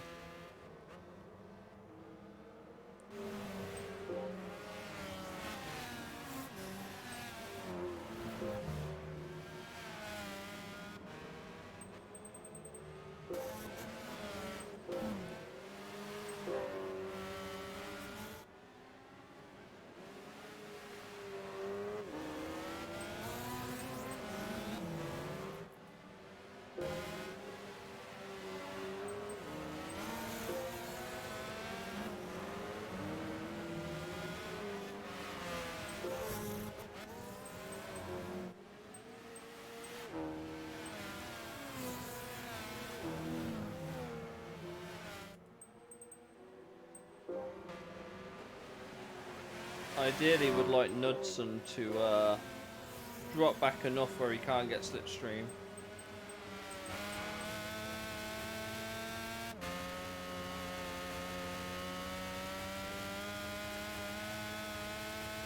There is quite a considerable gap between first, second, third and fourth.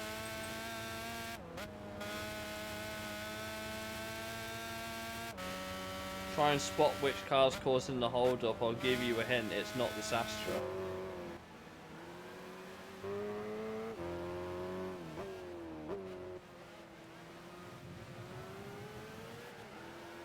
.155's going for it.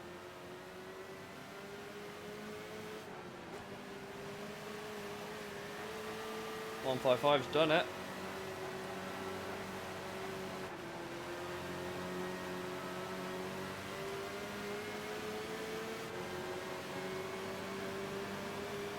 Here comes the 155.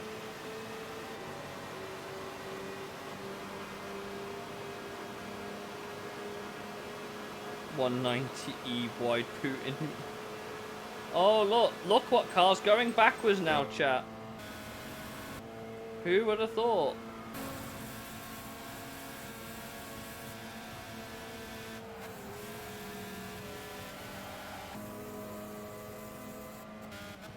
There you go, dude's chill now.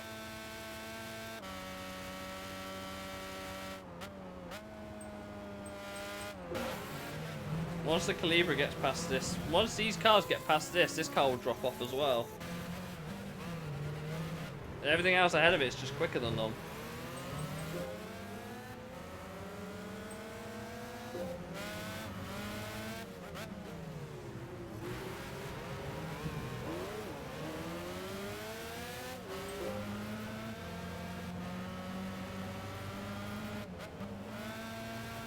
Rissanen has struggled all race to get out of this mid-pack. Even though I think the TTR is probably the one of the faster cars. Well, I just realised this car's sponsored by Walkman. Does anyone remember the Sony Walkmans at all? Because I sure don't. I don't think I ever had one actually. They still make them now and they're quite expensive, but...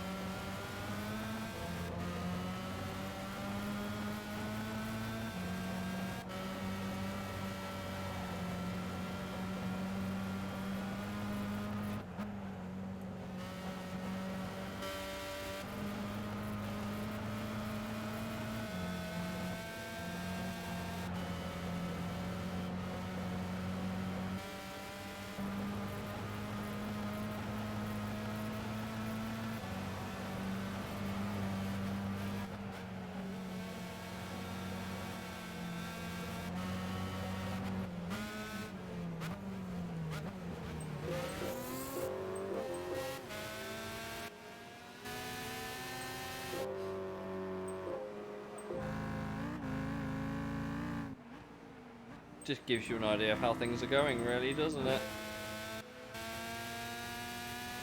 It's funny trying to watch this car pass. Bro's like swerving all over the road everywhere, and he's... Surely there's going to be a point where he's just going to ram the 190E out of the way, right? Like, surely. Surely there's going to be a moment where this guy just has enough of this shit. Finally.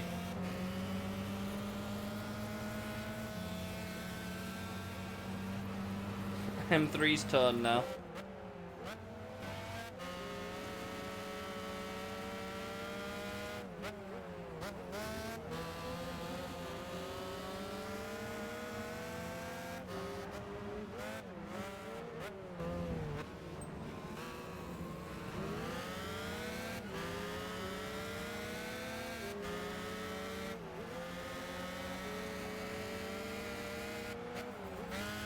And then the Calibra's turn afterwards.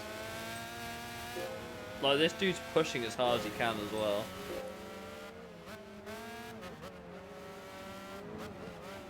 My favourite ever DTM car. Oh, I'm an Audi fan, so...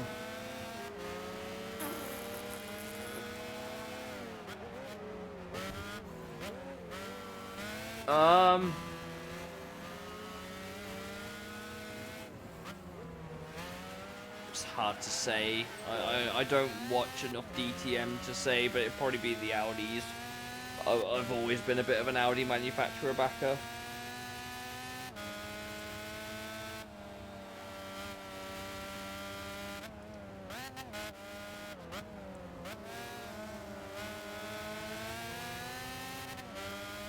So, I don't have a specific year for the Audi either. I just like the A5, 6, whatever they decided to use as their base car. That's probably my favourite.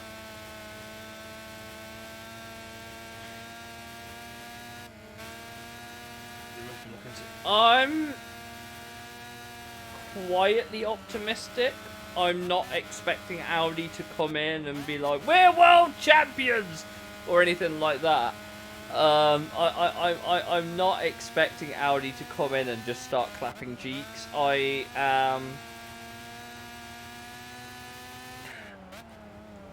want a different driver lineup. I like Hulk.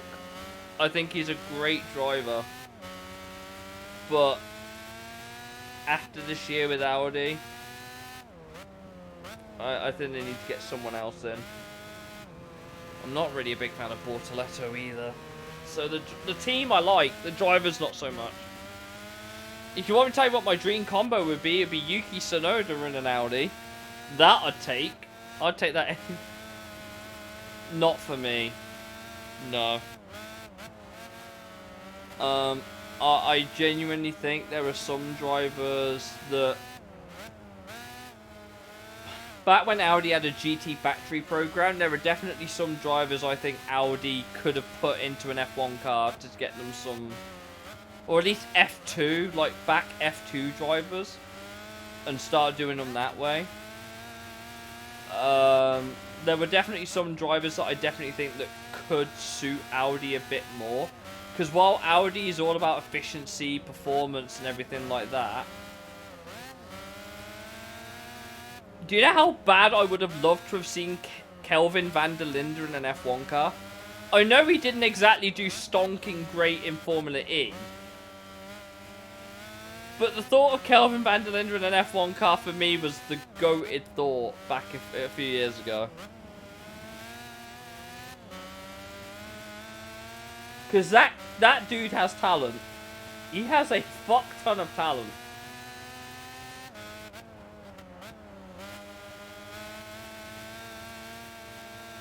I genuinely think it would have been really, really good for them to get some of their GT drivers and put them into F1. I know they didn't focus on single-seaters and they raced tin tops. But does that not, like, excite you at least a little bit? The likes of, like, Andre Lotterer had one race and he retired in it. Yeah, because his brother was with BMW. Sheldon was with BMW, but, you know... That's how it goes. But you can't tell me you would have liked to have seen the idea of Lotterer making an F1 comeback, Rene Rast in an F1 car, Kelvin van der Linde in an F1 car. Or, you know, just get some of them really young drivers that are racing tin tops and put them in F1. You can't tell me that wouldn't have been at least a little bit interesting? Surely.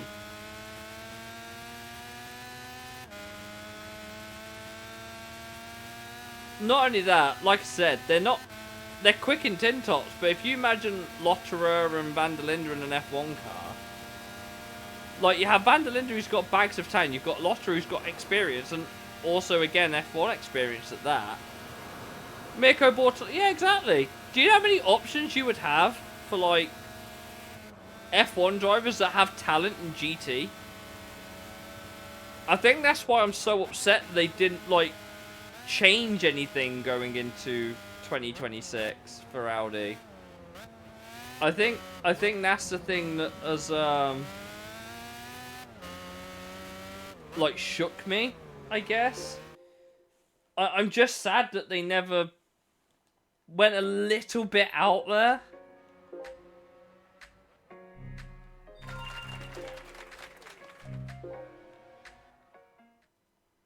That is one of the worst championships I've ever done in my life. I'm never doing the DTM races again. How boring was that? Yeah. I'm just sad they didn't go a little bit interesting. Audi have got money. European Sports Car Show. This could probably have been a good, like, championship. We could try this at some point, I suppose. 500 pp European cars.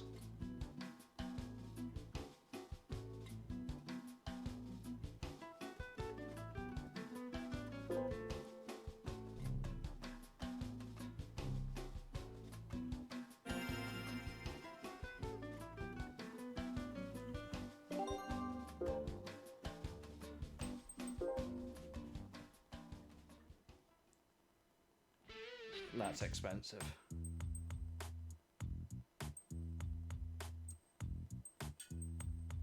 Oh, there's the cube, but we don't have the in-beams.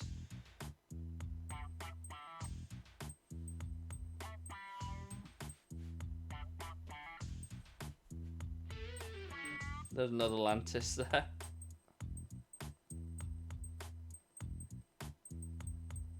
Could go and have a quick look through our car list and see if there's anything in particular. We could try the European Championship. Although I'm scared because it asks for 2 drivers. So they're probably quite long races and all.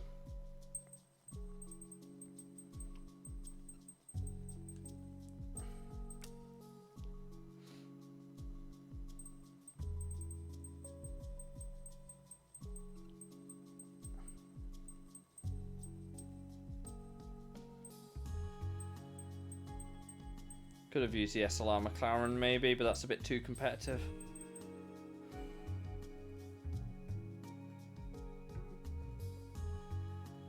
That's the thing. I respect their decision, and I think the lineup is good. It's just not what I want out of the lineup. I was just hoping for something a bit more. I'm that guy that likes silly season, I guess, would be the way to put it. I really like silly season in F1. I guess I'm just upset that Audi's was a bit flat, because I really like Audi as a brand. And Audi have always been really, really good with talent as well. Who would I like in the lot? See, if it were me, like, no restrictions barred or anything like that,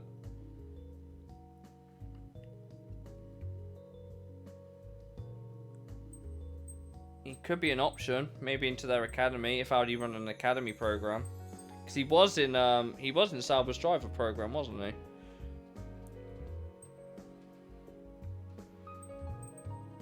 So if like restrictions weren't an option and I had to go solely based on talent, if you wanted me to say who I wanted in that Audi lineup,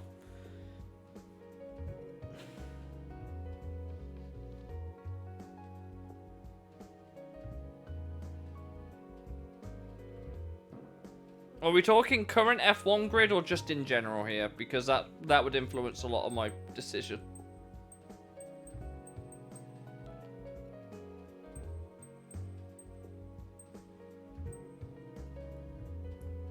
I do not have a lot of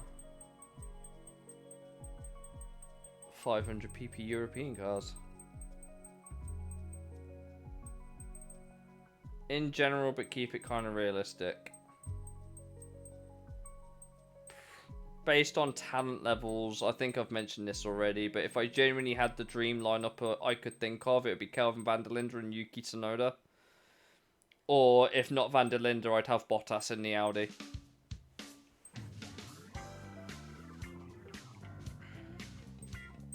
If it were me. Tsunoda and Bottas, if you want to go realistic. Bit out there, I'd have van der Linde and Tsunoda.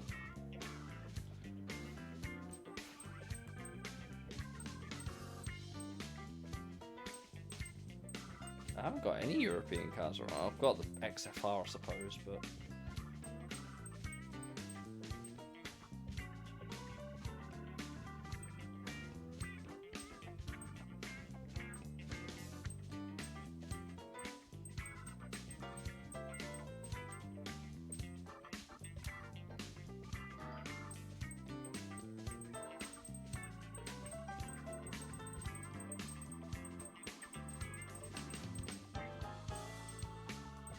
could always use the SLS AMG, but that's boring. Chrome Line Lamborghini could be fun.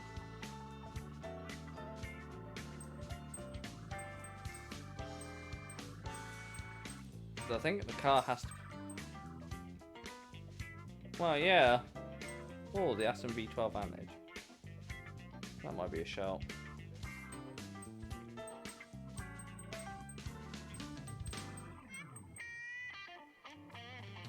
Luca Enxler. Yeah, like I said, if I genuinely had the choice, I'd get one of Audi's old GT roster and a current F1 driver, and I'd put them together in the same car.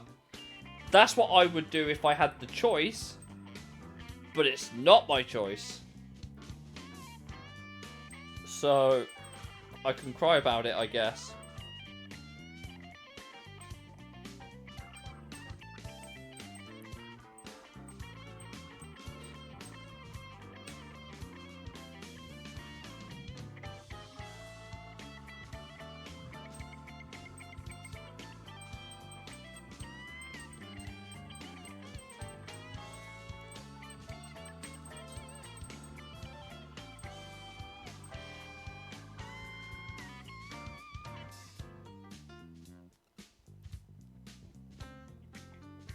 Well, yeah, Audi, Lamborghini are owned by the same umbrella.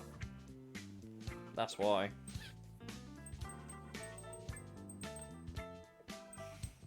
I don't know if I'll have time for one more race. Depending on how... I'll quickly check how long the European Championship is.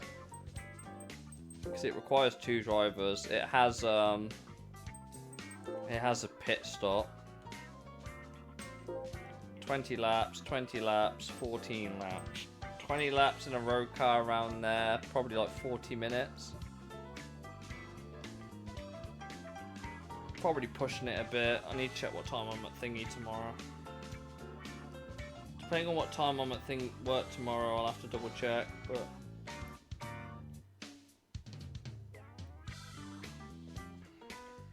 If I'm in a bit later at work, I'll probably try one of these. Right.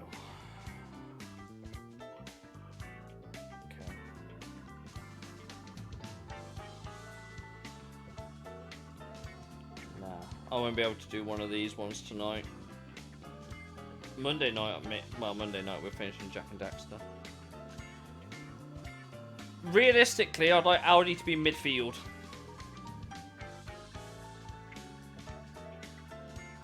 Realistically. Like solid midfield runners. Racing Bulls, Williams, Aston Martin sort of area. I think that's a realistic target. I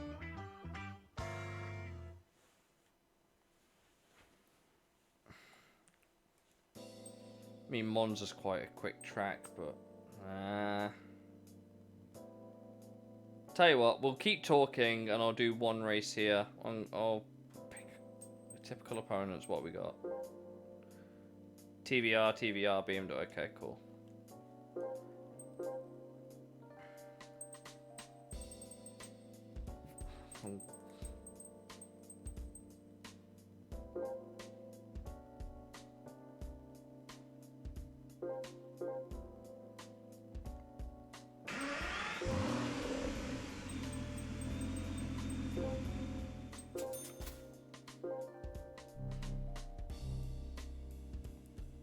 I'll have a go at Monza.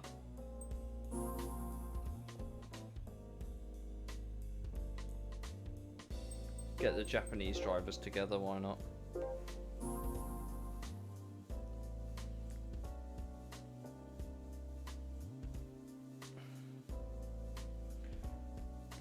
Well, there's a pit stop. All the AI should be around about the same level.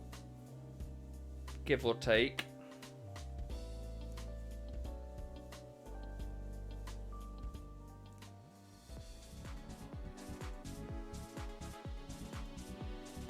$50 miles. Oh! Got the 406 though, boy! 135 eyes here with the 300 SL. What is that grid? At least it's a fun grid. But, based on what I saw on the PP chart, this should be like the Clubman Cup. In theory. Just with European only cars. There's also a pit stop involved, so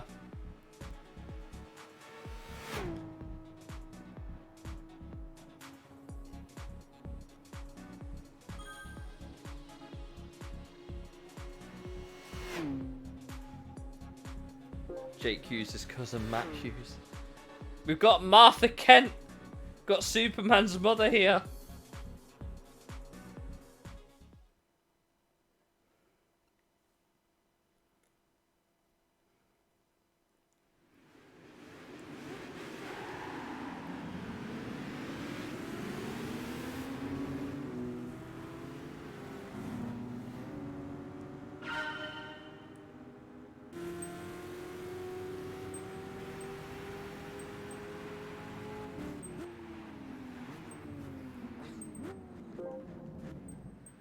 We're looking solid so far.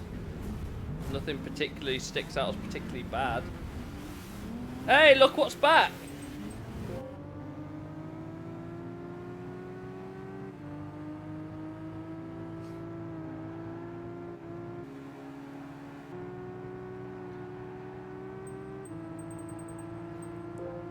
Well, yeah, the Tomorrow I think is the strongest car here.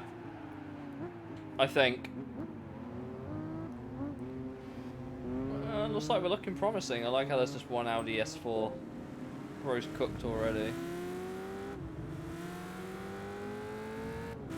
RB4 engine, that's what Honda engines can do. Well,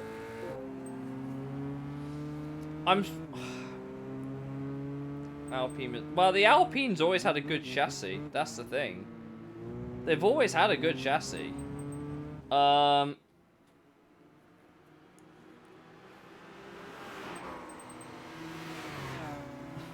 VW beating him for.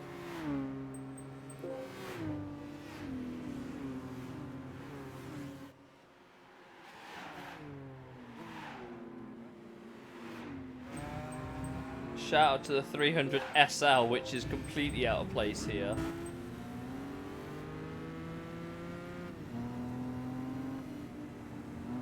Look at the speed. 1950s never looked so fast.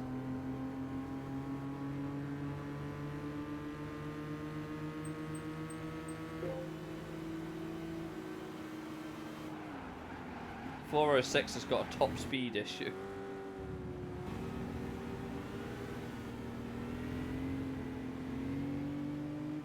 That is a good battle. I mean, I don't know if Monza's the best track for this, but I think there's some fun to be had here.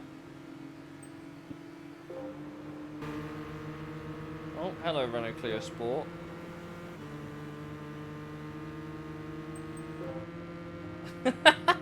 Stop it out! Alfa Romeo GT's just swerving everywhere. I like the fact that these cars are beating the CLK 55. That is still quite funny. Oh my god, how much are you cutting the corner? Brother! That's illegal. You can't do that. What is that engine note?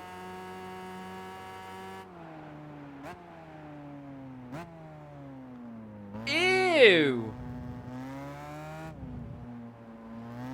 Ew. What is that engine note?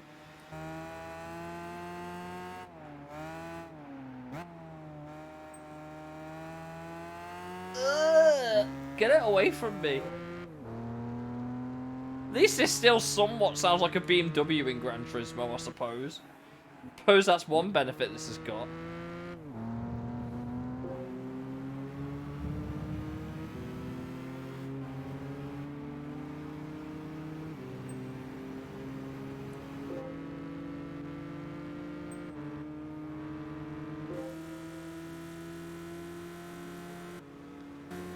Quite an interesting eclectic mix of cars, I'll admit. Both the Alfa Romeos are now together. Interesting. Tashiana Calderon, excuse me.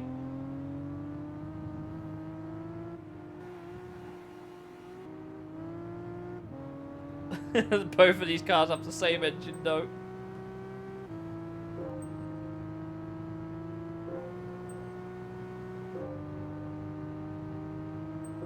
Peugeot's trying its best still. How is this only in 4th gear?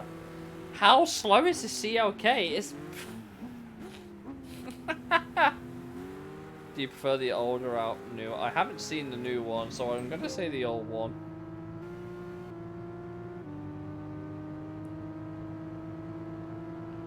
We have Nissan Pace car at home.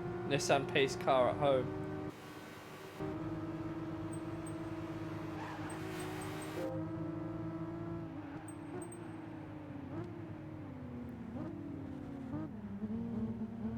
I can see a good race out of this championship, guys. I can see a good race.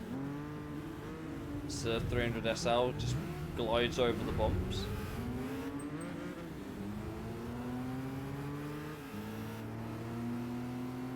How do S4 still try to catch up? It's quite funny. Look at this dude.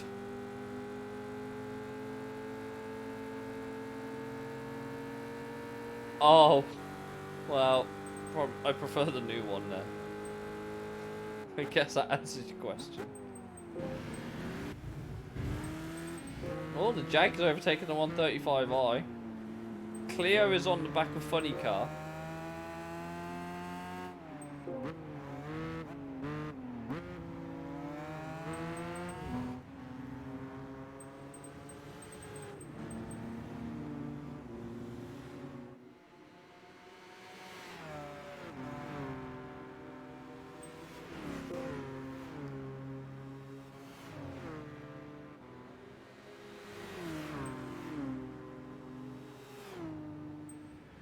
Both the alphas have separated from each other now.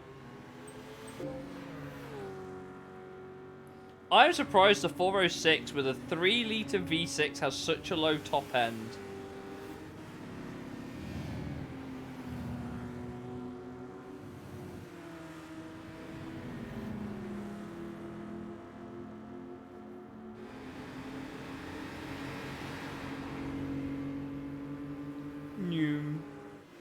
Tomorrow sounds like those birthday wishes. I know the ones.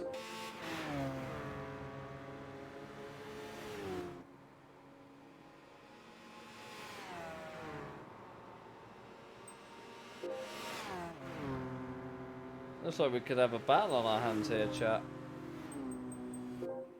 So we want to pick Yoshida about lap 7-ish, I guess.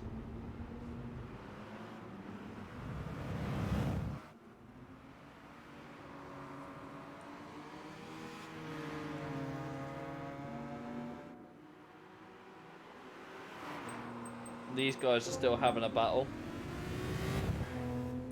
That 406 has had the worst exit in F1 RTV direction because an overtake is about to happen. Yeah, it's all at the back though. It's the oh yeah, the Clio has overtaken the Tamora, to be fair. Why do you need 2 drivers for this race? legitimately confused here. As the S4 gets past the 406, now it can chase after the 300 SL.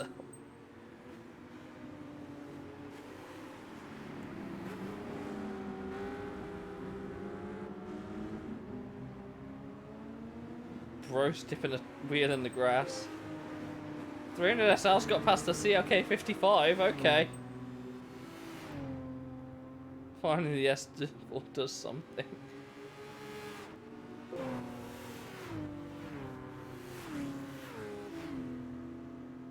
The 406 has a bit of a top speed issue, if you catch my drift. But it seems to be doing it better than the S4. This great battling waiting to happen. Do not cut away. This backpack race is great. I can't deny it. Here's the GTV in the lead, currently like barely holding on.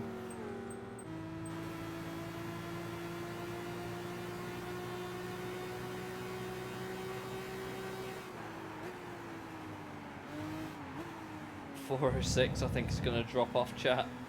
I don't think he's got the pace in that car. I like the idea that a 1950s coupe is beating more modern machinery. That's quite funny to me.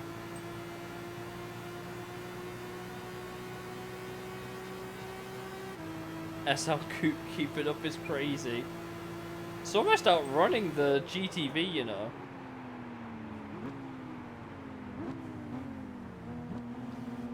So more power than the... Yeah, but they weigh about £1 billion more as well. That's why it's just funny.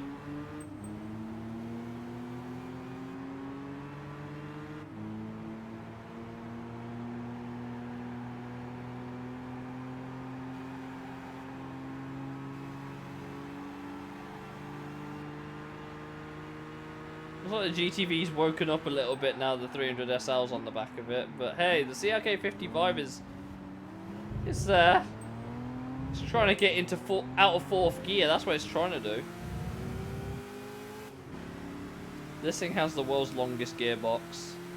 Clio's got me, by the way. Yeah, but the Clio is also slower than an Aston Martin V12 Vantage, so take that how you will.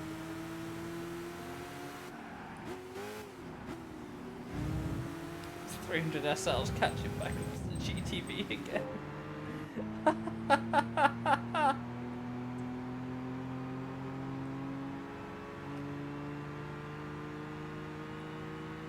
They haven't even changed the gearbox. They've just given it the stock gearbox. So yeah, we'll dump more power in it. There's a battle going on up ahead here between the Beetle, the XKR, and the GT. The GT's having a great race. Holy shit.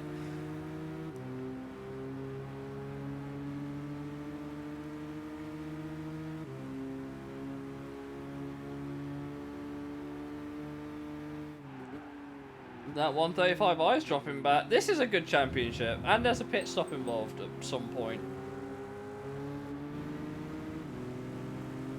I think there's an Aston Martin trying to make a dive on the Clio. There we go, down the inside, or at least he's trying. Come on, Yoshida. To be fair, I said I was like, oh, we're going to be okay. We're not. We do need to pit. The other AI are not far off it either, to be completely fair. So there's a good battle going on here. GTV nearly got overtaken, but the 300 SL should not be this quick, by the way.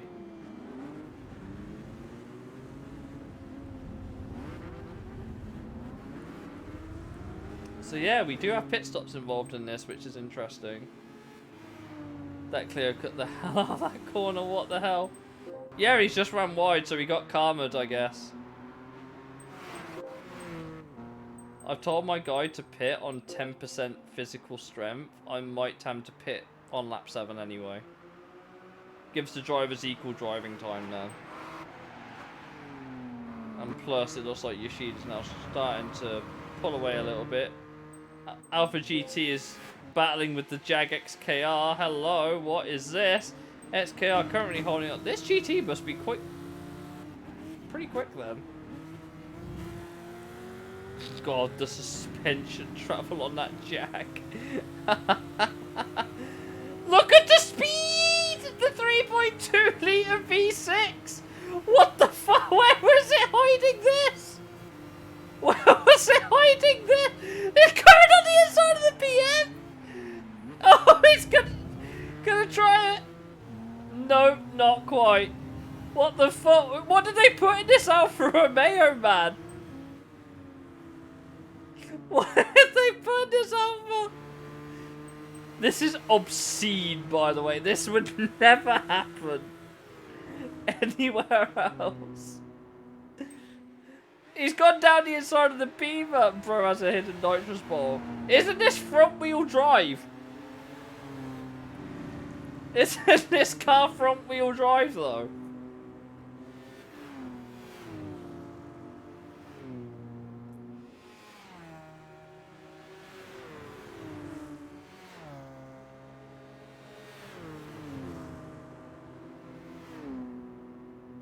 Jag's going for a move. Oh my god, that Alpha's so late on the brakes. They've nearly caught up to the Tamora. They've nearly caught up to the Tamora, chat. They've nearly caught up to the Tamora here. Let's go. Oh look, they're all pitting as well. Yoshida's decided I'm not pitting yet, but I think you probably should.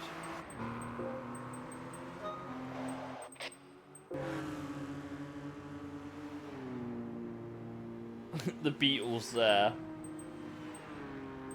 No, there's a great battle going on right here. The Beetle's just trying to biding his time a little bit. The Audi S4s fell off the back of that pack, which I don't understand how. As the Alfa Romeo GT is the surprise package of this race so far. Probably has nearly like 400. It probably does. Maybe. I don't know.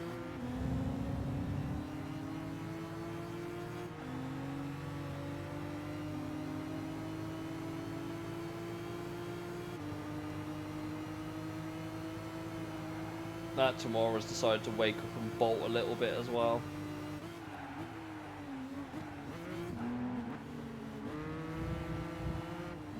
God, the front wheel drive's killing this car, you can tell.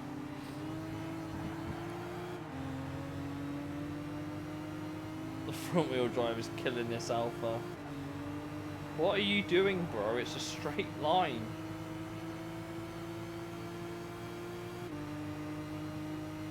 I wonder if everyone's coming in then.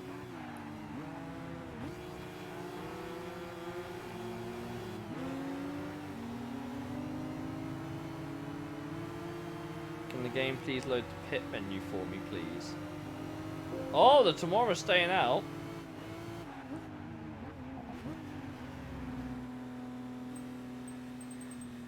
The Carno's now in the car. Oh boy. Game didn't know what to do there. The game didn't like that.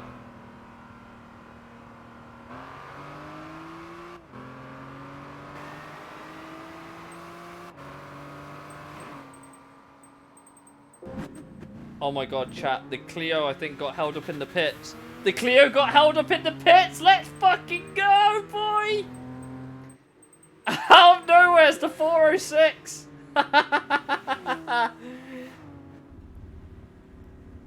Oh, this is going to cause nightmare. All these cars behind have just pit, and now there's slow traffic that's really tired. Bro, what is that corner cut? Hey, yo! Hey, yo! Bro just cut the track like he was like, nope, I'm not dealing with that shit. Goodbye. Goodbye. What the fuck was that? Oh, bro was in no mood for that shit. Oh dear. Hey, look, Matsura and Buck are some. Wait, how did the GTV end up past the Beetle? Wait, what? Ramos could end up going another lap here, chat, which won't be good for him.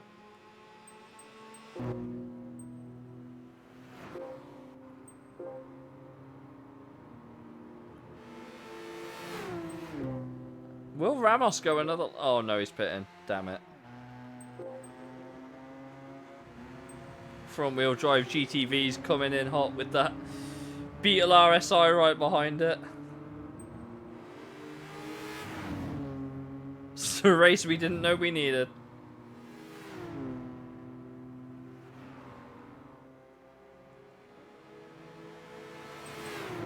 Audi S4's been holding up the Clio for us as well, that's good. The lack of speed from that Audi is insane, you know. XKR Coupe's there. The Alpha GT's having a fun time. Kirkland's chilled. The fact that the SL's pulled away from the 55 is quite funny. Martha Kent's coming into the pits as well, so that's the coupe pretty much done, I think.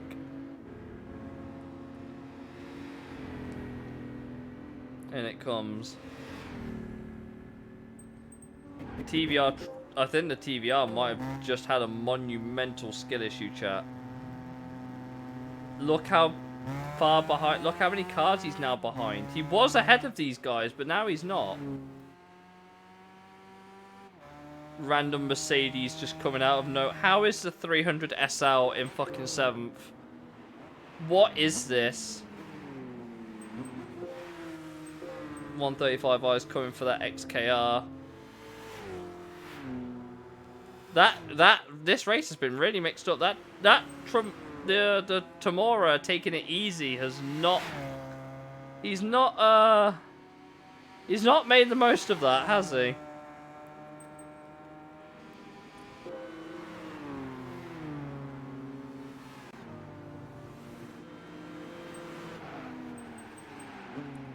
Gonna see the Beetle battle the 300 SL. What is fucking racing, man? What is this shit? One of these things is not like the other, and yeah, well, this should be a pretty slam dunk pass for the Beetle RSI on the 300 SL, which is again in 7th place with that 1950s suspension on it.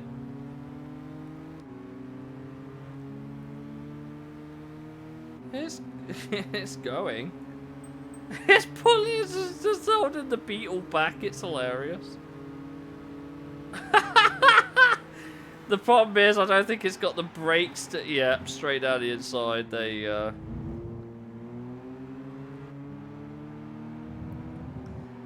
What a weird mix of cars. This is a very eclectic mix. What is that voice break? What is going on with my voice, man? Benton here. Sorry, do you want this again? Yeah, it does. I would do the Super GT ones, but they take an hour each. They take an hour each. Obviously, the V12 Vantage is a somewhat competitive car for this. Oh, speaking of the Van der Lindes. Speaking of Van der Linde, we found a third brother. We found the third brother of the Van der Lindes. Oh, it's Van der Linden. Okay, I'm sorry.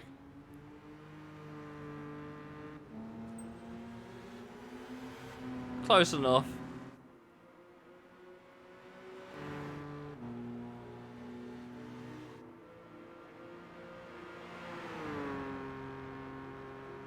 That is a loud trumpet car. There is a battle for 5th coming up between the GT and the Tamora. The Tamora now tries. These races. Oh, it's about what 25 minutes or so, half an hour or so. That's not too bad for the racing. Okay, half an hour or so is not too bad. You could do a few of them, and I can level up 2 drivers at once, which makes it way more tolerable, I suppose. There's also a battle going on for 4th up ahead, I see. So we're gonna have to jump around a little bit.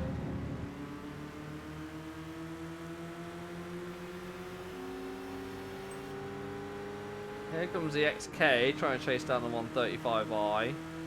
I think the Tamora's got the GT on a slam dunk here. Yeah, that looked pretty cut and dry to me.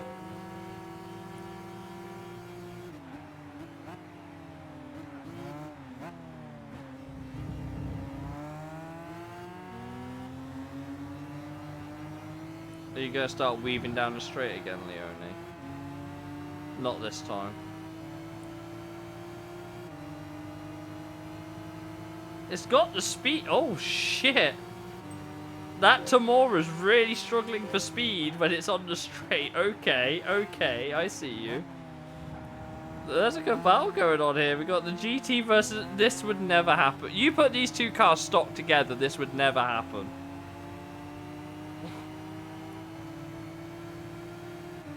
Oh, I'm sorry. Is track limits just not a thing for you guys? Is that how you operate? What is this? Bro, look at...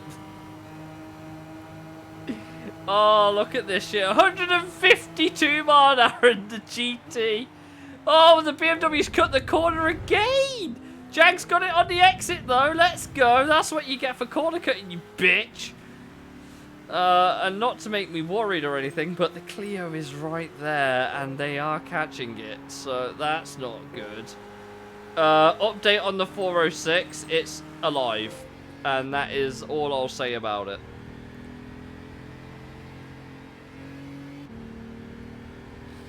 They really should have maybe tweaked the gearbox a little bit, as these two are going back at it again.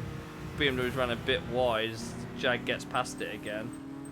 Tamura's coming back into this now. That's not good. We could be cooked, chat.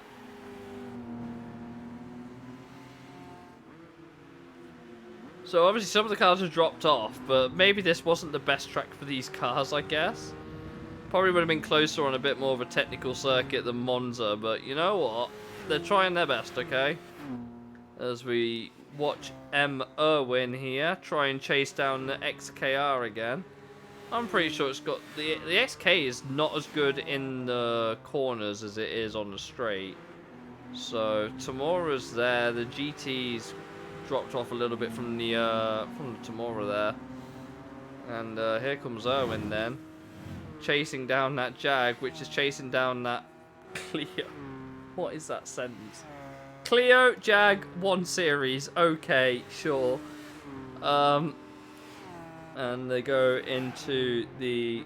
What's the name of this corner now? It's not Ascari.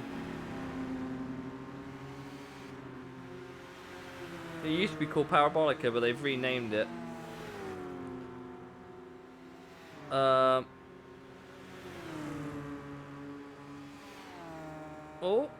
135i is going for a move, trying to. Needs more slipstream. It's called. It was called Parabolica, but they renamed it. Yeah. Oh, what's it called now?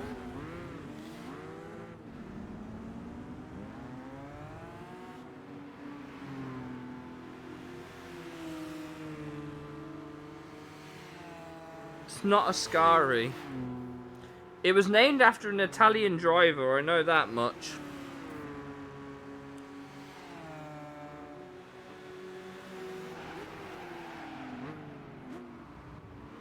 Oh, what a move by the 135i. Good shit.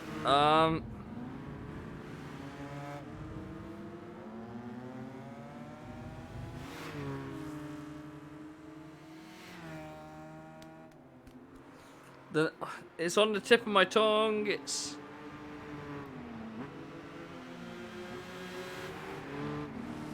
You know what? Fuck it, I'm googling it. My brain's fired.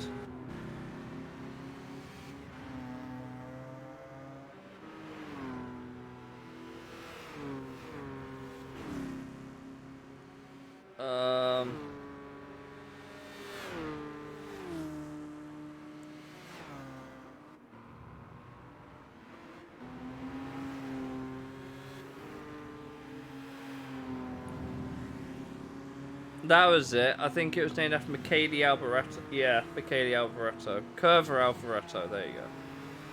I was like, I swear it's like Alboreto or something like that. I was just like, I swear it was. The Jag and the BM have now caught up to the Clio, and the Clio still isn't pushing. TBR Tamura's dropped off. GT's dropped off. GTV's still trying. All these guys are just trying. Like, the lap times are showing themselves a little bit now.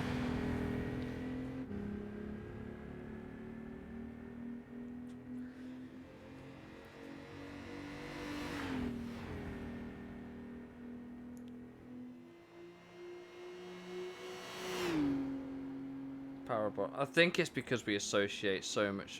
406 is just it's doing 221s. The Audi's going faster than the CLK 55 at least, so that's good.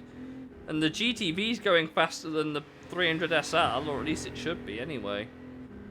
So they're all good signs.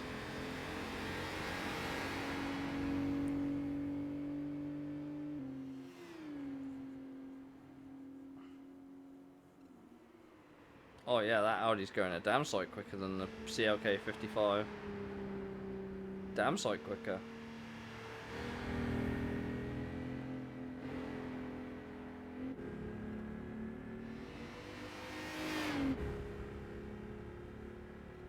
Fastest lap last lap was the 135i of 15.8, which was 1 second quicker than the Clio.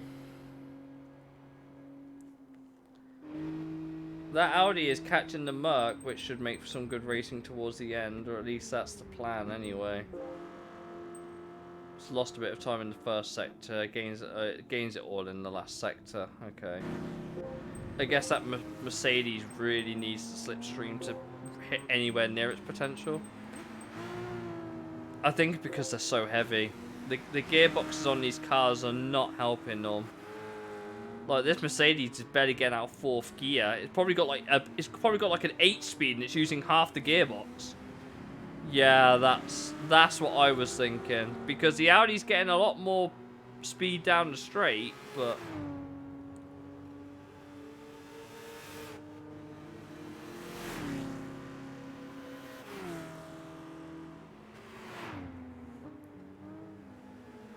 yeah, there were some cars that have definitely fallen back, but there is definitely some good racing to be had in this championship, I think.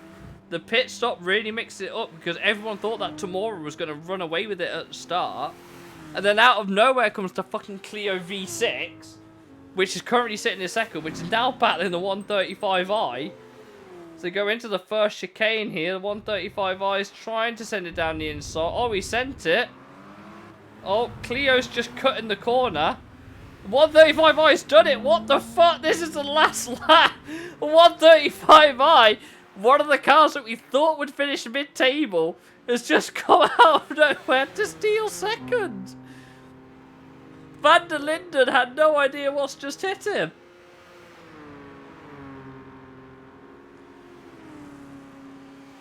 That GT comeback in the middle of all this. Oh boy.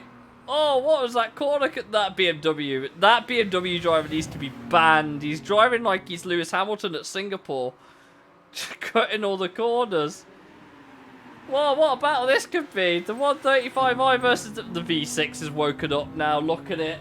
Look at the difference in pace. Oh, Van der Linden's rammed him out the way. You can't do that. Oh, it's neck and neck. Look at this, it's neck and neck down the back straight going towards Ascari. Oh, the Clio's got the legs on it. The Clio's just got the legs on it. Oh, the neck and neck. This could go either way, chat. I'm pretty sure the Clio's got this, but the 135i is right there. The slipstream may help him.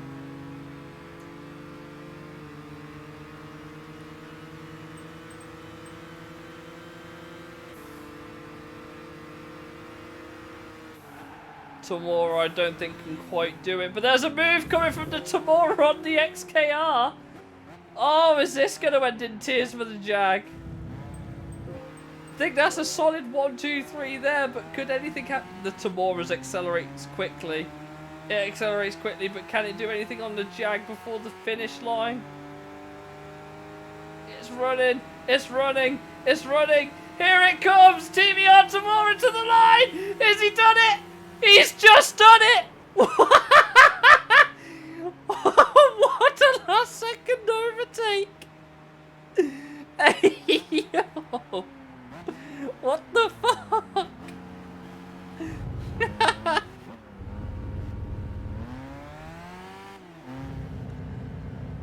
Who saw that coming? Because I sure didn't. The 300 SL's in 8th place, excuse me. Absolute cinema. What is... That's what I mean. The DTM races were boring, but when there's road cars involved, it's just better. It's just better.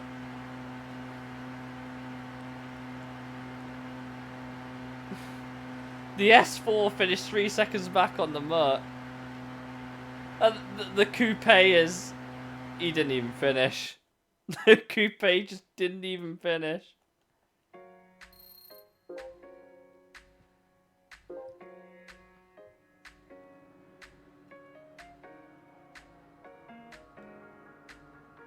That was a 50-mile race. That flew by. They didn't even level up. Are you taking the piss, game?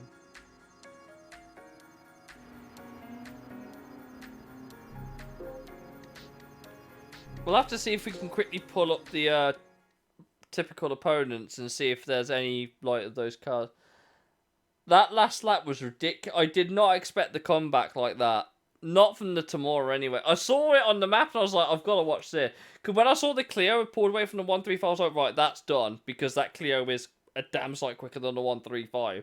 And then I just saw that Tamora just chasing the Jag down. I was like, there's no way.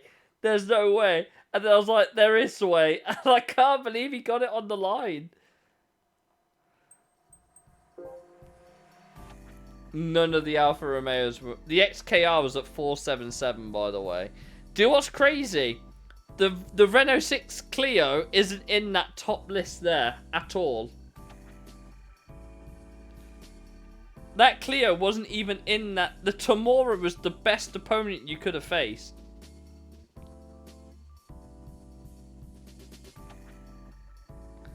I would love to see the RS versus the Focus ST chat. The Focus RS versus the Focus ST.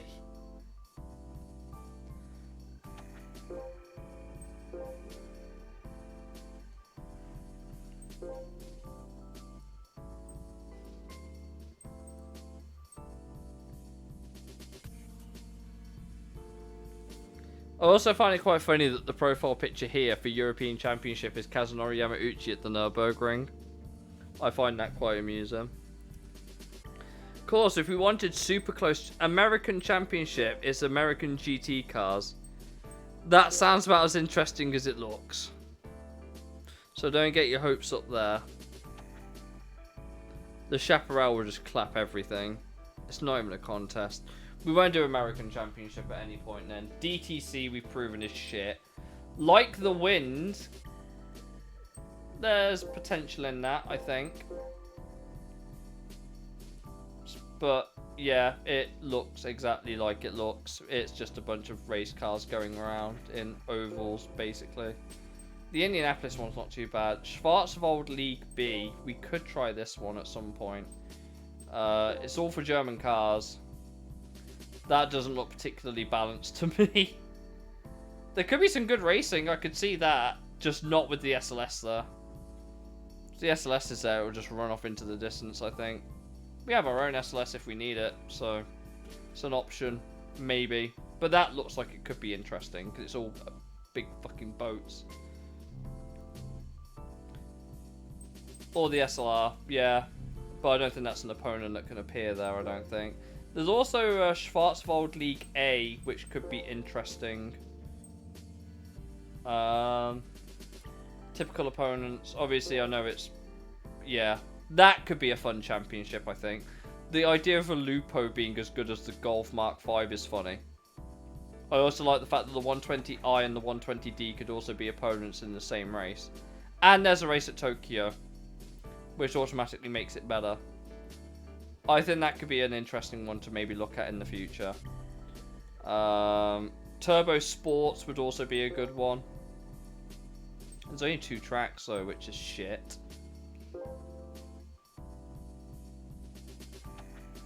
That could be an interesting one. Battle of the GTRs and featuring other cars, basically. Gallardo Trophies, Dom. MR Sports Cup. I don't remember what's in here. Oh, it's all supercars, isn't it? It's basically just a supercar challenge. But shit. opponents have been upgraded though, so it's not entirely off the table.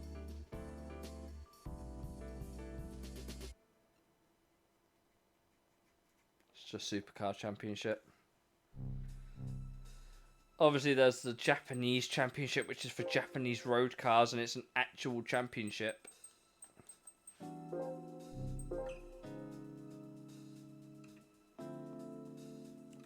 That looks viable, chat. That looks very promising.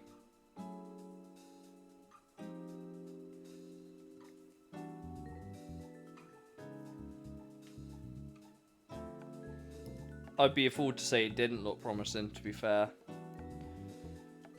We'll keep that in mind. We'll have to do the European thing tomorrow with one of the drivers, well, two more of the drivers, obviously. And then I'll have to try and find a way to balance out the one driver that's not going to be able to do the race. Actually, to be fair, Novikov is a good... I'd say it's a good bit above everyone else at the minute, so... Could balance it out by doing him in the one race thing, maybe. Anyway, I'm going to get going because I have work tomorrow. Thanks for joining me today. I've enjoyed it. Sorry about the bore fest that was DTM. I regret doing that championship. I won't do that again. Just see how it goes from here. Thanks for joining. Have a good night, guys. See you tomorrow for what I assume will be the last bit of Jack and Daxter. I hope. Have a good night.